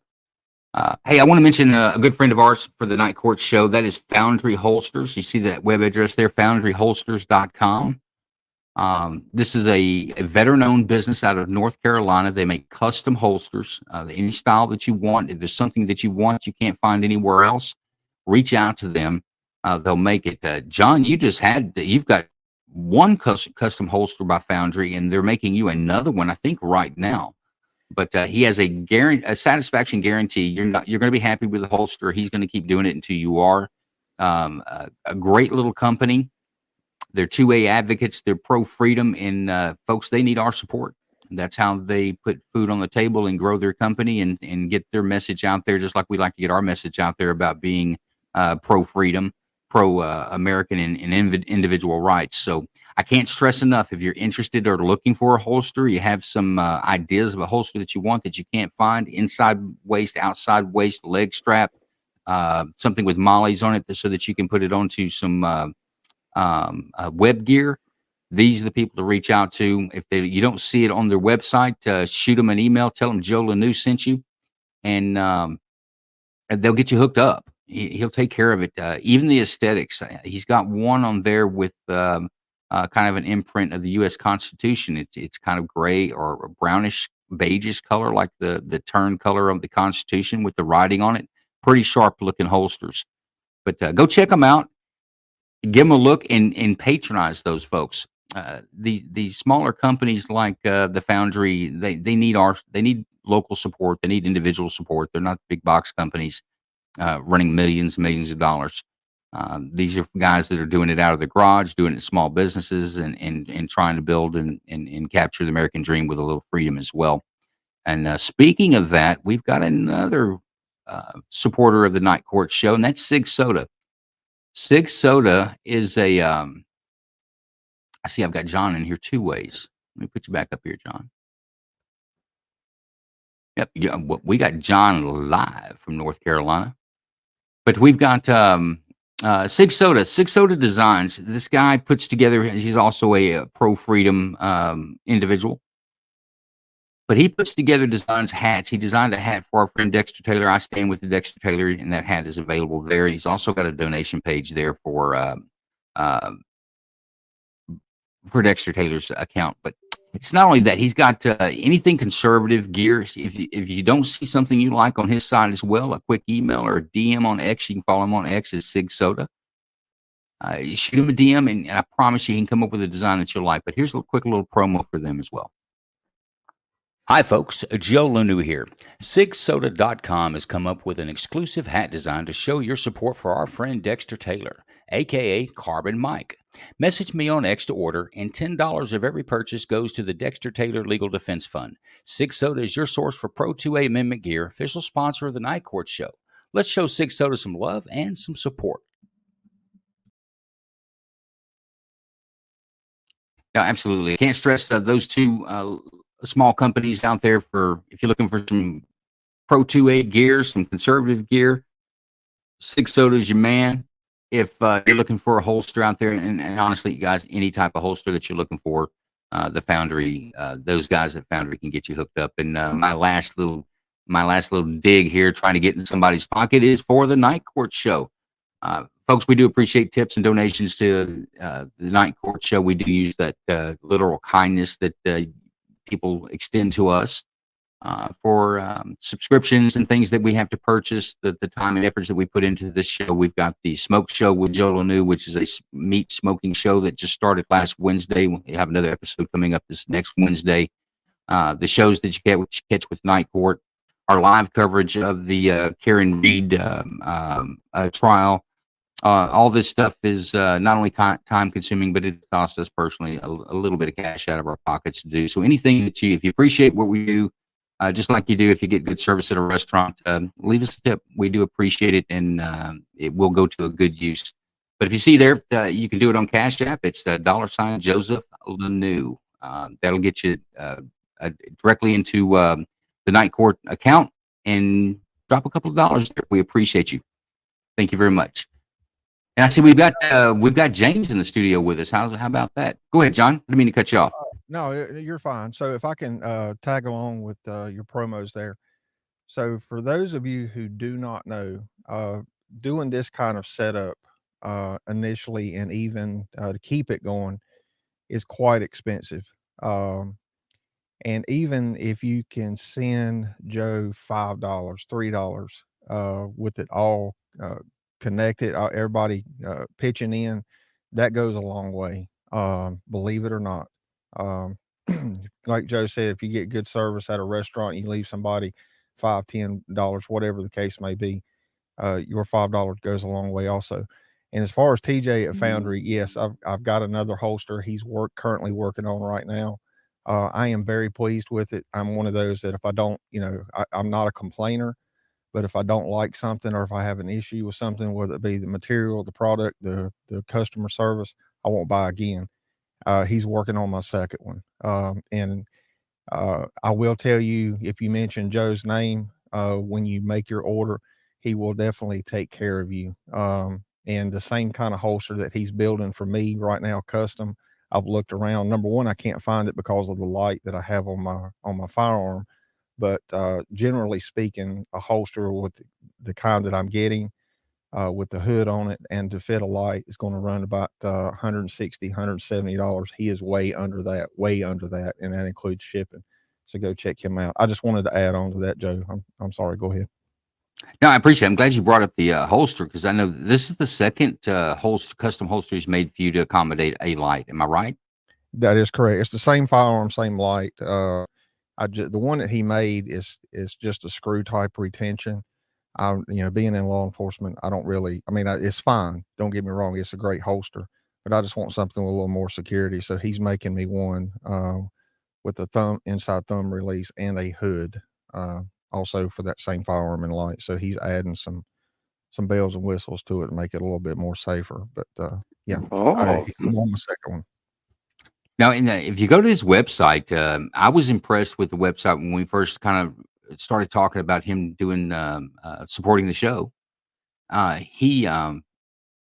He's got a statement on there that is different than any you see in other places. It's a 100% guaranteed satisfaction. It's not like there's got to be a defect in the product. It's like, you know what, I had you made this and I don't like it.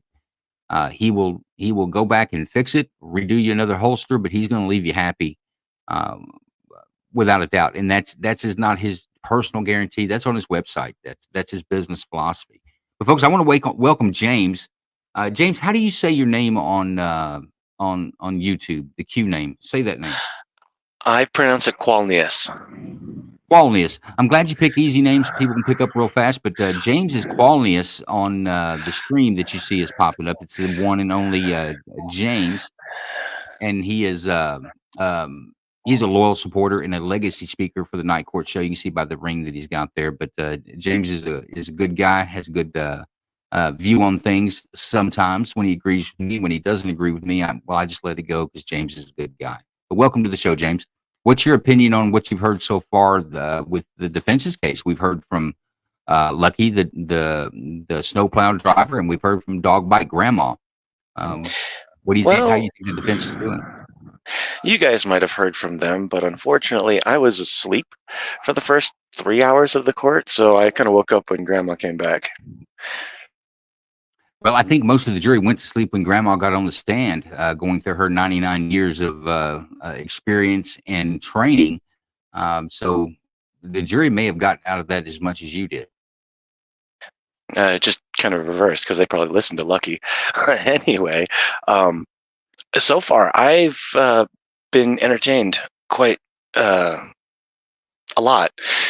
This court has definitely answered a lot of questions I had and has opened up a lot of avenues for the jury. I honestly don't see any way that they can convict. There's just too many doubts. Give me your top two doubts. Give me your top two doubts that the two things that if you were on the jury that you'd say these two things right here, you can't answer these questions for me. I can't convict. Give me the top two that sticks in your mind. I'd probably go with the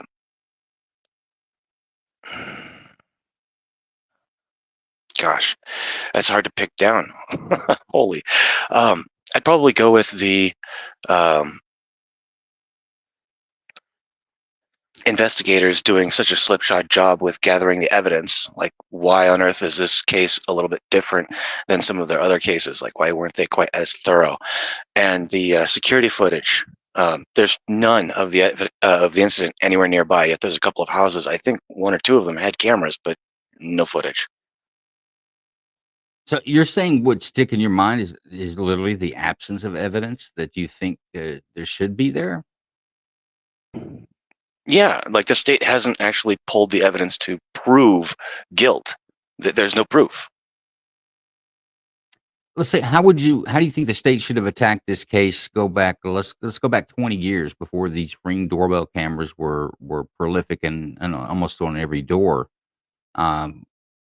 Do you think there's without that? Do you just saying there's no way to prove it? I mean, let's say your Ring camera's dirty or your Ring camera's inoperable. I mean, it's possible. It doesn't mean that you have a Ring door camera on your door that it's operating all the time. Things go on the glitch. Is it not possible that the cameras that could have seen that the area were not working, turned off, covered up? Well, yeah, sure. I suppose that's possible. And as far as proving it 20 years ago, I would think that they would have done a better job gathering what evidence was available. Like, why on earth did they wait weeks to gather evidence? They went back, what, 2 extra times after the initial evidence gathering trip? Stuff could have been planted in that time. They don't know. Okay, so really, I guess what I'm getting from you, what sticks out in your mind is the biggest issue you have with the case is that you don't trust the integrity of the police investigation, that it was sloppy, it left a lot of holes, so it's hard to say, I'm going to put somebody in the penitentiary off this hard work that you did, Mr. Law Enforcement Officer, right? That's about the gist of it. I mean, if they'd gotten all of their evidence on day one, that would be different.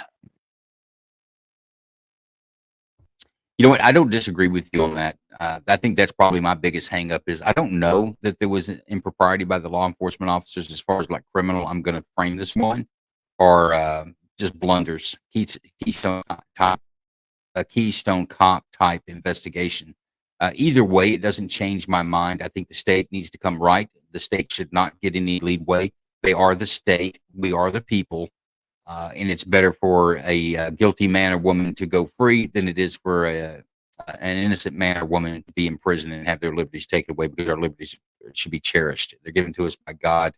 The government should only be able to take them away when they come 100% right. John, I want to get your opinion on that too, and then actually I want to tell you guys a true story of something that's kind of similar. Not a murder case. It's just a simple shoplifting robbery case, but how lazy police officers threw that away. But John, what's the one or two things that sticks in your mind as a jury saying, this is it, this is the hill I'm going to die on. I will not I will not vote to convict Karen Reed because of this.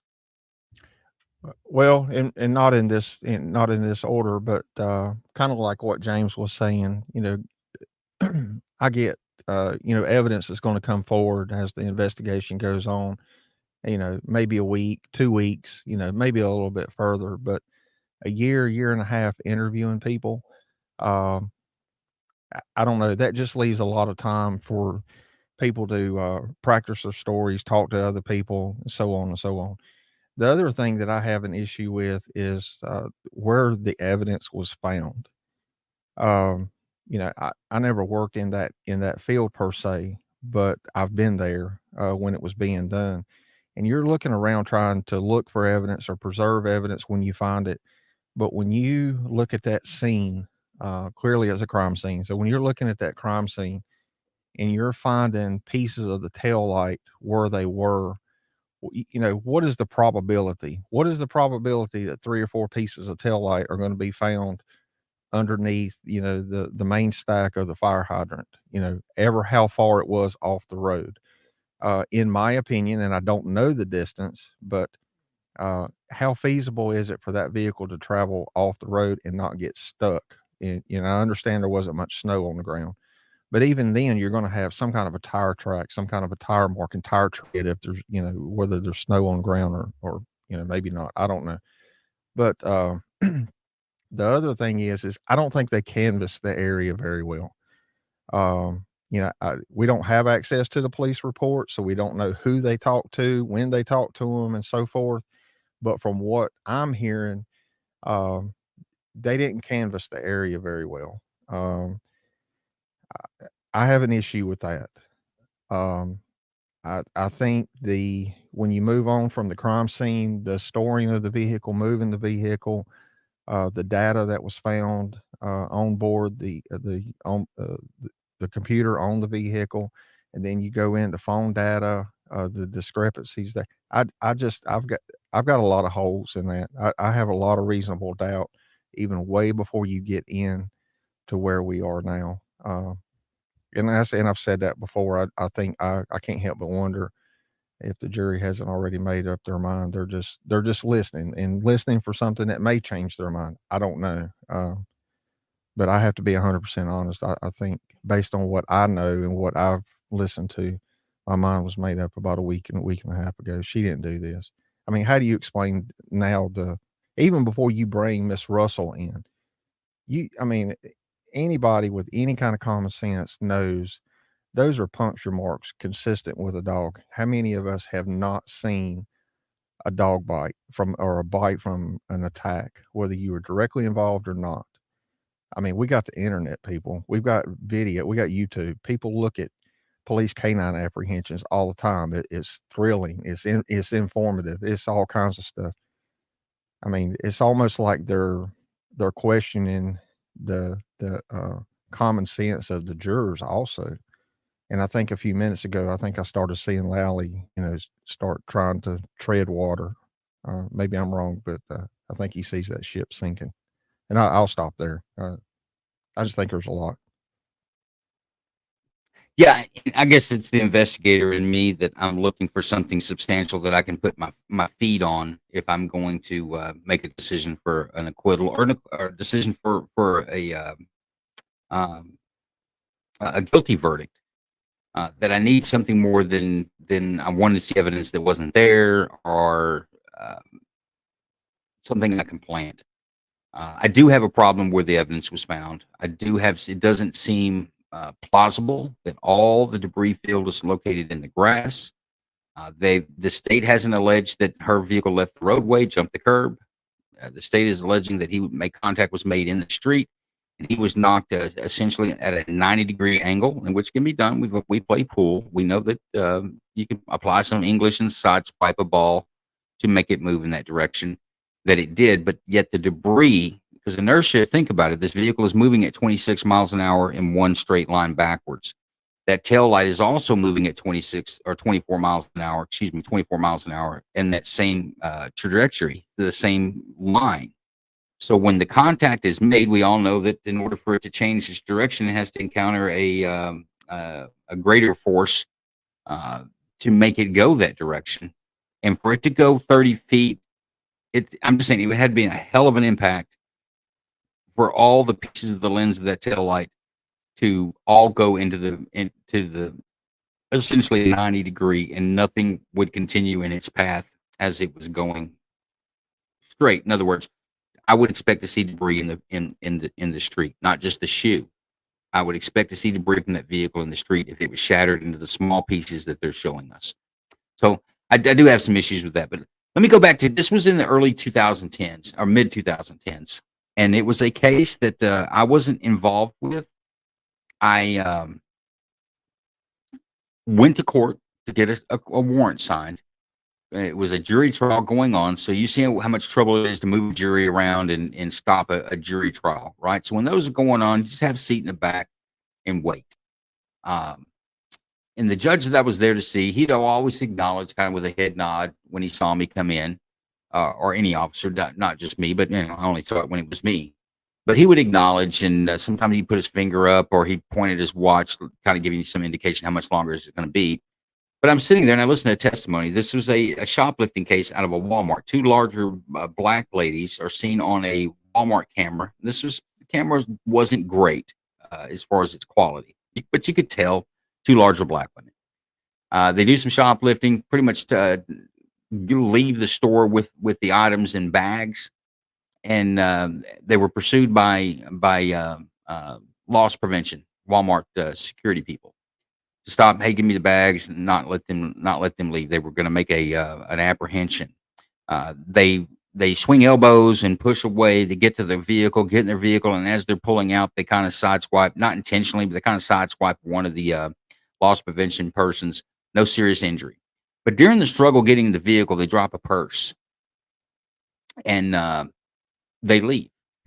They identified the people by video camera and the license plate, and they were apprehended a very short time later. These two ladies, they go to jail, and then like a year later, we're in trial. And I'm listening to this. I saw the state's video of it. And, I don't know what these guys are really fighting. It's all good. It looks like it would be an open and shut case. The two ladies sitting at the defense table, or who I saw thinking that they were what I saw on the video camera. But remember, it wasn't very clear video at this time period in the world. The quality hadn't gotten to where it is now. It gets to the defense attorney, and this is a defense attorney. I know him very well. He's kind of a cool cat. I like him, and he's a good defense attorney. I don't think he's really got much of a defense, but he goes to the defense, and he's doing cross-examination with a police officer. This was a local PD officer that's on the stand that investigated this, made the arrest, and logged in the evidence. So he's going through there. They've entered this purse into evidence, and he takes the purse. It's on the defense table. He's going through it. He's looking through it like you would look through somebody's purse the first time you'd opened it up.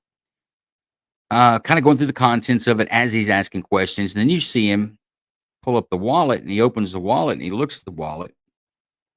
And then he pulls out an ID, and he looks at it again. And then he turns back to the officer. He said, "So when you logged this into evidence, did you do an inventory of its contents?" And I think the officer said he did, but it was logged into like purse and contents. It wasn't a detailed inventory list. And he asked him that, so it wasn't a detailed inventory list. Well, no. He said, "Well, did you ever look into it?" And he said, "To see whoever's ID this was in the purse, to maybe identify the owner of the purse." The officer's like, well, no, I didn't." So you'd be surprised to find out that the person that owns his purse is not either one of the defendants, and it's got an ID of a heavyset black woman that's not either one of the defendants. The jury goes. They go into the rest. I'm there until they rest, and then the judge just puts the jury into deliberations. I go back to get the warrant signed by the judge. The judge is making comments about that, and he said, "I don't understand how you police officers, of course, the judges do it just like everybody else does. Now I'm the same cop as this jackass sitting on the stand. I don't understand how you police officers take something in evidence, you don't even take a damn look at it." I said, I'm kind of surprised too. The first thing I want to do is when I have a purse is to dig into it, just find out what's in there. You never know what's going on. And obviously you put something in evidence, you want to have a good inventory of it and a detailed inventory of it and a chain of custody. By the time I walked out of the jury come in, and I just paused for long enough to see what it was. What do you think the verdict was? Not guilty. Not guilty. But I'm pretty damn sure the two ladies that were in there, because you find out the backstory later, that was a cousin to one of the ladies that was arrested. It just wasn't one of the ladies that was there that day. 100% sure them ladies did rob Walmart, and they got away with it. But how hard is it for a police officer to what? Do an inventory, figure out who this person is, go make contact with them, say, "Oh, no, I wasn't there. I was with someone else, but my cousin, she'd be carrying my ID. I know she'd been carrying my ID." And then all that would have been avoided, and the state would have got a conviction. And I feel this case is a lot similar. The cop didn't do it out of ignorance. He's not smart enough to inventory. Absolutely, he is. He did it out of laziness. He figured, I got this wrapped up. These two ladies, we got them on video, even though the video is not very clear, but we got them on video. This is a done deal. And let's put it down and let me go on down the road. Instead of doing a thorough job on every investigation, they cut corners on that one, and that's what caught them. I think on this case, nobody ever thought this was going to go to jury, that they thought they had the slam dunk, didn't have to dot their I's and cross their T's, and lo and behold, they're finding out now that they very well should have. And they've delivered to the prosecution office a shitty case, but I'm not taking the blame off the prosecutor either.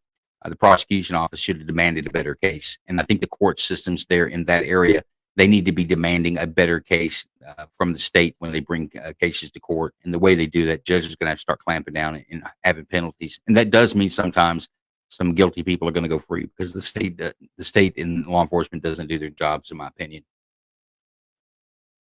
No, you're right about that. That's my soapbox. I'm off of it. Yeah, we had we didn't. The city agency in the county I work in had a big case years ago. A lady that was working at it's called Silk Plant Forest, or it's been in I think they actually done a documentary on it. You can Google it and find out. But long story short, she was pregnant. The lady that worked there, she was assaulted, put in a vegetative state. But they ended up arresting a guy shortly after the incident. And very long story short, the officer that was the first officer on the scene, identified, or she said that the victim was identifying a white male, or I'm sorry, a black male, and the investigating officer wrote down white male. It took a while for that to come out. We was talking a while back about officers keeping their notes. Well, she had kept all of her notes through all of her calls, all of her investigative calls, except that one. So when it finally went to trial, after several times, she finally testified that she said, "Well, I thought," she said, "it was a white male." But it was later found out, I forget now how, but she had basically lied in her report. But before that was found out, she went from the city agency to the county agency, and I'll leave it at that. But yeah, it's in that, that in this area here, people started pointing fingers at every law enforcement officer. If you had a badge on your chest, you were having fingers pointed at you. You're crooked. You're dirty. You're only after one race and all this and that. And it was all because, she had an agenda for whatever reason. My point is that, initially you're the one that has to document what you find when you get there. And, you got to make sure you're on your P's and Q's, and just to grab a purse and say, a brown purse with items inside of it, and not go through it and look at IDs. That's sloppy. And then, like you said, the judge throws you all under one umbrella, and that ain't fair. Yeah, this old judge, he just ribbed me. This is the same judge gave me shit. A very similar circumstance when a woman gets convicted for burglary, I believe, and the only person in the whole gallery, but the only person in the gallery is her 16-year-old daughter. When her mom gets 4 or 5 years, long enough to be concerned about, upset about, the daughter kind of loses her shit, and the bailiff is an older guy, and she's not responding to him, and I had to get involved. And the problem with using force against females, a lot of times we go at it soft-handed, thinking they're going to not put up a fight, and she kind of did put up a fight. But this is the judge that before I could get out of the courtroom, after putting this young lady on the deck and getting her handcuffed and calmed down, by the time I could get out of there with my warrant signed and to where I was going, my phone's blowing up from the sheriff's office, including the sheriff himself. Everybody's calling to check up on me because the judge was concerned about that I could have sustained injuries because I just got in a fight with a 16-year-old girl. So the judge had a sense of humor. Sorry, James, I stepped on you. Go ahead, sir. No, that's fine. I was just gonna inject a little bit of knowledge here. Do you guys know what "Mind Your P's and Q's" comes from? I do not, being honest. You know what? I can't recall it. It seems like I've heard it before, but maybe I don't, though. James, tell us. A lot of people like to say it's "Mind Your Pints and Quarts." That's not true. It came technically from the First Amendment, or rather, the implementation of it here in this country, in the printer's press, how we made newspapers back in the day. What you would do is you would have drawers of lead type, the characters that you were using, and they're all upside down and backwards. So it's like looking at something that's upside down through a mirror, and that's how you have to read it. So P's and Q's, B's and D's, they all just kind of merge and blend together, and you could very easily put the wrong character in there. That's why you have to mind your P's and Q's to make sure that you put the proper type down. Interesting. I've learned something today. You know what? If I thought I knew what it meant, I've never heard that, and that absolutely rings with some truth there. Appreciate that. That's good info, James. I've actually ran the printer's press at the San Jose Historical Museum, so gotta know a few things. Nice. Do you know where "pull my chain" comes from? When someone says, "Are you pulling my chain?" That I do not. Interesting. In mining, they've got the cart that on rails, the little rail cart that they'll move material in and out of, but they've also got a toilet cart because there's no place to go to the bathroom there. They've got a chain by it, so they'll bring the toilet cart near where the workers are so they can go in and do their business. And when you go in, though, you take a chain and lay it across the tracks so that the cart can't roll because it's on wheels.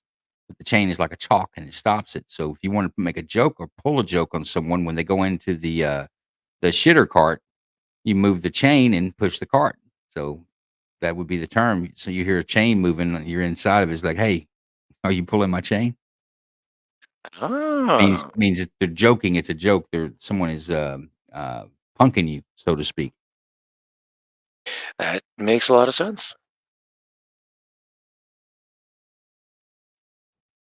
So yeah, our knowledge on expressions is a good way to kill a space and kill conversation. But yeah, that's funny. Yeah, I was gonna say, did we lose the trial? Now No, they're that on lunch break. They may have been going to lunch break when you were Ah, getting into here, but yeah, they're on a definite lunch break now. They'll come back. We've got one more witness for the day. I didn't catch the name, but I think it's going to be one of those ARCA experts. So I'm really curious to see how this goes and how much latitude that Bev is going to give them, because they can come in and actually give testimony that John O'Keefe's injuries are not consistent with the state's story because they're biomechanical engineers.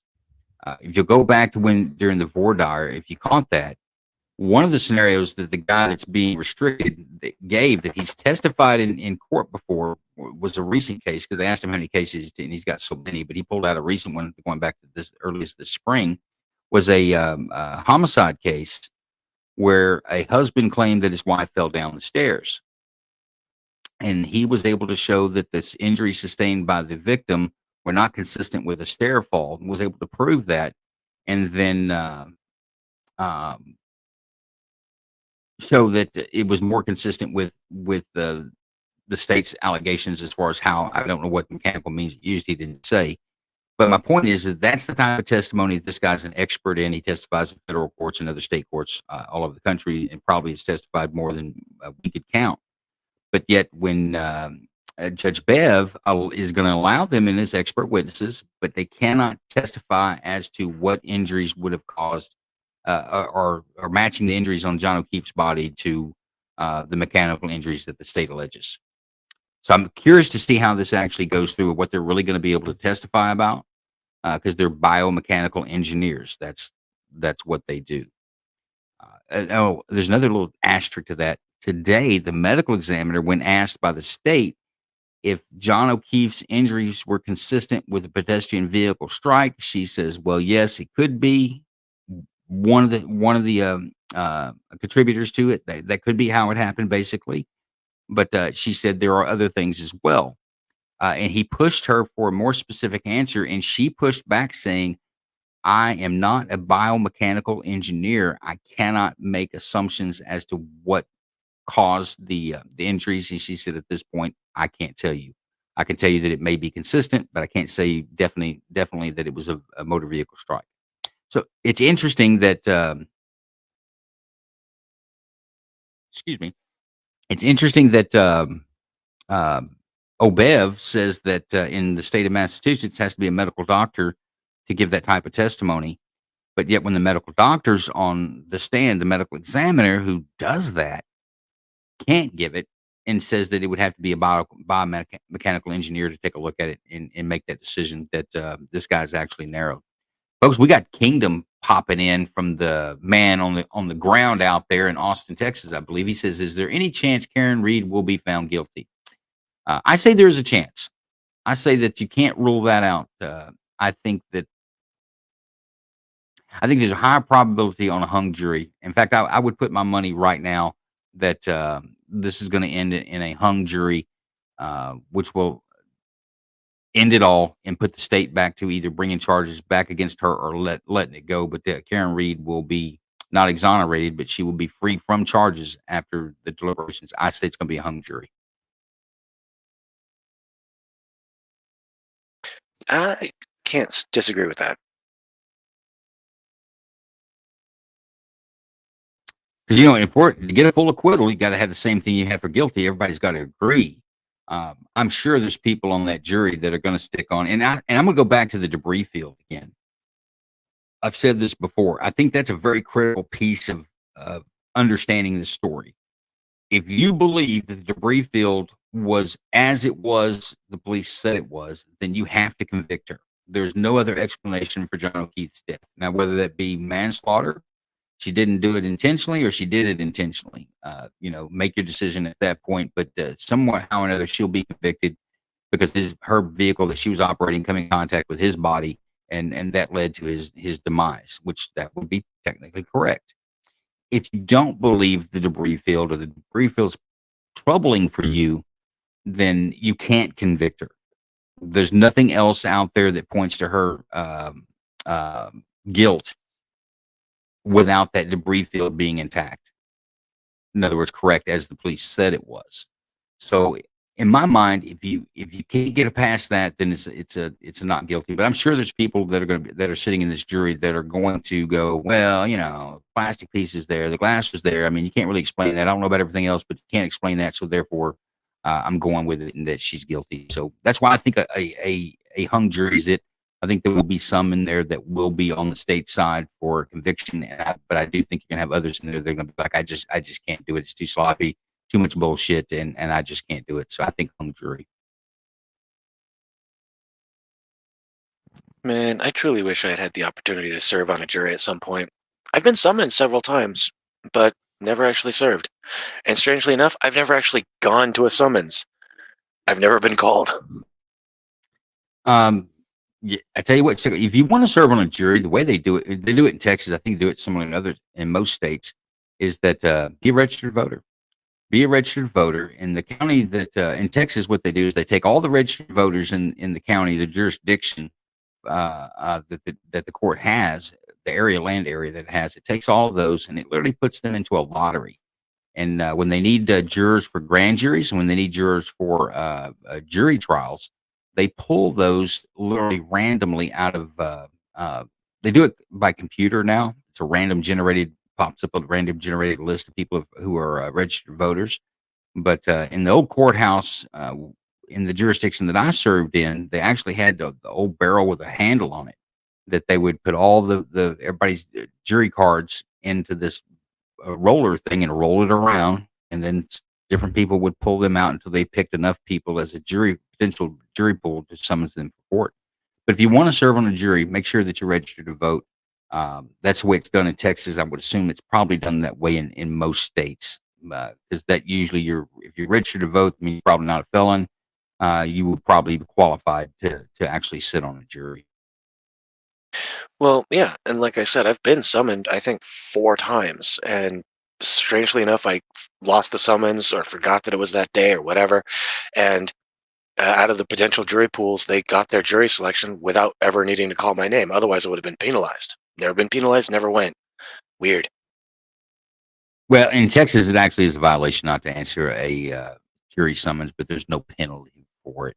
But don't worry, they just even if you serve on a jury, they're going to keep you in the pool and keep recycling it. It's not like once they've called you, they won't call you again. Honestly, once you've been called, you're probably going to go into the pool where you'll be called again and again. And once you've served on a jury, other defense attorney could use that as a reason to strike you. The prosecution could use that as a reason to strike you. So, in order to actually get seated on a jury, you got to show up, James. You got to show up, and if you show up, there's a good chance that that you'll actually get seated because they don't just seat one jury. The way courts do it, they'll pull all the juries they need for this month, and they'll go through all that in about 3 days and get all their juries for the month seated. One day, 1 or 2 days a month, they'll do that. So it's a process. You got to show up if you want to do that. Hey, Joe, I had an interesting question put to me the other day, and I only know of one case that I had an answer for this. But say in this case right here, this happened in 22, correct? 21, January 22. 22. So Karen Reed's vehicle is a 2021 Lexus. We're going to assume that she had a loan on it. So the question I had that somebody asked me is if somebody's involved in a crime where it involves the vehicle to whatever extent, and there is a lien on it, like you're making payments, are you still responsible for making those payments if the vehicle is seized? I have been told yes, but I do know of a case where the vehicle was used in a double homicide, and the victims was actually placed in the back of the vehicle. But long story short, the insurance company, the lien holder got a hold of the insurance company. The insurance company totaled it, and that way it kind of absolved the suspects, or the owner, I should say, of having to make that payment. Do you have any experience with that to elaborate more on that, or is that what's your take on that? No, you're right.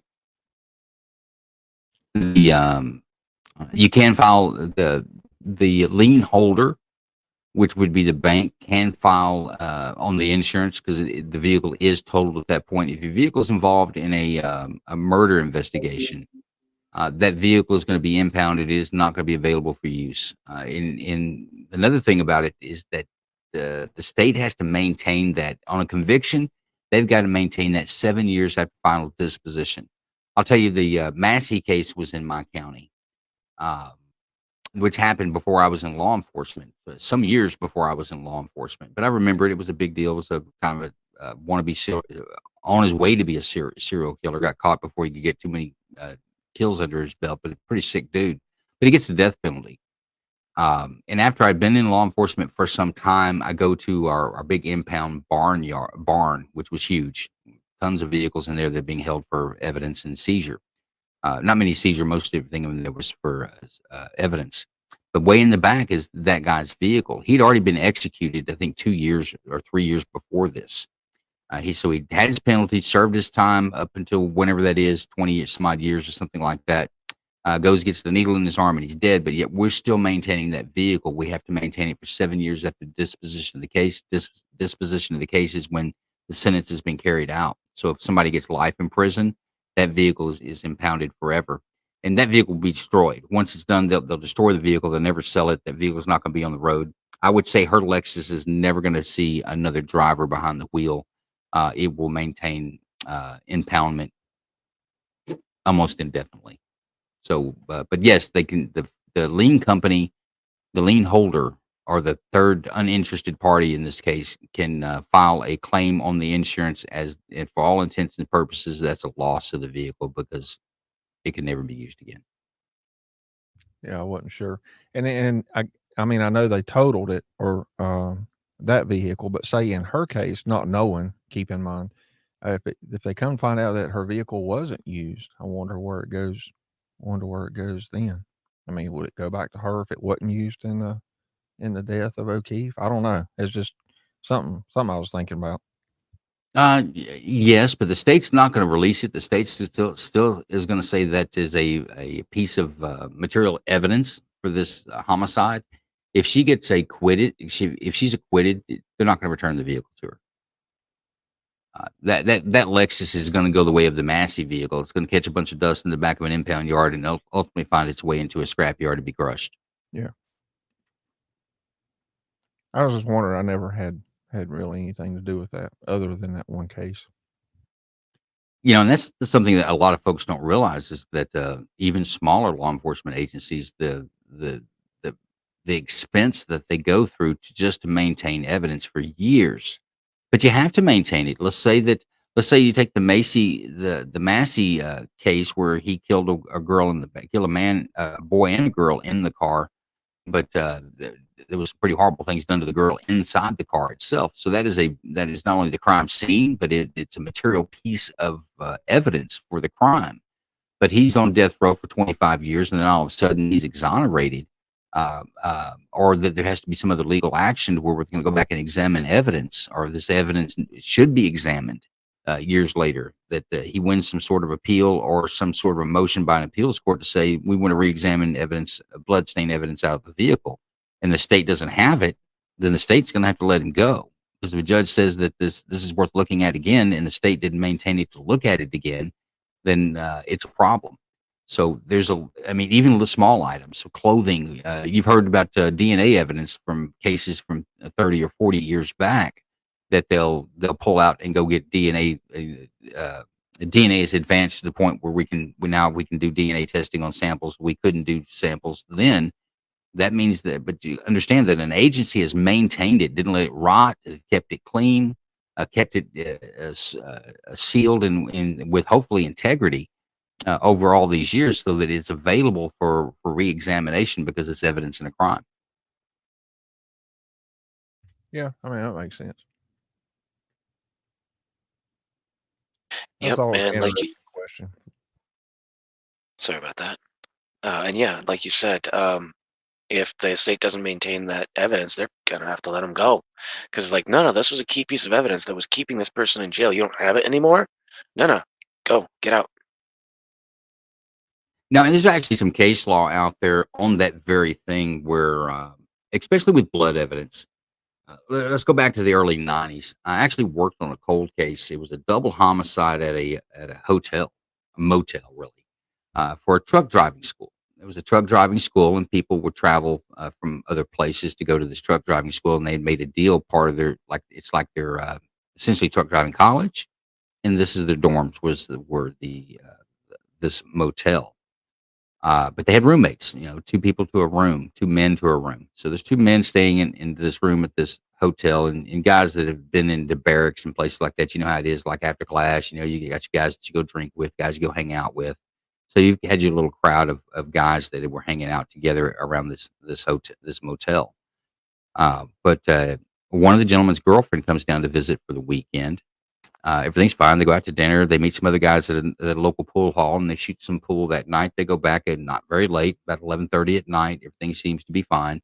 And sometime around about 2 in the morning, a guy comes out with blood on his head, but there was a double homicide in there. It should have been a triple homicide, where his girlfriend was raped and shot in the head. He was shot in the head, but the bullet hit the brain the skull, and actually went around the skull and didn't penetrate. Knocked him out, though. He was unconscious until he'd woken up, and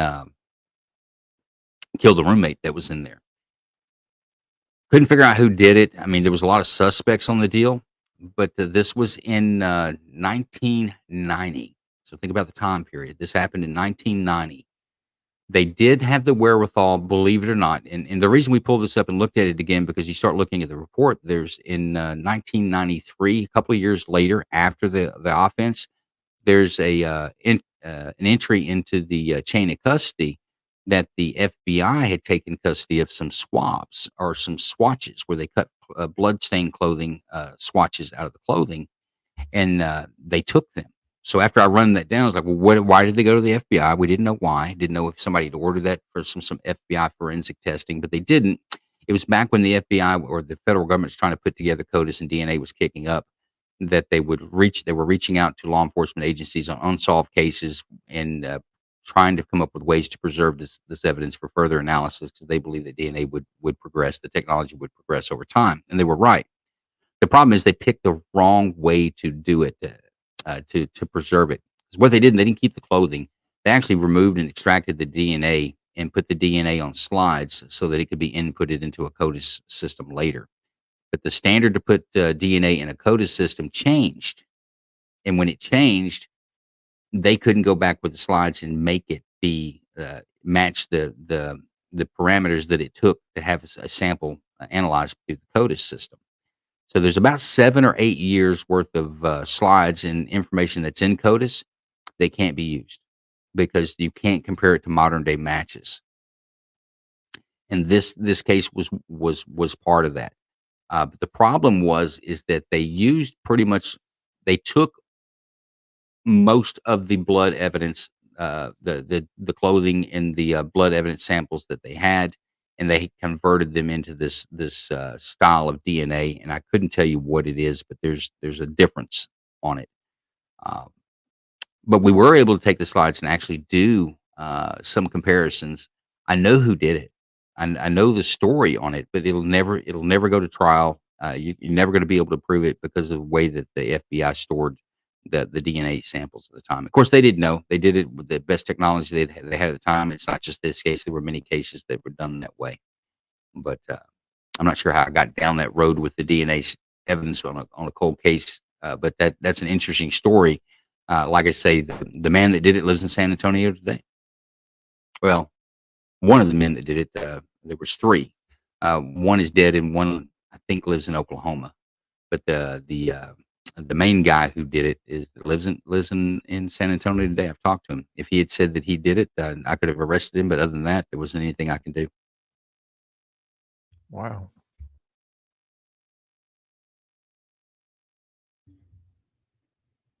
And I hadn't gone back. You said earlier about range minded doing this podcast, and I caught a little bit of what you were saying. I wish I'd have known. I could have maybe contributed a little bit of that because I know of an agency that has done that, and I will leave it at that.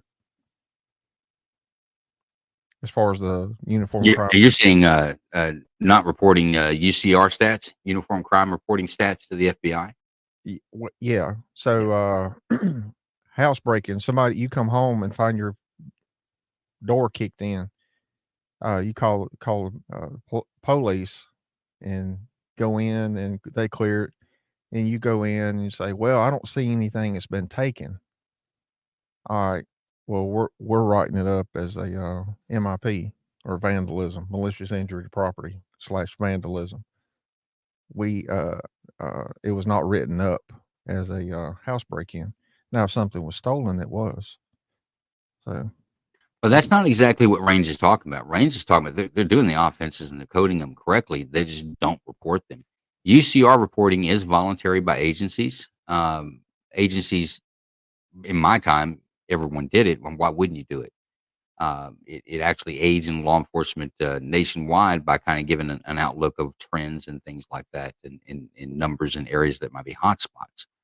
But there's going back, and this goes directly tied to the Biden administration, maybe predates the Biden administration by a couple of years, but Chicago, New York, Los Angeles, San Francisco, all these blue bastion cities are now not reporting their violent crimes. They'll decide what they report to the through UCR, but Chicago, New York, and San Francisco are not reporting at all. They just refuse to report. So you're just not getting the numbers out of some of these areas that honestly are probably more heavier in crime. But it's interesting when you go listen to the news, they'll talk about, well, crime's going down. Well, yeah, reported crime is. Reported through UCR is. And I'll also challenge that there's no other way for anybody to be able to put together any data if they don't use the UCR. It's the only way to really capture that.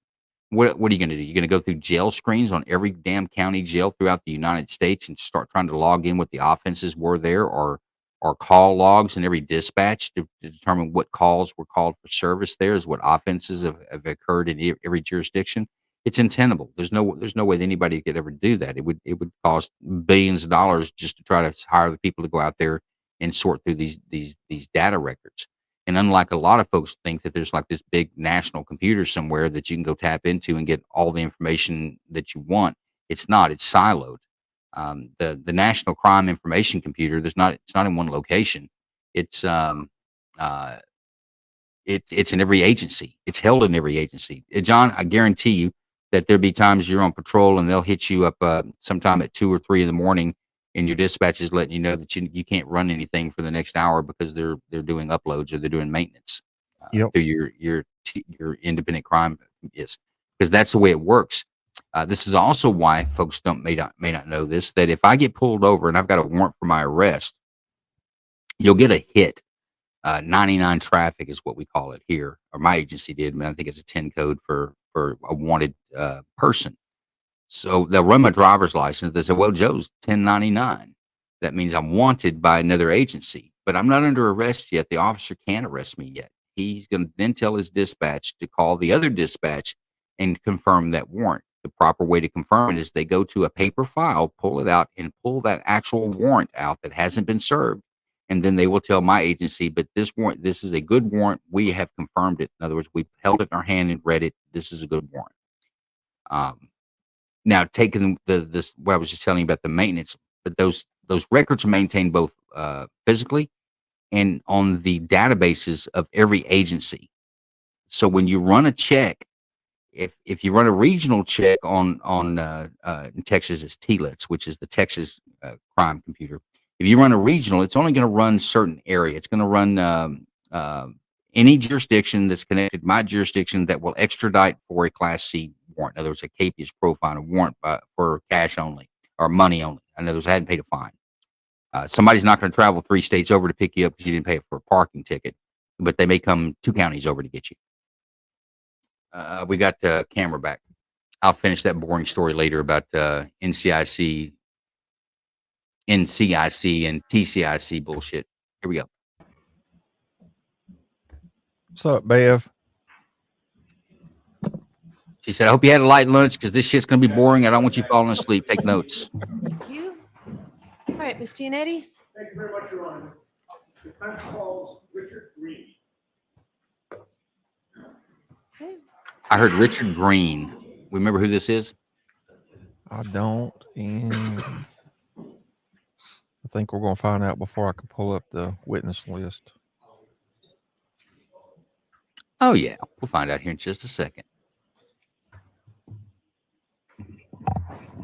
I'm trying to figure out, are these material witnesses or are these the experts? The defense case may be just the damn experts. That's where maybe we were at. Oh, no, I don't remember this guy as an expert.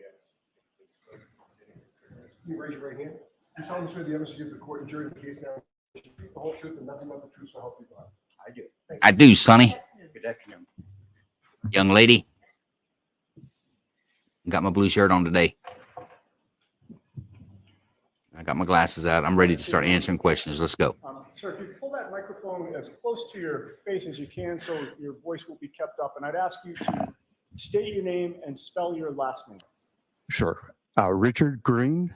That's Green. And where do you live, sir? I now reside in Coldwater, Michigan. What do you do? It's like he's happy to be there. I own and operate a company called United States Forensics.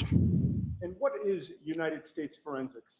Sure. We're a digital investigation firm. We have we're licensed in Florida and Michigan, but we do cases across the country. All right. And again, I'd ask you to keep. Dante says this is the Celebrate guy. They got 3 experts in discredit. This should be very good. Okay. Folks, I've got to step away for a minute. I'm going to be listening, but it goes quiet. John and James, Now, you guys have the con. I am. In addition to managing the company, what do you do on a day-to-day basis? Well, I perform the majority of the investigations. I specialize in computer, cell phone, cloud, auto video, metadata media, surveillance systems, things of that nature. Do you work in conjunction with others? Certainly. Describe that, please. Certainly. Well, we do take cases from individuals. Prefer to take cases from attorneys. We've also worked with numerous public defenders. We've worked with federal public defender. We've worked with law enforcement. Quite a variety of clientele. Civil cases? Yeah, civil and criminal. I would put it at about 60% criminals, 40% civil. Okay. And on the criminal side, you've done both law enforcement and defense, correct? Yeah, most of the law enforcement ones, though, have been more geared towards civil. It's when they had perhaps they were party to a suit and it was just improper for them to use their own experts. So that's where we provide assistance. Now, how long have you been involved in the field of data forensics? Sure. Well, my first case and testimony was 28 years ago. I'm not even sure we called it data forensics back then, but that was 28 years ago. And then about 16 years ago, started the company United States Forensics and been full-time in the industry since that point. All right. Yeah, you'd mentioned that you'd actually testified for the first time 28 years ago. That would have been 1996, if my math is correct? That's correct. You were qualified as an expert witness at that time? Yes, sir. In order to have been qualified as an expert witness, you must have had experience before that? Yeah, it was specifically in computers. We didn't do much with cell phones back then. By about a decade or so in computer IT, networking, we actually built a line of computers, a lot of repairs. So I was pretty deep into the computer IT world at that point. Okay. And you say you formed your company in 2006? Correct. And do you work full-time, part-time? What's your schedule? Oh, it's been full-time ever since. Would you describe to the jury, please, your educational background, your training, certifications, etc.? Why don't we break it down into smaller segments? Sure. Okay. First, with regard to the training that you've received. Sure. So that would have to do with Associates of Digital Forensics. Well, that would more be your education, right? You received an associate's degree in digital forensics? Correct. Okay, so why don't we start with education, since you did? Okay. Well, that was part of the work and more or less the formal training to get that degree.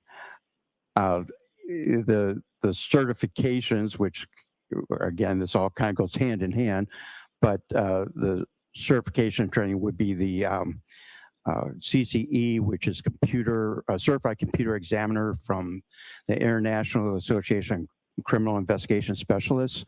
I also have a certification as a computer crime related investigator, cybersecurity, as well as computer first responder. The training aspects over the last 18 years on really a daily basis, when I've worked, I've participated in listservs, done research into the newest developments in the computer forensics, and really on usually a weekly basis.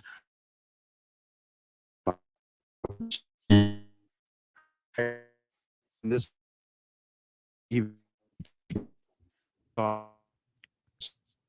Hey, Joe, if you can hear this rubber band. Training. Okay, again, voice dropped off a little bit again, so I'm sorry. sorry to keep reminding you that. Yeah, it's going bad.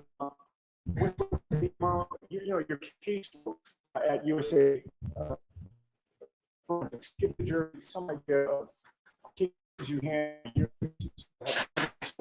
We average, I think 120 cases a year. We probably get inquiries to about 3 times. You testified as an expert witness in the area of computer forensics since that night.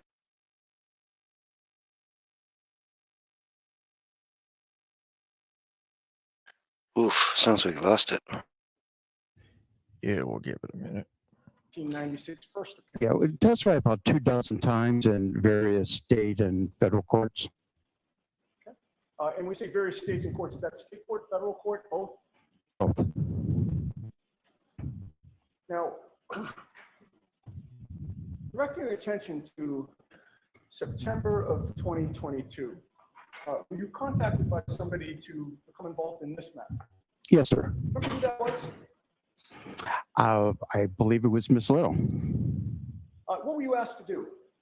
Well, there was 3 cell phones related to this case, and to provide relevance with the data on those phones as related to the incident on January 29th, 2022. Okay, and were you aware of the owners of those 3 phones?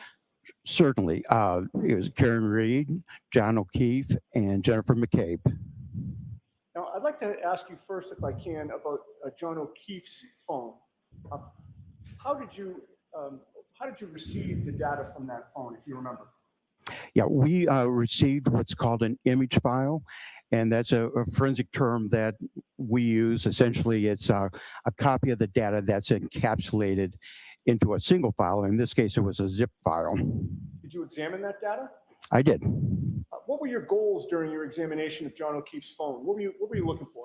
Well, initially what was reported was the location data. We wanted to get an idea of when he had arrived and anything else that we could tell from that as far as location. And when you say when he arrived, do you remember the location that you were asked to learn when he arrived? Yeah, 34 Fairview. In Canton? Yes, sir. All right. Were you able to determine, as a result of your examination, approximately when his phone arrived at 34 Fairview Road according to the location data? Yes, sir. And how did you do it? Sure. Well, I say we, so that's proverbial we. I extracted the location cache data, which is stored in the on your phone, and it's in the certain location. We exported that out, and then we use a tool called CellHawk, and we import it in there, so it can take literally, thousands of data points and automate that process to specific GPS locations, and just as importantly, the range of accuracy that that location is reporting. Okay.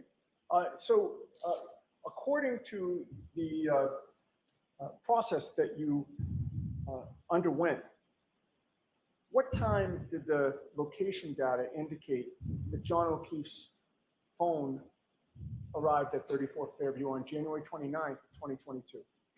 So the first one right to the driveway was at 12:24 and 28 seconds. 12:24 and 28 seconds. Correct. Now, if I asked you to filter John O'Keefe's location data within an accuracy of 3 feet using CellHawk, could you try to do that? Yes, sir. In fact, did you try to do it? I did. When? Last night. Who asked you to do that? You did, sir. If I may approach, Your Honor? Yes.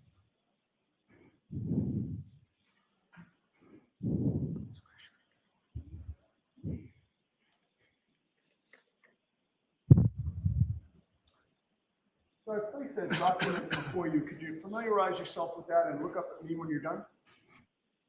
All right. Recognize that? I do. What is it? So this is a screenshot from the CellHawk program. It has a kind of a central box here that says database settings, and this is where we apply a certain filter. And what filter did you apply? This was for the accuracy of less than or equal to 3 feet. With regard to what? Oh, John O'Keefe's location data. Is that an exact? Is the data on that document exactly what you received when you used the CellHawk program to filter the data? Yes, sir. I would offer that, Your Honor. No objection.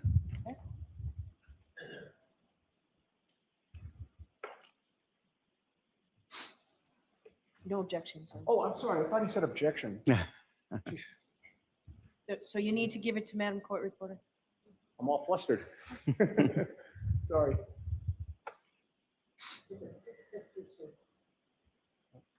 And if the witness could have that again. Thank you. With permission, I'd like to publish that, Your Honor. Okay.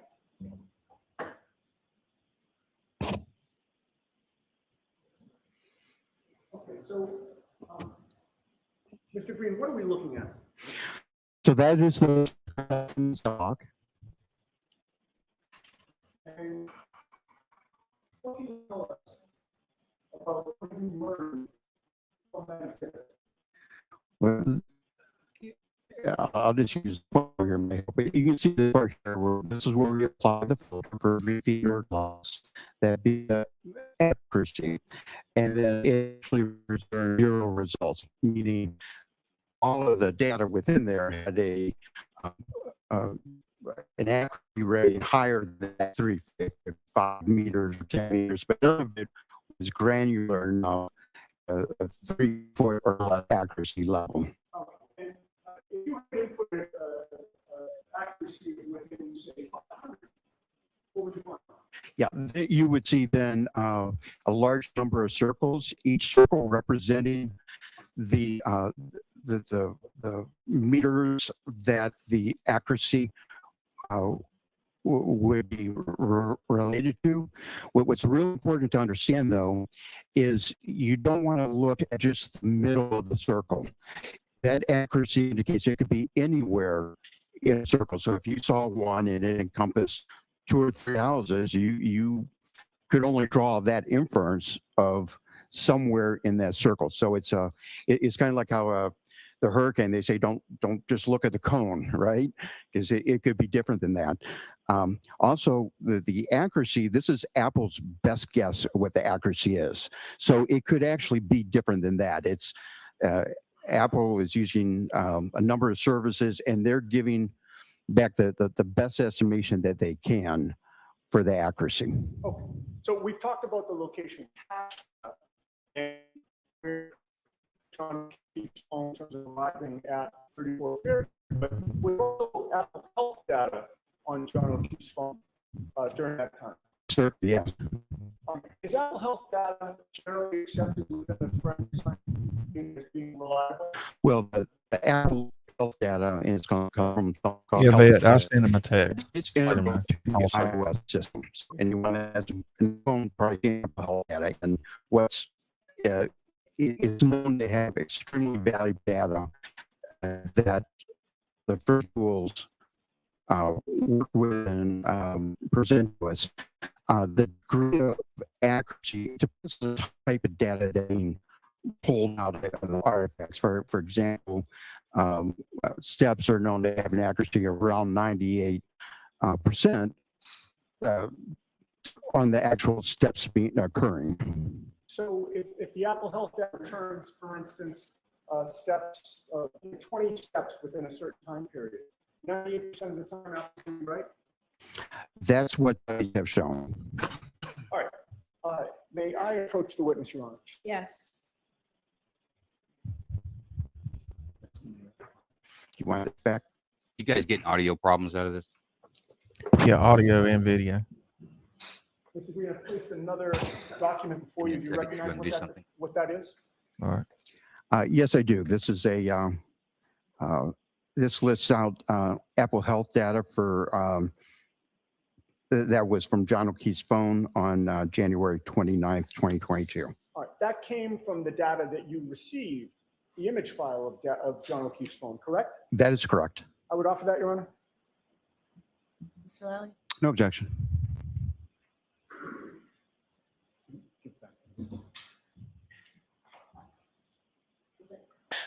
Looks good.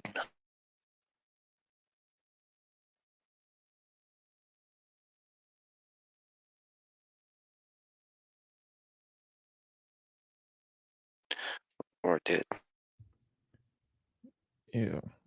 So just FYI, while he's doing whatever it is he's doing.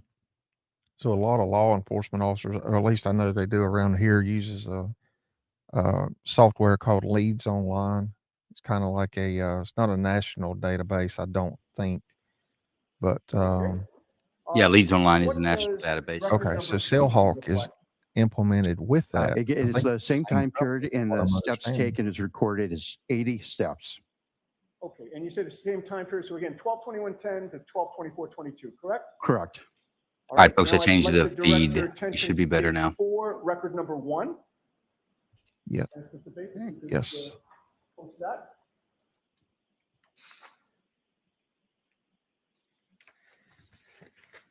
if you're ready, Mr. Green, if you could tell the jury what that reflects? Sure. So this indicates 3 sets of floors. That represents elevation change. So it doesn't indicate to us up or down, but 3 steps. And the time period for that is 12/22/14 to 12/24/37. Okay, did you say 12/21/14 to 12/22, I'm sorry, 12/24/37? Yeah, 12/22/14 to 12/47/37. I see. Okay. And with regard to all of this data, the 80 steps and the 3 flights of stairs that you mentioned, is it possible to pinpoint where within the time frame that's given those steps or flights of stairs were ascended or descended?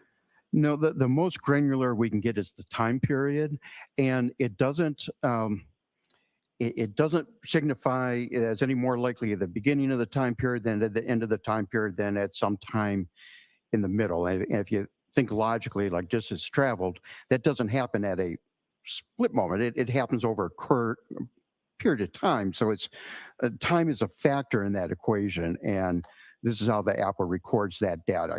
You got to look at the time overall. Okay, so you don't know if the steps are bunched up toward the beginning or toward the end or more evenly spread out? No, I would not be able to tell you that. Now, we've discussed the Apple Health data. I want to go back for a second to talk about the location data on the iPhone.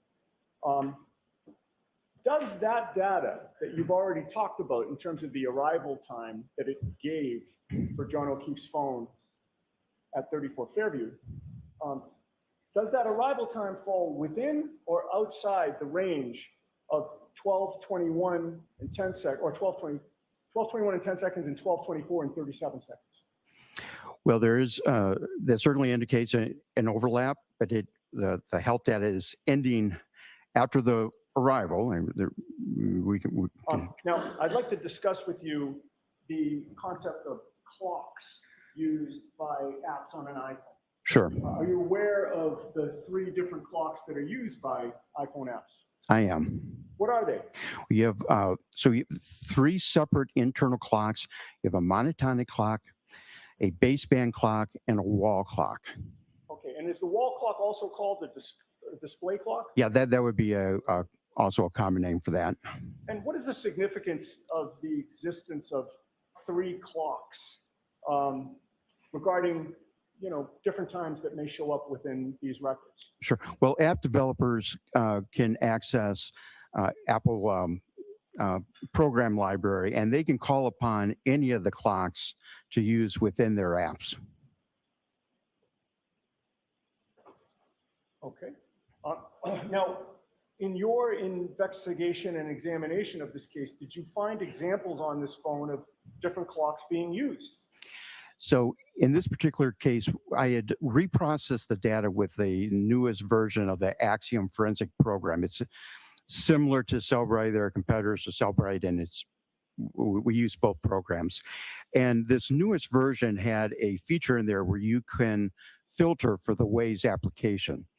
And again, just following up and seeing how this functioned, we filtered for the Waze application. And for the first time, we saw this monotonic timestamp being related to the Waze application. Okay. I want to show you Exhibit 640, if I may approach, Your Honor. Sure.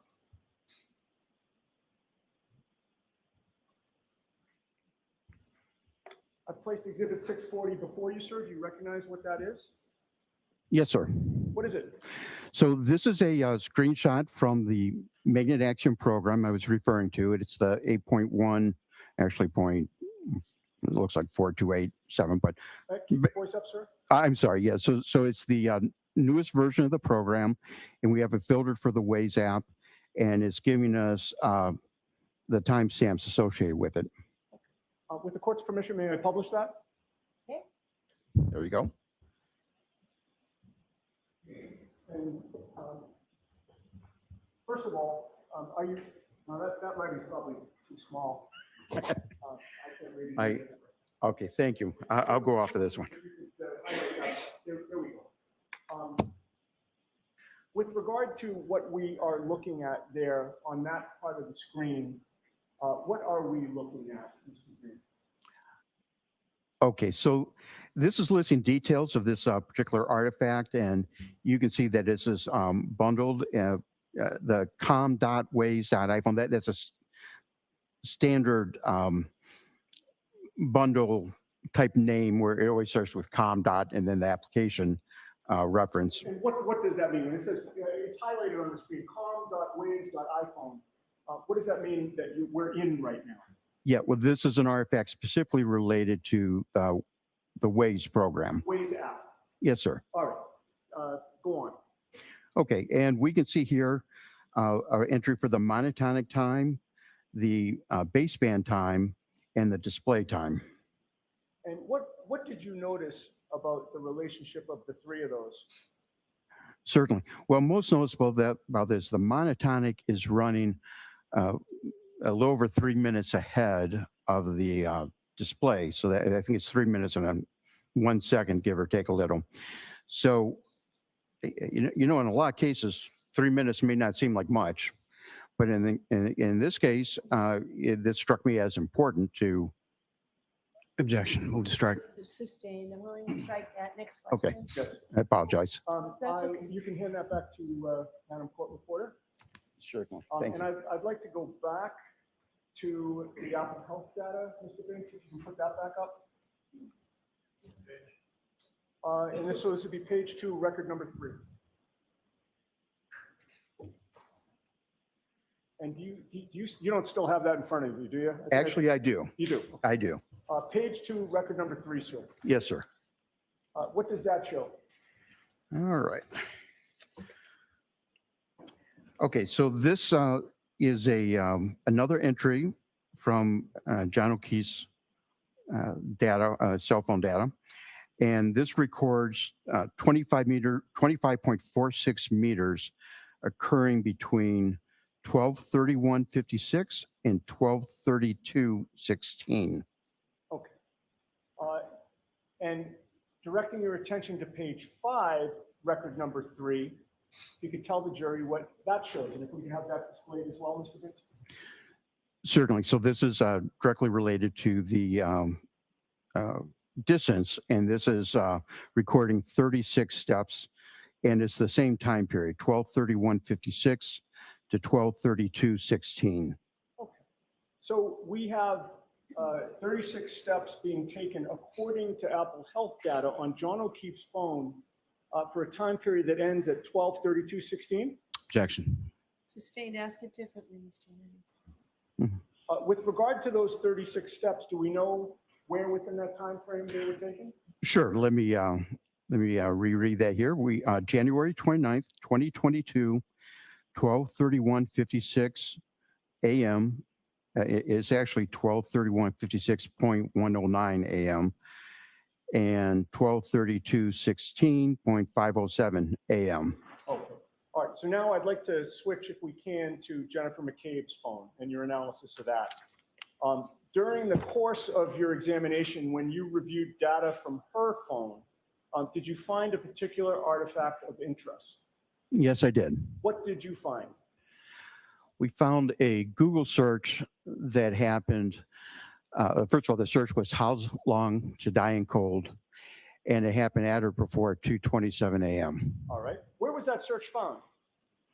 Sure. So the artifact on that was called a Safari Suspended Tabs artifact, and there's a database associated with that called the Browser DB database, and in a company file, which is by the same name but ends in WAL, which stands for Write Ahead Log.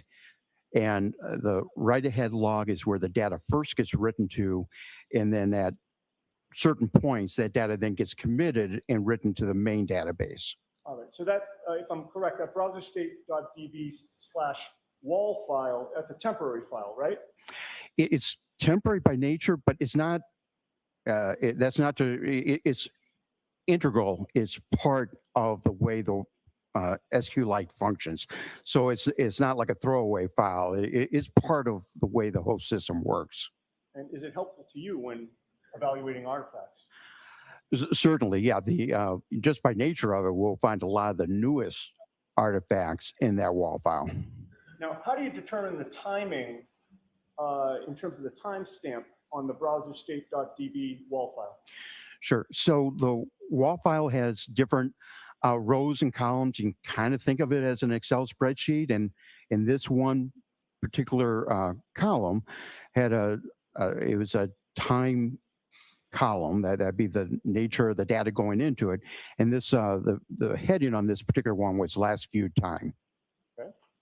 Regarding that Google search for Haas long, and I say Haas, HOS long to dry Correct. and cold, found in the browser state DB wall file, what was the date and time for that artifact? Sure. So that's recorded in what's called Apicocoa time, and it's actually the number of seconds since January 1st, 2001. So you end up with this large number, but that gets converted to present to us something that's human readable, and then you have to apply the offset for the local. So once you do all those calculations, that's where we get the January 29th, 2022 at 2:27 Okay. in the morning. The specific, do you remember the number of seconds after? I believe it's 40 seconds. 2:27, 40 seconds. Yeah. Okay. And in what state did you find that artifact? Yeah. So the specific artifact, or it comes from a record, and the record number on this is 4028, I believe, and it was in a deleted state. Okay. Now, what would you normally expect to find along with the artifact, sir? So you'd have the date and time, the URL, which the way the URL presents itself, we know that it's a Google search, but you also see a history of other places that tab has been. And with this particular artifact, did you learn the full internet history of websites related to that record? No, that wasn't possible. We were only able to get the one website. I would say. And I'm sorry. I'm sorry. Go ahead. I interrupted you. Sorry. Well, no. So we definitely got the one artifact, the Google search, and we have the time related to it, but we do not know everywhere else that tab had been. Okay. What significance was there to you about the fact that the full internet history related to that record could not be recovered? Well, I wanted to do a little deeper dive into that, and so I used some various other database specific tools. One was called Belkasoft X, which has an excellent database viewer in it. Sanderson Forensics, which is known to specialize in this type of work, and ArtX? I'm sorry. ArtX? You saved me. Yes, ArtX, which is a program known in the community for research.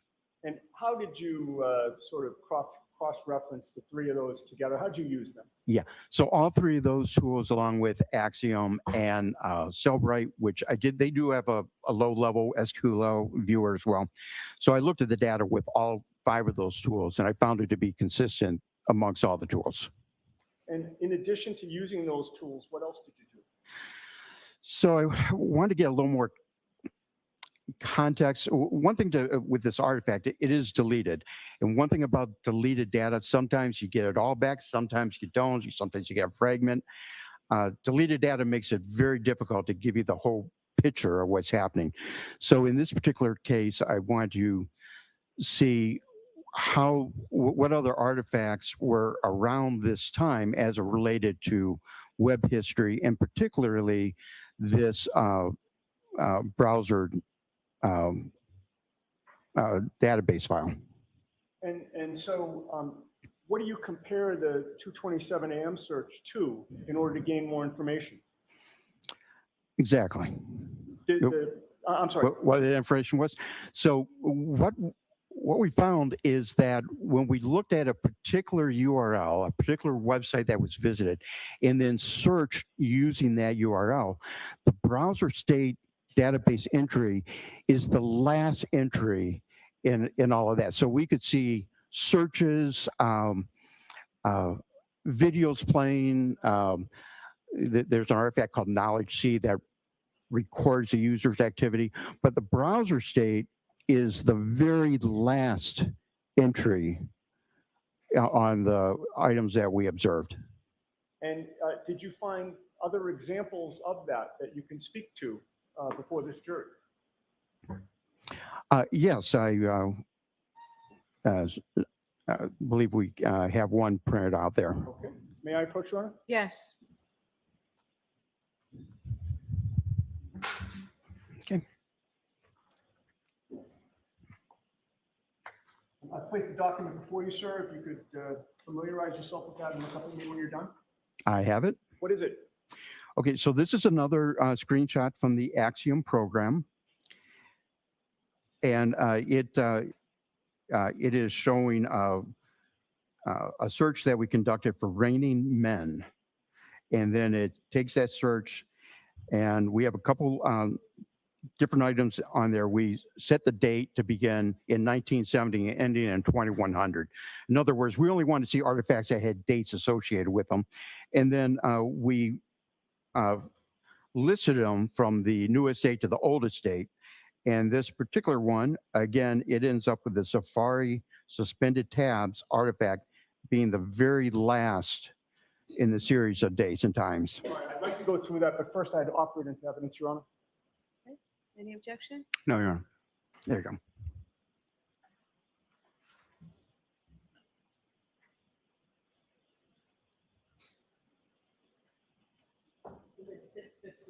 And with the court's permission, may it be published, Your Honor? You want this? Yes. Okay. Okay. Okay. So we have a number of columns here. Could you explain to the jury what's going on with that exhibit? Certainly. So I'm gonna switch glasses back here. Forgive me. Do you need the light on, sir, or are you okay? No, I'm fine, Your Honor. Okay. Thank you much. I can certainly do this. So we are looking at here web-related history, and also I have the filter turned on for application usage because there are some log files, sort files that the iPhone keeps track of to record user interactions, and that can give us a idea of the history as well. And then, as I mentioned, we have it filtered so that it's only showing dates, that dates existed, and we took the earliest possible date to a date way in the future. And then it's listed, and next to the date and time, you'll see a little arrow, and it's skinny at the top and big at the bottom. That tells you it's going from smallest, earliest time to latest time. And this particular view is showing us the last of that series, because what's relevant and really important here is that the Safari suspended state tabs ends up being the last of the entries related to that, not one of the beginning of the entries related to that. And what is the significance of the Safari state tab being the last entry? What does that tell you? Yeah, well, so it tells us the internet history happened before that, and the purpose of this tab on at least this particular iPhone with this very specific iOS version is to record the state of that tab when the user left that. And the whole purpose of that is if you're on Safari, you're on a website and say you have to take a phone call or answer a text message and you navigate away from the Safari app, when you come back, it remembers where you were and allows you to pick off from there. It also allows you to hit the tab button and see what other tabs you might have open and navigate to one of those tabs. All right, so as I see the last tab, am I correct that the time is 1:29:22, same day, at 2:27 and 38 seconds? Is that what it says on your? I'm sorry. I'm definitely getting a pair of bifocals. I apologize here. I feel a little silly. Yes, on this particular one. So that is just moments before the Google search artifact. The one that you previously talked about, the Hoslam to Die House. Long to die in the code, yes. But all the other history of this particular artifact was before that time, correct? Correct.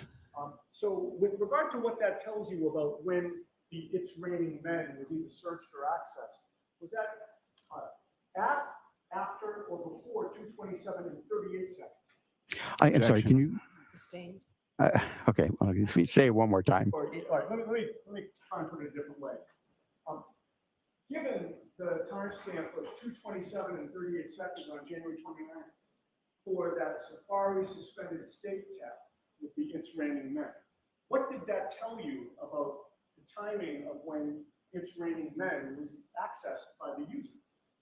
Yeah, well, so the indications would be that that tab was brought up and then went away from to do another tab. So it can happen less than a second. It doesn't take long to open up a tab and start a new tab. Can be done very quickly. I'm not really phrasing this the right way to get what I want. What I want is the timing of the interaction with It's Raining Men by the actual iPhone user. When did that happen? Well, certainly, all the activity that we have is all prior to the recording of this that timestamp in the browser state. All right. Now, with regard to this particular example where the browser state DB is the last entry, so the activity happened before, was that unique on this phone, or were there many examples of this? No, I found many examples of this exact behavior. All right. Now, given your findings in researching these issues and how this user used this iPhone with this iOS, do you have an opinion to a reasonable degree of scientific certainty as to the timing of that search for Haslong to dying cold? Objection. Sustained. Do you have an opinion to a reasonable degree of scientific certainty as to when Haslong to dying cold was searched? Objection. Sustained. I can see you at sidebar. Thank you.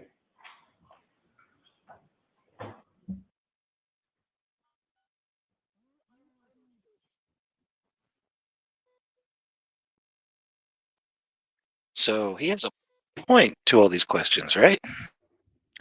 Yeah, the discrepancy between, so what he's basically saying is that there's 3 clocks and there's like 3 minutes and 1 second time difference because of the Waze app that they were talking about the other day.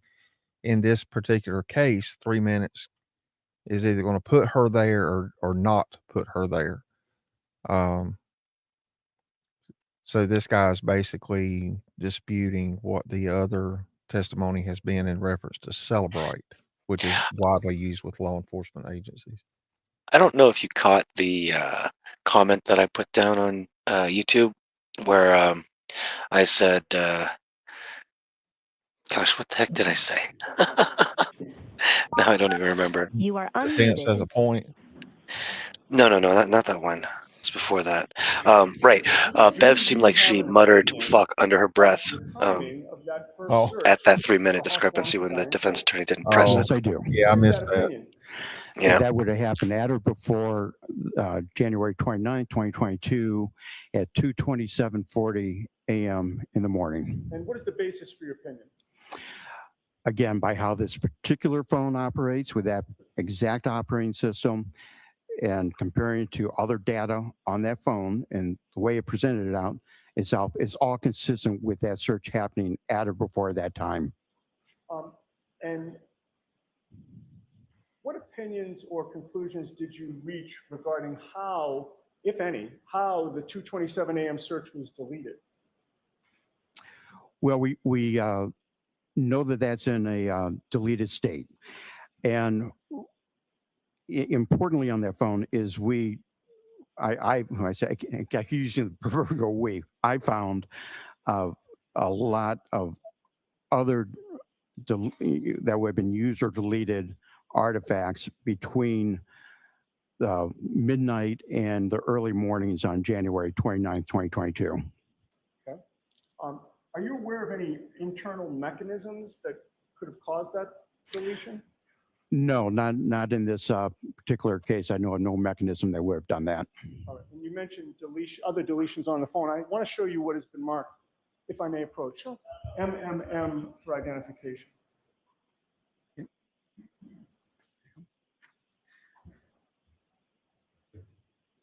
you recognize what I've placed before you, sir? Yes, sir. What is it? Okay, this is from Cellbrite. It's a program, again, like the Axiom that processes data. And this is a This lists out a 623. This lists out a deleted call record. Okay. Are you able to see from that record to whom the call was placed? Yeah, well, we have the number, and I won't necessarily read it out loud here, but through searching, and this is from the phone of Jennifer McCabe, but through searching for that the number, I was able to see that it went to. You want me to say the name? Sure. Yeah, Uncle Brian A. Okay. I would offer that into evidence, Your Honor. Same objection as before, Your Honor. As when this was, may we approach? Okay.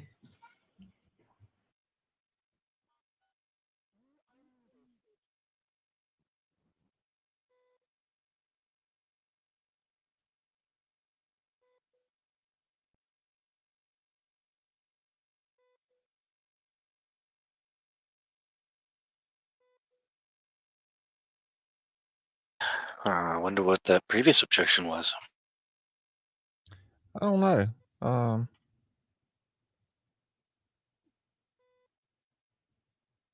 They have been doing an awful lot of approaching the bench this trial. Yeah.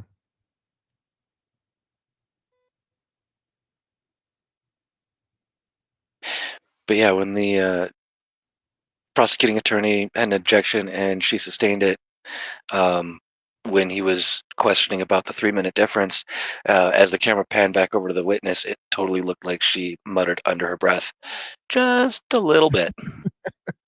Oh, she's probably said it a couple of times. We just ain't heard it. Yeah, because it totally looked like she wanted to see where that 3-minute gap went, where it was leading. Because that's odd. Like you can totally see the display time and the other time being off by, I don't know, half a second, whatever it was, because it looked like it was off by about half a second. But having the 3-minute difference on the monotonic time, that's insane. Like Yeah. he didn't even get to explain what the monotonic time was, like fully. Do you know what that is? I don't. Like he was saying, the monotonic time is time that is counted since January 1st, 2021. In seconds. And so you do calculations to figure out everything that happens after that. That's basically the exact time. And this is something that's pulled from like the internet and whatnot. So having your display time 3 minutes different from that, that's not really heard of. Yeah. And even and I understand what you're saying, but baseband, I wonder what that is, because that's only within 2 seconds of the display, 2 seconds shorter than the display time. I think baseband time is time that's just. So folks, we're trying to streamline the exhibit numbers. It looks like this may already be in evidence. It's one of 4 different numbers, so I sort of wanted to keep it with that. We are so far removed from where it was that this will just come in as the next exhibit. So you will technically have it in evidence twice. Okay. Thank you. May I approach again, Your Honor? Yes.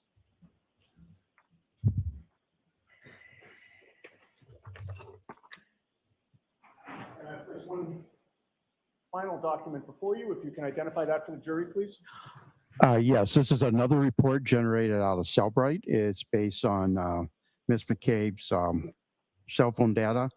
And this lists out the call log with a number of deleted items and number of live items.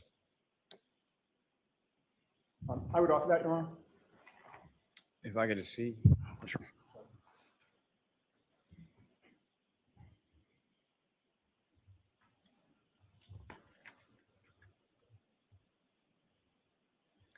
So this is saying monotonic time is a measurement of the time I think since it's the already in system evidence was as well. powered So- on Actually, it's and is confirmed maintained it's not. kernel. It's not yet in evidence. We looked at the exhibit. Oh, okay. So yeah, the baseband time is the one from 1 second. That'd be the time that you get from your cell towers.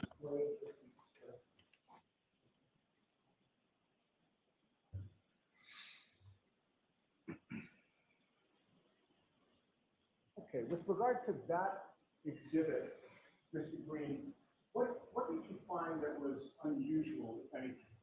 Objection. Sustained. Ask it differently, Mr. Yannetti. Yes. What did you find of note? Certainly. What was the time frame of the deleted records? Now, I'll just talk about this particular report here. It starts at 5:33:47 in the morning, and on the second page we see it ends at 8:50 and 15 seconds, again a.m. And then the normal calls, what we call live data, then begins at 8:59 and 34 seconds and goes on throughout the day with no additional deletions. And am I right that those are all, that's the call log, those are all phone calls? Correct. Yeah, this is the call log. And what was the difference between the calls that were at 8:59 and after on January 29th, 2022, and the calls that were before 8:50 a.m. on January 29th of 2022? Yeah, well, it's the state they were found in, deleted versus live data. I'm sorry? Deleted data at the earlier time and live data after the 8:59:34. What percentage of phone calls were found deleted on Jennifer McCabe's phone prior to 8:50 a.m. on January 29th? So all right, I have to see you. Take this down for a minute, please. I have to see counsel.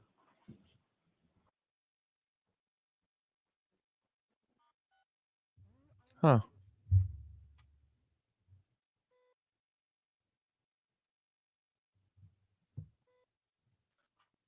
Don't see the judge calling everybody up every so often.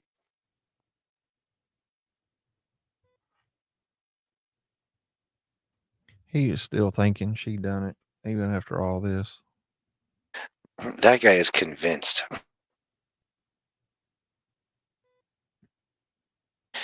Looks like the guy behind him has some doubts, though.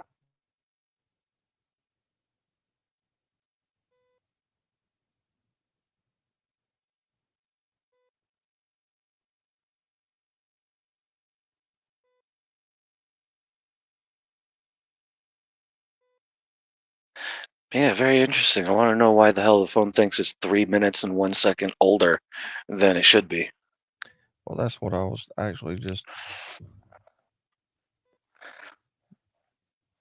researching. Like I said, I've never even really heard of something like that. The times usually agree.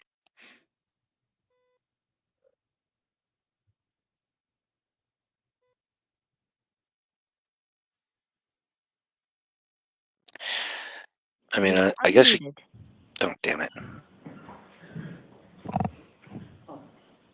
So, Mr. Green, I'm not sure if that question was clear or if you understood it. If it's not, please let me know. But I had asked you from the first recorded call there that was listed as deleted until 8:50 a.m. or so, what percentage of calls were deleted on Jen McCabe's phone within that time period? Yeah, so we found no live data, so 100% of them would have been deleted. Now, are you aware of the term spontaneous deletion? No, sir. I know what the individual words mean, but in relation to digital forensics, I'm not familiar with that term.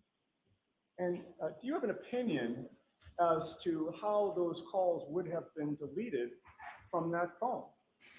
Those would have been user deleted. I may have a moment. Sure.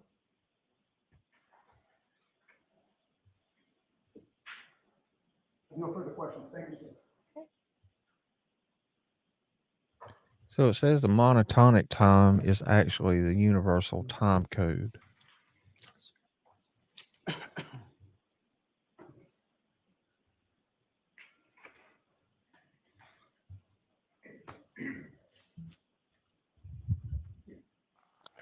So that would be the atomic time. Good afternoon, sir. Do you know who Miss Jessica Hyde is? I do. Are you aware that she wrote a report in relation to this case? Yes. Specifically in regard to the Google searches for Ms. McCabe's phone that you were just talking about? Yes, sir. It was very specific about that search. And have you had a chance to review that report? I have. You also know who Ian Whiffen is. Certainly, yes. And are you aware that he wrote several reports or submitted several items in relation to, again, the exact topic that you're testifying about in relation to the Google searches on Ms. McCabe's phone? Yes, sir. I understand that. And have you had a chance to review those materials as well? Yes, sir. You understand that they both disagree with what your opinion is in relation to those searches? I absolutely understand that, sir. Now, just as far as your qualifications and certifications go, I'm just having a difficult time. From the certifications that you have, at what point were you, or what, if any, certifications do you have with reference to Cellbrite as a tool, as far as your use and interpretation of data from Cellbrite? Certainly. So my certifications are much more broad. They have to do with a lot of the fundamentals and how we conduct the investigations and what tools we should know and when we need to know we need to do more work and such like that. Cellbrite, I do not have any specific Cellbrite certifications. They offer many of them. However, I have participated in, God, I can't even count, hundreds of their training events that they offer, both Cellbrite, Axiom, Belkasoft. They all provide the community with fantastic support as far as that. And although certainly a class can be very good, but you really need to stay up to speed. You got to participate in the most recent understanding being put out there. Even in the changes of their tools will change from one version to another. And so, to the point, as far as you have no certifications in regard to Cellbrite as a tool and how to use it, those kind of things. That's correct, sir. And in this specific instance, at any point, did you reach out to Cellbrite to go over sort of your findings or your opinions in relation to this search? I did. And who, if anyone, did you speak with from Cellbrite? As close as I can remember, I know it was Leo, and I believe it was Santos. And do you know what part of Cellbrite they work in or what they do? Well, he was in the technical support and contacted him. He had informed me that they had elevated this up to some higher level technical support when they came back. His comments to me, if you want to hear them, was that this. Okay. That's for his comments, but at Okay, some point, I you understand. talked to technical support, is that correct? Absolutely. And they indicated that they would refer you to actually Mr. Whiffen's team? No, sir, they did not. So you weren't told that you were referred to Mr. Whiffen's team and you weren't contacted by anyone from Mr. Whiffen's team? No, and I forget the exact date. A couple weeks ago, maybe a month ago, out of the blue, I got an email from Ms. Whiffen saying, and I can't, I don't want to misquote them, but certainly I got an email from I'm not asking him. you about any specific conversations Okay. you had. When I'm asking, and I'm asking about a time period more back in 2022. I'm sorry, I couldn't quite hear you. Back in 2022, did you reach out to Cellbrite in relation to this search and your opinions related to it? Yes, sir. And at that point, was that the point that you spoke to someone from technical support? Yes, sir.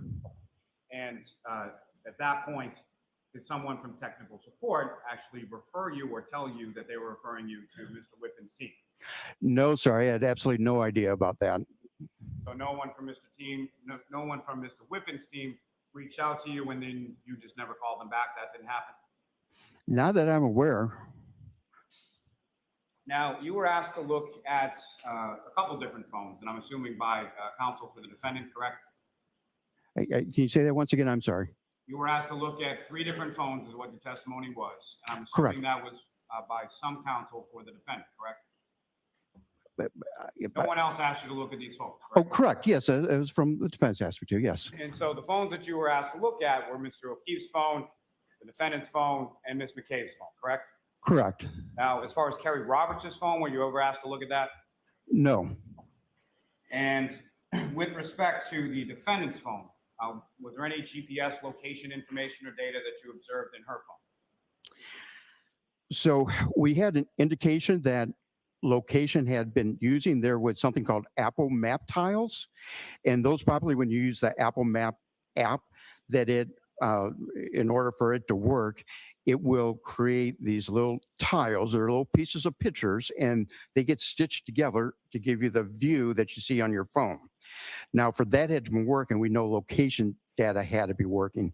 This particular location data, the location data cache, is known to only be present on the phone for a couple weeks.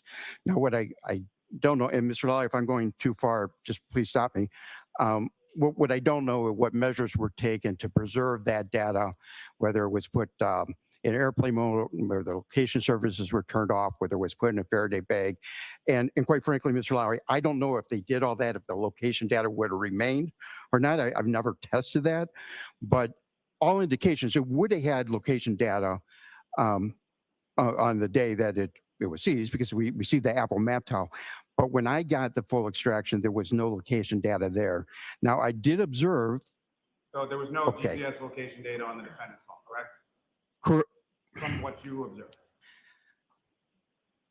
And again, if I'm, there was, I did find deleted location data from April of 2022.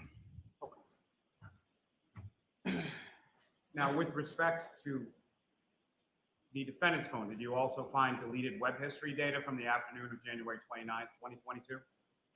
No, I'm sorry, I didn't observe that. Didn't observe it, or didn't look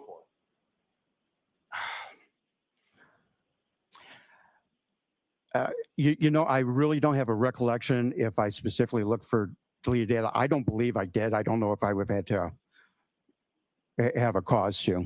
Now, with reference to, you were asked some question about location accuracy within 3 feet. You did some sort of thing last night on CellHawk using that tool. Is that correct?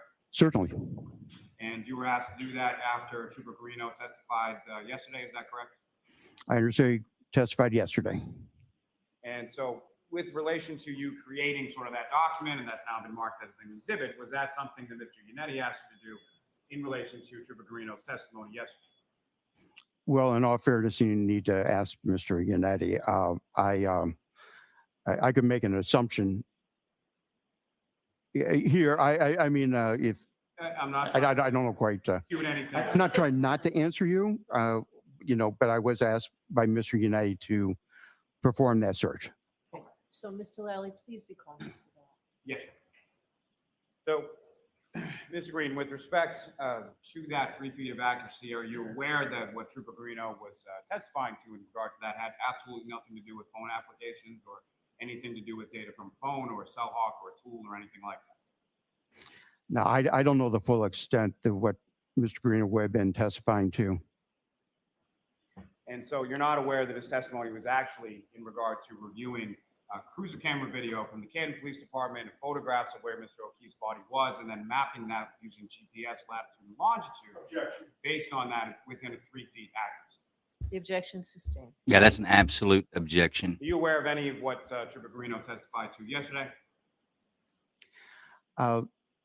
What you're mentioning, I may vaguely be remembering, and again, I'm not trying to not answer your question exactly.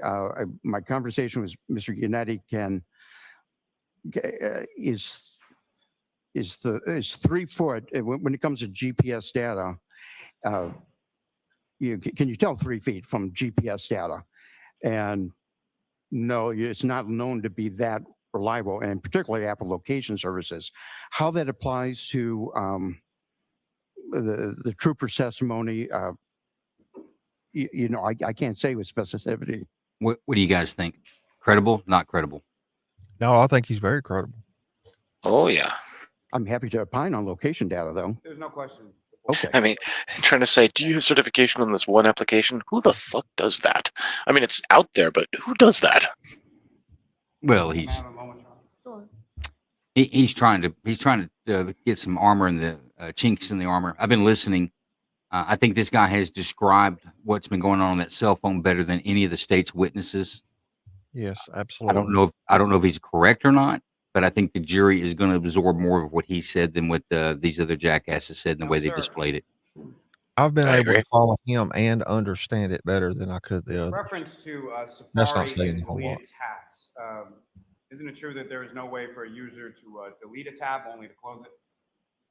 Do you agree with that?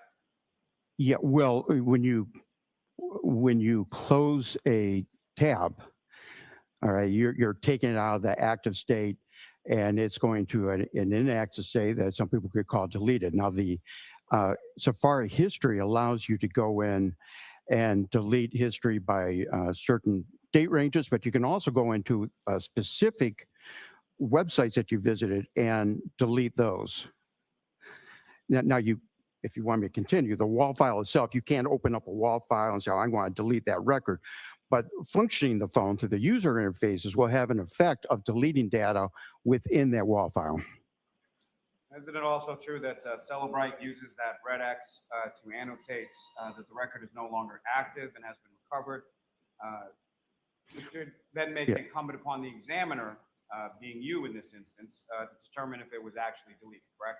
Yes, sir. Thank you for asking. It's yes. That's all I'm asking. Okay. All right. There'll definitely be a redirect on You this. stated in your affidavit, in your testimony, that Yeah, I you agree. used the Sanderson SQLite or SQLite Forensic Explorer to examine the Safari tabs DB associated with the WAL file log. Is that correct? Yes, sir. Now, in your analysis using that Sanderson Forensic Explorer, was there an indication that House Long to Die in Cold was found in the WAL file? Yes, sir.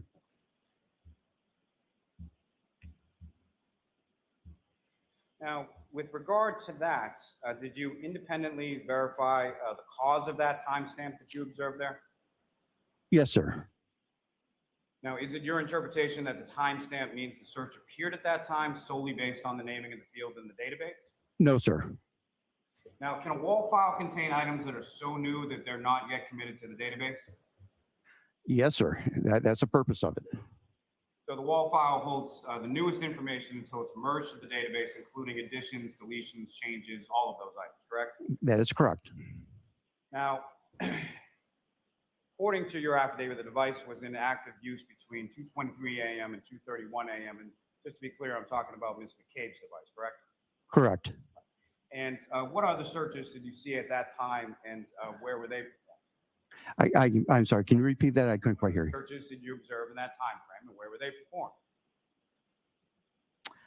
Well, there were a number of websites, including the Rainy Men exhibit that we did. There was Ozone Basketball, I believe. There, Hockermont, Smith. And I can tell you that those, similarly, the last entry with those there is the browser state DB file. It's not at the beginning. It's not at the end. And I have a couple thoughts on why that may be in regards to Ms. Hyde and Ms. Whiffen. I'm happy to share those with you. I'm not asking you anything about that, sir. Very What I'm good. asking is, But the is it defense possible will. for a change request Oh, yeah. in the wall to a SQLite database. I think Lowley's getting. Pertaining to one particular field, leaving the other fields as what they were. I think he knows this is downhill. I want to answer your question as well as I can. So can you repeat that one more time? Is it possible for a change request in the wall to a SQLite database pertaining to one particular field, leaving the other fields as what they were previously?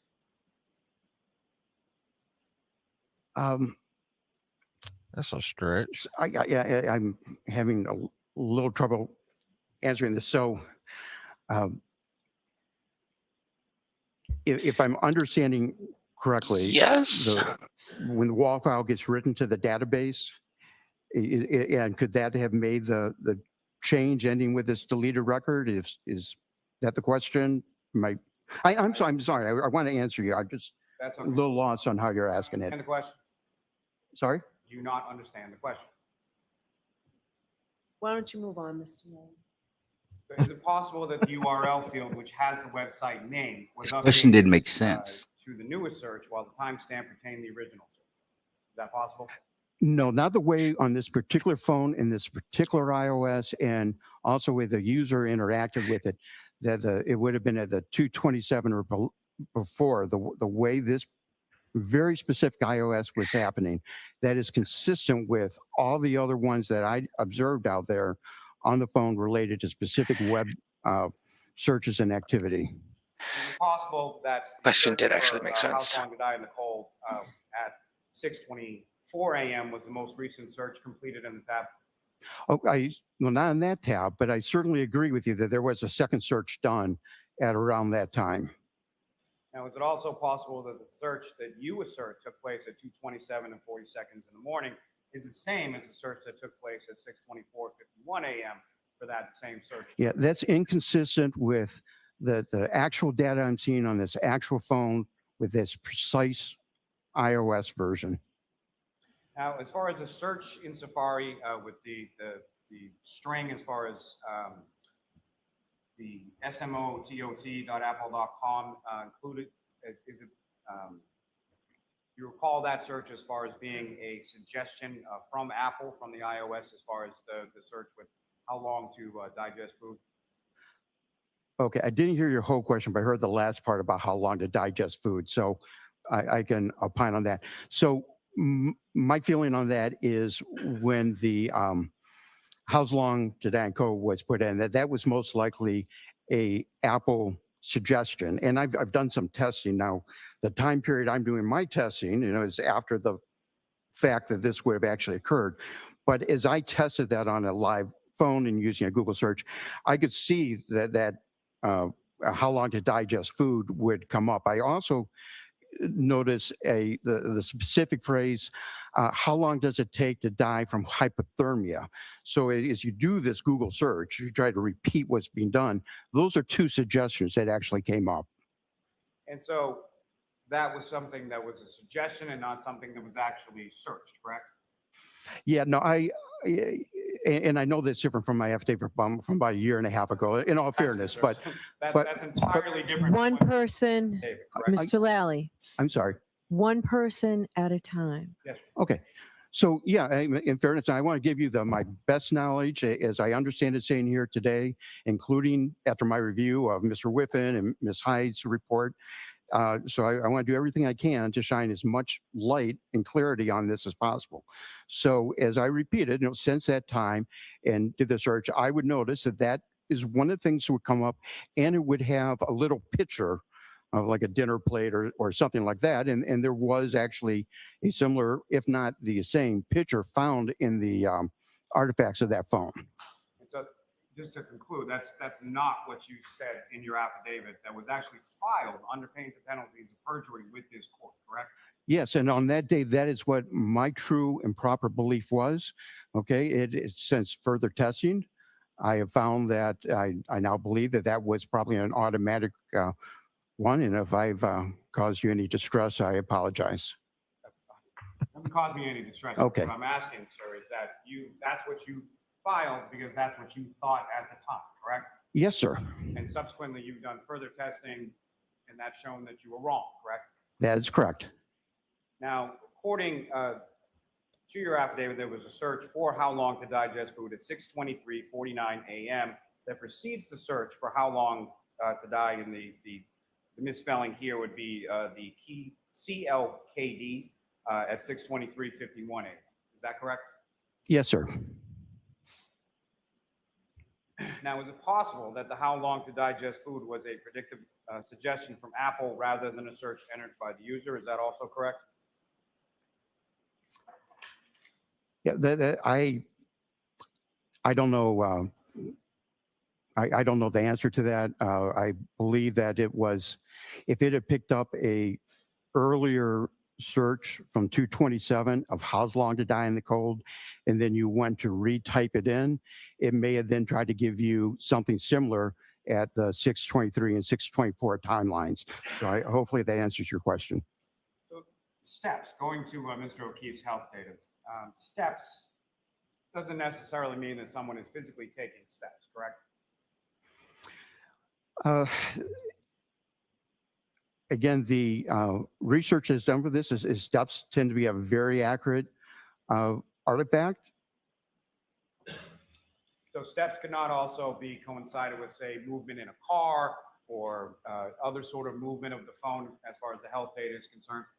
Sure. Well, I did geez, quite some time ago, do some testing with an actual iPhone 11, the same make and model, and took a drive and tried to see if it would register steps. It did not. I sat in a chair and tried to duplicate how I thought I would walk to see if it recorded steps. It did not. I took the phone from the floor to the ceiling to see if it would record a flight of stairs. It did not. The only, with that iPhone 11, same make and model that I got, it was very consistent with me actually doing walking steps, and that was whether I had it in my shirt pocket, my pants pocket, or clipped onto my belt. That's your testimony? That is my testimony, yes, sir. Now, are you familiar with GPS native locations? Yes, sir. And GPS native locations takes its data as far as defining latitude and longitude from a number of different sources, correct? Well, true GPS, okay, is going to take it from the GPS network.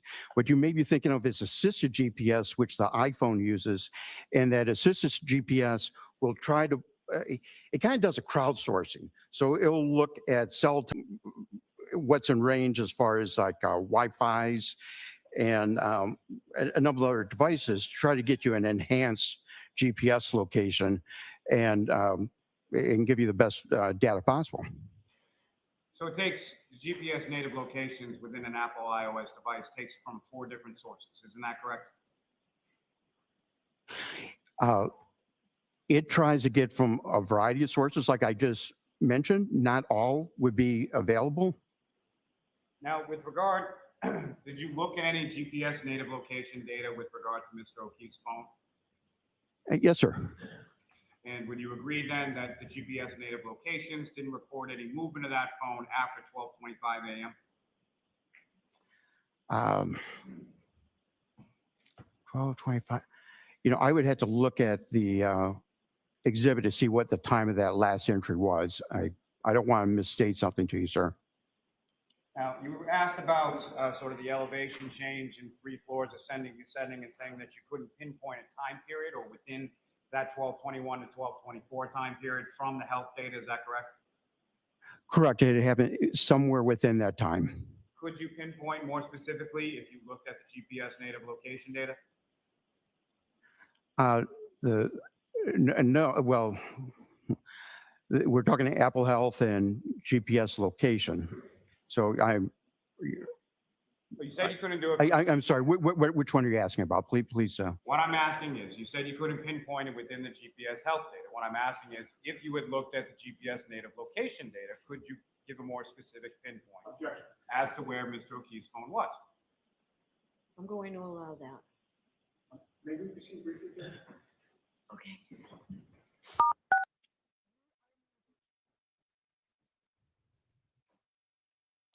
So yeah, that question that kind of confused everybody. It did actually make some sense. He was just asking in a very convoluted way. Anyone who's not tech savvy would have no clue what the hell he was saying at all. And even the tech savvy guy was like, I'm not entirely sure what you're asking. Yeah, no, it did make sense. It was just odd way of asking it. I think that Lolly questions were intentionally vague and difficult to answer to try to trip this guy up. The problem with this guy for the state is that You are unmuted. This guy didn't take a class. This guy knows it. He's been doing it since the mid 90s before cell phones were a thing. He could walk in his head through the iOS system on any particular phone. Now, to be clear, sir, you indicated earlier in your And I think testimony the jury's going to respond well to this elevation testimony. change, from 1221 to 1224, you could not pinpoint where in that time period, or specifically where in that time period the elevation change occurred, correct? That's correct. It's a time range. Yes, sir. So what I'm asking is, had you looked at that in the GPS native location data, would you have been able to more accurately or specifically pinpoint when that occurred? Okay. So the location, are you looking for a yes or no? I'm sorry. Yes or no? I can try. There was, yes, there was location data within that time period. Okay. And are you aware that Mr. O'Keefe's phone from the GPS native location data was actually a half-mile away from 34 Fairview Road at the time that it made those recordings in the GPS Apple Health data? Right. Yes, I understand he was using Waze, and it had made that recording. I understand that. That's why the finding that 3 minute and 1 second offset brings into serious doubt if that time was accurate. And when you apply that to the location offset, then the Apple Health data and the GPS all aligns. Now, I have not decoded Waze and found out what functions they were calling and all that. And I don't mean to indicate that I have, but I mean that the latest version of Axiom is bringing that up as an artifact and a timestamp related to Waze. And in the case of here, where minutes are important, I thought it proper that I bring this to the attention of the case as a possible explanation. As a possible explanation? As a possible explanation, sir, yes. The three different clocks that you were talking about, are you aware that those are actually associated to power usage and not applications? Right, that power usage was directly related to the Waze application. So it's your testimony that those three clocks apply to the times in Waze? Is that your testimony? I'm saying that the timestamps were directly related to Waze. It was reported by Axiom when you applied the filter and say, show me all the artifacts related to Waze. These were artifacts that came up related to the Waze bundle. So I guess you need to give it the weight it deserves.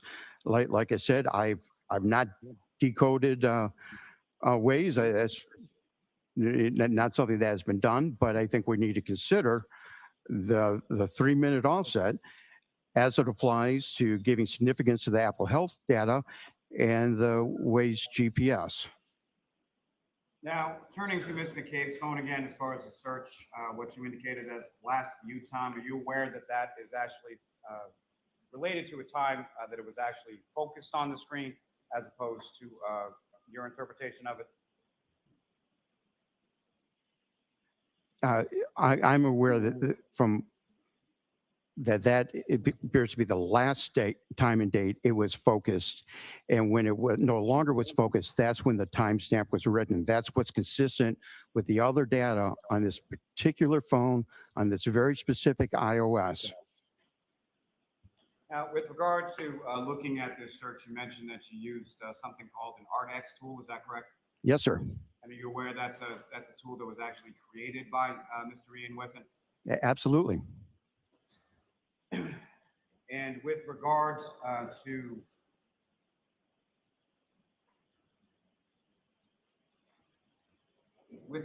this specific issue, as far as how this data is being interpreted from the browser state DB versus the knowledge C database and the wall file and all of those, the P list and all of those other kinds of things, as far as the misinterpretation of the data has then caused Mr. Whiffen in further versions of Cellbrite to revise that so that this kind of error can't occur. Sure, happy to answer that. So Mr. Whiffen's testing was not done with this specific version of the iOS. The iOS has been known to be changing the way this artifact works. To do proper analysis, the researcher that he is, he would need to work with that same iOS. Now, in regards to the Cellbrite question, they have two versions of the Cellbrite Physical Analyzer. One is the standard physical analyzer that's been out for several years now, probably is majority use in the community. It's a tool that takes that raw data and it puts it into human terms that we can look at and understand and write reports like you've been seeing here. So they have the Cellbrite Physical Analyzer that's out there. I believe it's 7.68, but don't quote me on that. And then they have a new version that's come out called Insights, and this operates more on a where you can put multiple cases in and that. It's only the Insight versions that they have bothered updating and no longer reporting on that time. Their current physical analyzer program, and I tested this a few days ago, still reports on that search occurring, and that timestamp. So currently Cellbrite is providing examiners, law enforcement, and people worldwide with two different versions giving two different results. That I can't speak to more than that, other than I've tested that, and I see how those programs are working now. So my question, sir, yes or no, is are you aware that Celebrite has had to modify their software based on misinterpretation of data as you've done in this case? Yes, with the asterisk, they updated one of two programs. Nothing further. Yeah, I bet you don't want to keep asking that question because this guy. Mr. Green, you are all set. Thank you, Judge. What? Destroyed. I think he destroyed the state's case. Hey, is it just me or does that guy remind me of the way Grizz talks? His voice? Kind of. Right? All right, jurors, that's it for today. All right. So juries, we are going to send you home for the weekend. Please do not discuss this case with anyone. Don't do any independent research or investigation into this case. If you happen to see, hear, or read anything about this case, please disregard it. We are on track. You will get this case next week for your deliberation. See you on Monday. Court, all rise for the jury. See if they got any court business, and then we'll jump in to do an assessment for today. Interesting day. Very interesting.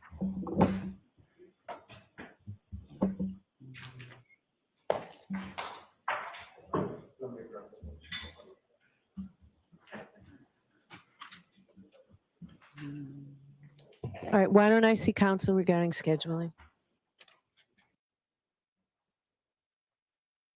Okay. Big So- Ron. Big Ron's been at the range. I don't think Big Ron's caught up to speed. Do we need to get you up to speed, Big Ron?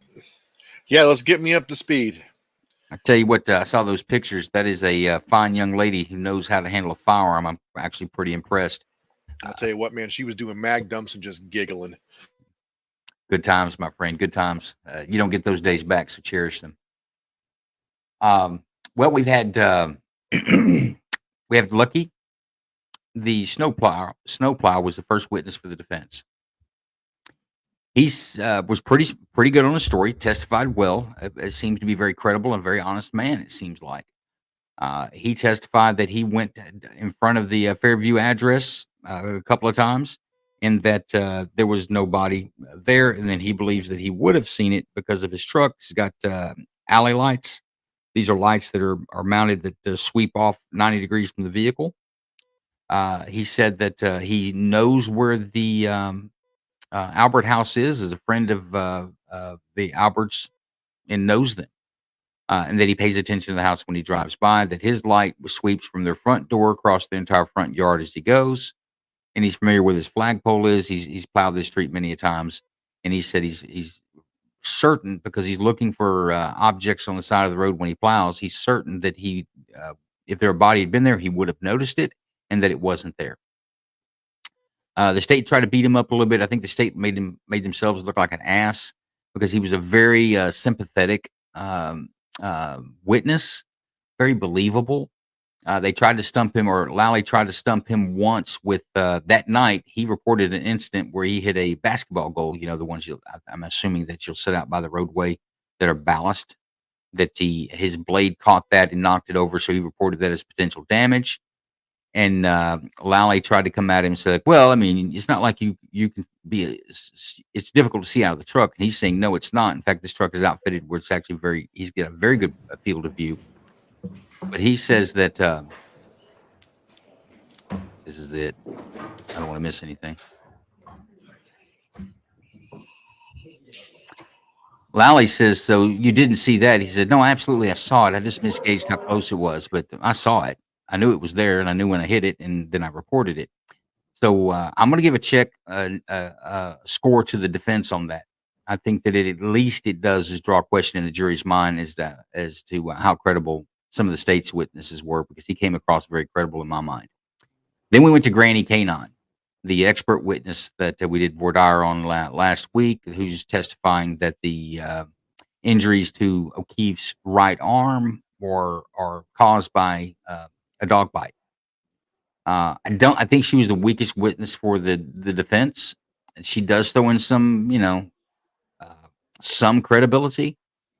that this could possibly be a dog bite, but I don't think she came across real well to the. And this is my opinion. Some my two other co-hosts may differ, but I don't believe that she came across very strong in front of the jury. It's more of the droning out all these experts talking that they've been listening to since the end of April.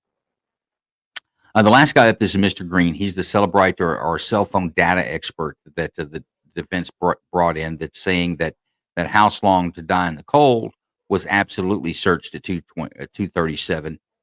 He brought into question the 3 internal clocks that are on the phone. One is 3 minutes off. I think he was extremely good at actually articulating. You've seen some of the other cell phone data experts they brought in, that at least 2 others that they brought in, that they kind of muddy the water. He's like, man, I'm not sure. I must just have to believe what the guy says because I can't understand. It's very difficult to follow them and what they're talking about inside the phone with wall columns and databases and this function and that function, iOS and all that bullshit. But I will tell you, this guy laid it out there, I think, very well. I think he explained it in layman's terms where an average person can understand that and go, okay, that makes sense to me. So if I had to guess, I would say today goes to the defense, if nothing else.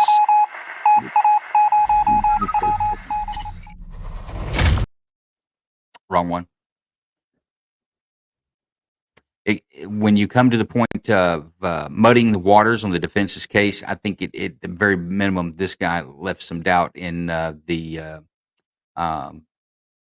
state's witnesses, especially there at the end when he brought up, Whiffen I think tried to punk this guy a little bit. Basically, it's like he's not smart enough, but I've done it. I've invented this tool and I've made the adjustments for all of Celebrite.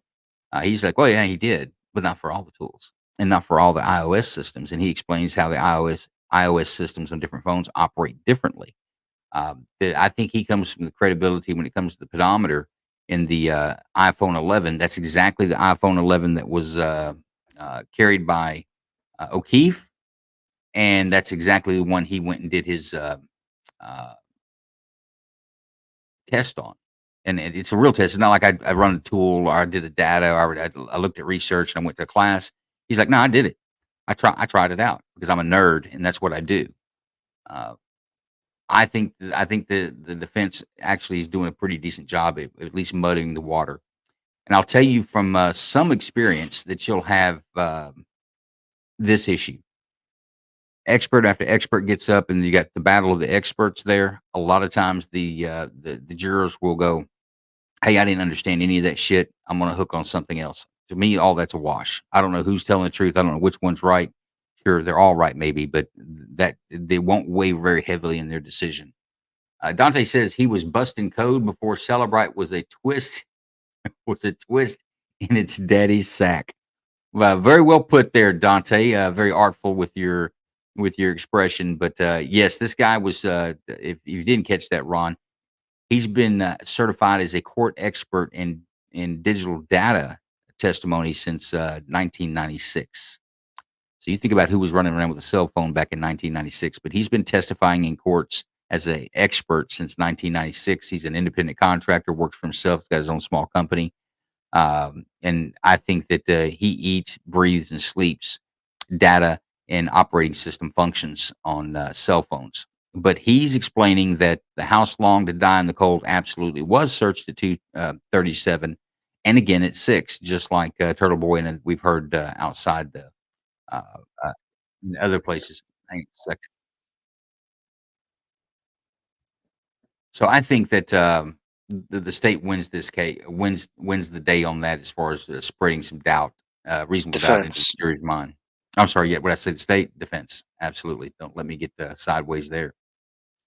But James, you're a little more up to speed than I am on this digital data stuff. What did you think? Dante says that the dude's spitting out code and sounding straight. What's your opinion? No, he's definitely sounding straight to me. My brother is a coder, and he has a huge group of hacker friends, and they talk this kind of shit all the time. So I'm somewhat well versed, and I try to stay up myself since I'm about the same age. And everything he was saying made absolute perfect sense to me. I mean, I was even following the other experts, but they were definitely not concise with their conclusions with the data that they had. This guy, all up. No, this is what happened. This is what happened. This is what the data shows. No, I agree. I think that I think he brought it in a language and an understanding that a layman could understand. And I did understand what they're talking about with the wall files. That does make sense if you look at all iOS operating systems being the same. But he was very good at breaking it down that it depends on the model of phone you've got, and it depends on the update that the phone's running as to what version of iOS that it's operating on. But different iPhone models will process and use the operating system in different ways. One of the biggest things is this 3-minute time difference on the is it metatonic clock? Am I right, James? Monotonic, yeah. Monotonic, excuse me. This monotonic clock, he says, like 3+ minutes off, which changes the Waze application. Is when they say that he was 1.5 miles away when these steps were being made, and he's saying, well, that you take out the error factor on the 3 minutes. That's not true. That everything he says everything matches up when he makes the correction of the 3 minutes. And that's what I'm saying too. I believe John and I just discussed that, and the monotonic time is basically the atomic time. That's what's coming in off the internet. So Waze, that's what the time they're reporting exactly. So the display time, that's what the phone is saying, more or less, or at least what the reporting of the phone is saying. So that's the 3 minutes off. You account for that, and yeah, everything lines up. I think it's a problem for the state as well. Dante says he single-handedly forced Celebrate to rewrite its code as Whiffen still didn't use it right. iOS Commonwealth is going to go in smoke and mirrors on the digital stuff. You know what, Dante? I 100% agree with you. I think that's what the Commonwealths or the states plan is at this point with this stuff is to cloud it up enough smoke and mirrors that it keeps the jury confused and it doesn't really come into play. In other words, you don't know if she made the search at 2:37, but you don't know that she didn't. So it kind of just falls aside, and it's not a decision factor for the jury when they go to deliberate. But I think this guy cleaned it up a little bit. I think this guy and the snowplow driver were outstanding in their testimony, and I think they're going to play well to the jury. So do you think any of this testimony is gonna help her, or do you think it's gonna hurt her? Because from what you're telling me, it sounds like it's gonna help her. You're talking about Karen Reed, right? Yes. Yeah, I think it absolutely helps Karen Reed's case today. I don't think the jury's going to go back and ignore the testimony of the driver, and I don't think that the jury's going to go back and ignore the testimony of the Celebrite guy. Where I think they may go back and say the Whiffen and that other chick, they were talking way over our heads. I didn't understand what they were saying, but I understand what this guy's saying. Does that make sense, Big Ron?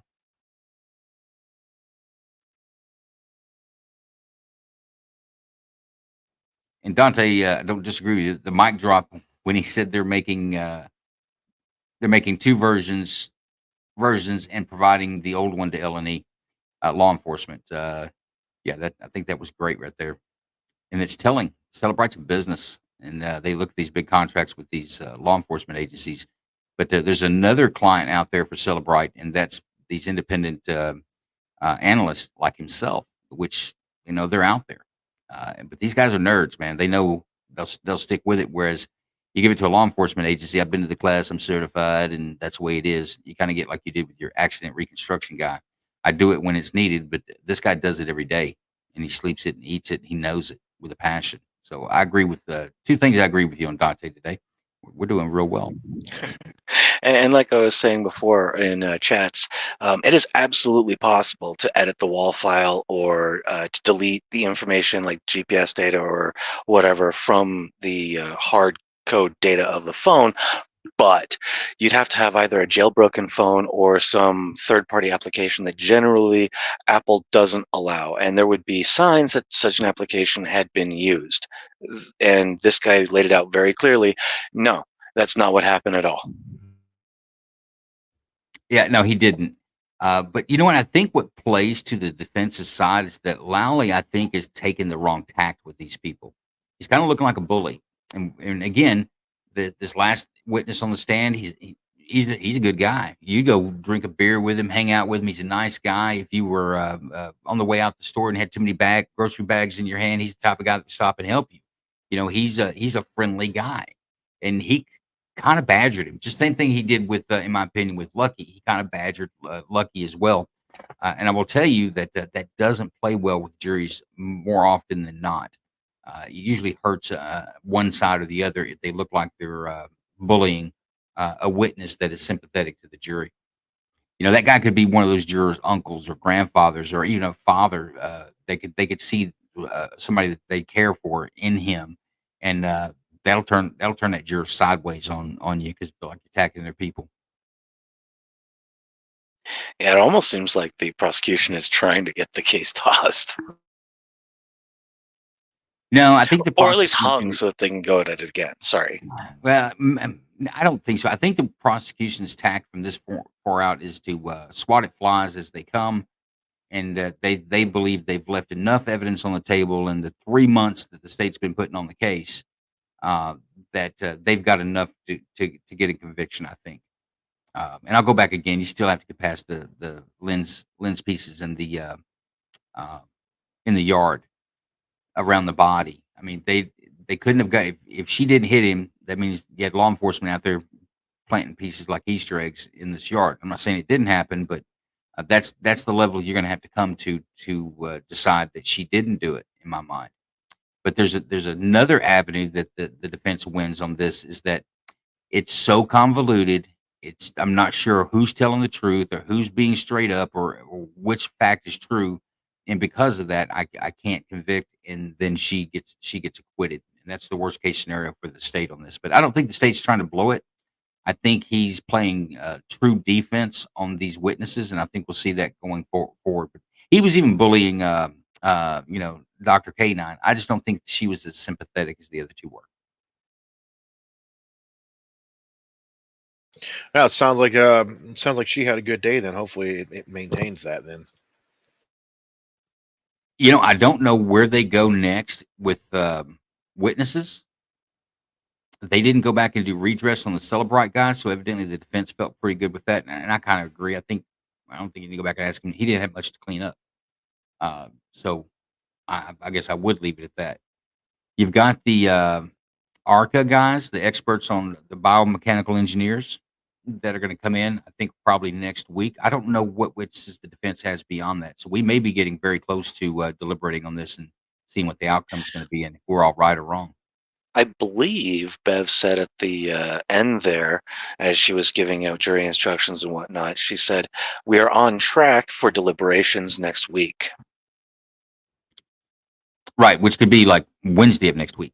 It actually could go Tuesday of next week. We could have a decision by the end of the week. Oh, this is going to be good. Yeah, what are you going to do if it comes back guilty? You be angry? Dude, I love justice. I don't care which way it goes. Yeah, I'm kind of. I like the gamemanship in the court. It's interesting to me, but yeah, Big Ron. I think it was a win for the defense today. I think that they've come out strong on their defense case. I think the state is looking, or the Commonwealth, as I guess what that is. The Commonwealth is looking real defensive and almost bullyish with some of these witnesses. When I think that may be an incorrect tact to run at it. And Lolly doesn't know anything about fucking cell phones. This guy has been reading up, and he knows good questions to ask. But this expert that was just there was the questions he was asking. Almost the expert can't really give you a real answer to that because it's such a pedestrian question on a very precise subject. And as Vet says, it's a big game of chess. You're 100% right, Vet. It is a big game of chess and tactics. And I think the defense is doing well. But James? Is James still with us? We lose him. I think we lost James. We lost James. Yeah, that's a really. Go ahead, John. I was gonna say that's a really good recap. Looks like I missed a lot, but it was worth it. Well, I was going to give James has been with us, I think, most of the morning. I was going to give James a chance to recap, and then we're going to sign off and get ready for our night court police use force video review tonight, folks. That's a 9 to 11 Eastern time, and we're going to do a live stream on X, and it'll be on YouTube as well. But we have a panel of law enforcement officers, some legal minds, some attorneys, and some are just legal minds. And we have civilians that we take body worn camera or dash cam videos of police using force, and we kind of play as the grand jury. Do we indict them, or do we give them a no bill as a justifiable use of force? So join us for that show tonight. If you hadn't caught one, come in. We take questions from the audience through the chat. We're really fast with those. We'll get them up and put them on the screen like you've seen us do during the trial. It's actually a good time and enjoyable show. It's one of the better ones we do each week, although all of our shows are good. But this one is exciting because we've got a good group of panelists to give us good opinions. Of course, we'll have the after party afterwards. But James, we're going to close it out here. I want to give me a quick assessment of what you saw today and where you think things are at. Well, I definitely think the defense laid out a solid case that what the state is saying happened didn't quite happen the way they said it did, leaving up plenty of holes of doubt. I had them before, but man, they are way open now. I think this is definitely a good case for the defense. So you're talking it up a good day for the defense, and you're going to add a point to the scorecard. Yes, sir, that is accurate. Big Ron, I know you didn't catch all the testimony today, but you've been keeping up with the trial. This is the first half day of the defense's case. We've been looking forward to it, to see some fireworks. Didn't really see fireworks today, but we've seen some real solid shots. Has your mind changed, or were you, if you had to go back and do deliberations right now, where would you be? No, my mind still hasn't changed. I still don't think that she was responsible for it. And I think the snowplow guy, because that's about the time that I popped off, actually I popped off as soon as the dog lady came in. But that was, in my mind, that was pretty damning evidence. He's got that thing lit up like a Christmas tree, landing lights all over it. He didn't see anything out there. I don't know. We've got him saying he didn't see bodies out there. We've got cameras that have been erased, cameras that had views that they said they didn't need the imaging off of it because it wouldn't have added anything. There's just so much little stuff that at minimum it should be a mistrial just for the fact that it was sloppy on everything and dismissed under prejudice. So no, my I haven't been swayed. I don't think she did it. I'm leaning back again to I think hung jury. I think is where this is going to be, but I wouldn't be surprised with an acquittal for all the things that both of you guys have just said. You go back to him laying in that yard from 12:30 to 6:20 in the morning. The traffic that was there was a car parked near where the body was. The plow driver is telling us today with certainty, and he knows vehicles. They try to trick him up. Well, you sure it was a Ford Edge? He's like, no, absolutely. Another tail lights. I won't get him confused. This guy knows. You ask him what he drove back in 2015, and he was almost able to give you the VIN off the vehicle. So he's one of those guys that absolutely knows what a vehicle is, and he's saying with certainty that there was a Ford Edge parked right there. But once again, we have nobody that saw the body lying in the front yard from 12:30 as the defense asserts. I mean, as the Commonwealth asserts, until 6:20 in the morning. And we know we've got traffic up and down the road because we got road plows going in, and I'm sure there was other traffic as well. So I think if I had to force to guilty or not guilty, and I think I'd have to go with not guilty on it as well. But folks, that's our show today. I hope you enjoyed it. It was some damn sure interesting turn of events, as far as, well, not turn of events, but damn sure interesting on how the defense is coming at the defending Karen Reed on this case, and I think they're doing a pretty good job. Of course, you would expect so with the price tag that's costing Karen Reed, but if I had the money, I'd spend it too. My freedom means a lot to me. Before we sign out, though, I'm going to do another promo for our Range Minded podcast. Today is Range Minded Podcast Day. He's on every platform that the Range Minded, or that you can get a podcast for. I highly suggest going to his YouTube channel, going to Spotify, give him, not just listen to a podcast, but give him a follow, give him a support, follow him on X as well. This gentleman is putting some maximum effort into bringing some content to you guys, and it's good. I'm going to give you a real quick peek of it right here. We live in a world full of experts. Where politicians use fear to generate power for themselves. We've already had over 290 mass shootings this year. That's more mass shootings than days in the year. Where our media feeds us with misinformation. And according to the CDC, the #1 cause of death for children ages 1 to 19 in this country is gun-related violence. Tropes. Where it will literally tear out the inside of the body. Where those who make the rules seem to know the very least.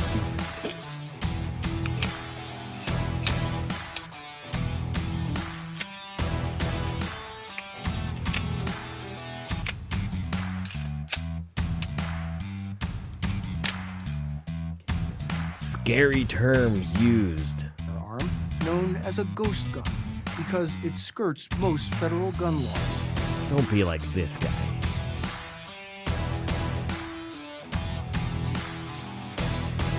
Listen to the Range Minded podcast and free your mind.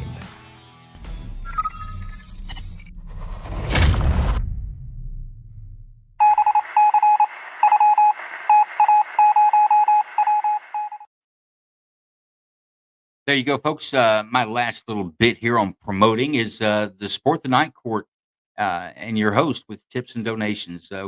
We use this kindness for equipment and cost to bring content to you guys. We prefer Cash App, and there's the Joe Lanou Cash App tag. It's a $sign Joseph LNU. Anything you can spare, anything that you feel in your heart to throw our way, we absolutely appreciate it. That money goes to equipment and other things that are actually cost for us to bring you content. And we've also got our new smoke show, Big Ron. I think Big Ron missed that, but James was on it as well. We've got a new smoke show where we're going over the basics of smoking all kinds of different meats. You can catch us on Wednesday. It's a live stream where we're going to be with Vet LT3 as he jumps down on doing some chicken for the first time. We're going to smoke some chicken on Wednesday and go over the details of that, on how to pick out the chicken, the best ways and tips and practices to do that. And I believe, folks, we've got a couple of other extras that are ready to join the crew on giving their tips on the smoke show. It's another little thing that we're bringing to you that we're excited about, the smoke show. If you're not giving us a follow, give us a follow, and let's that way we can keep you up to date on the new things we got coming. We've got some great things coming up here in the future that we're working on. But once again, if you can spare anything, we appreciate it. Just like if you get good service at the restaurant, you leave a tip. We give you good service, and we're bringing you good content that you enjoy. We appreciate a tip as well. All right. Thanks, folks. That's it for the day. We'll catch you tonight, 9 to 11. Don't miss us. The Use of Force video review. It is the most popular show of the week. We'll catch you then.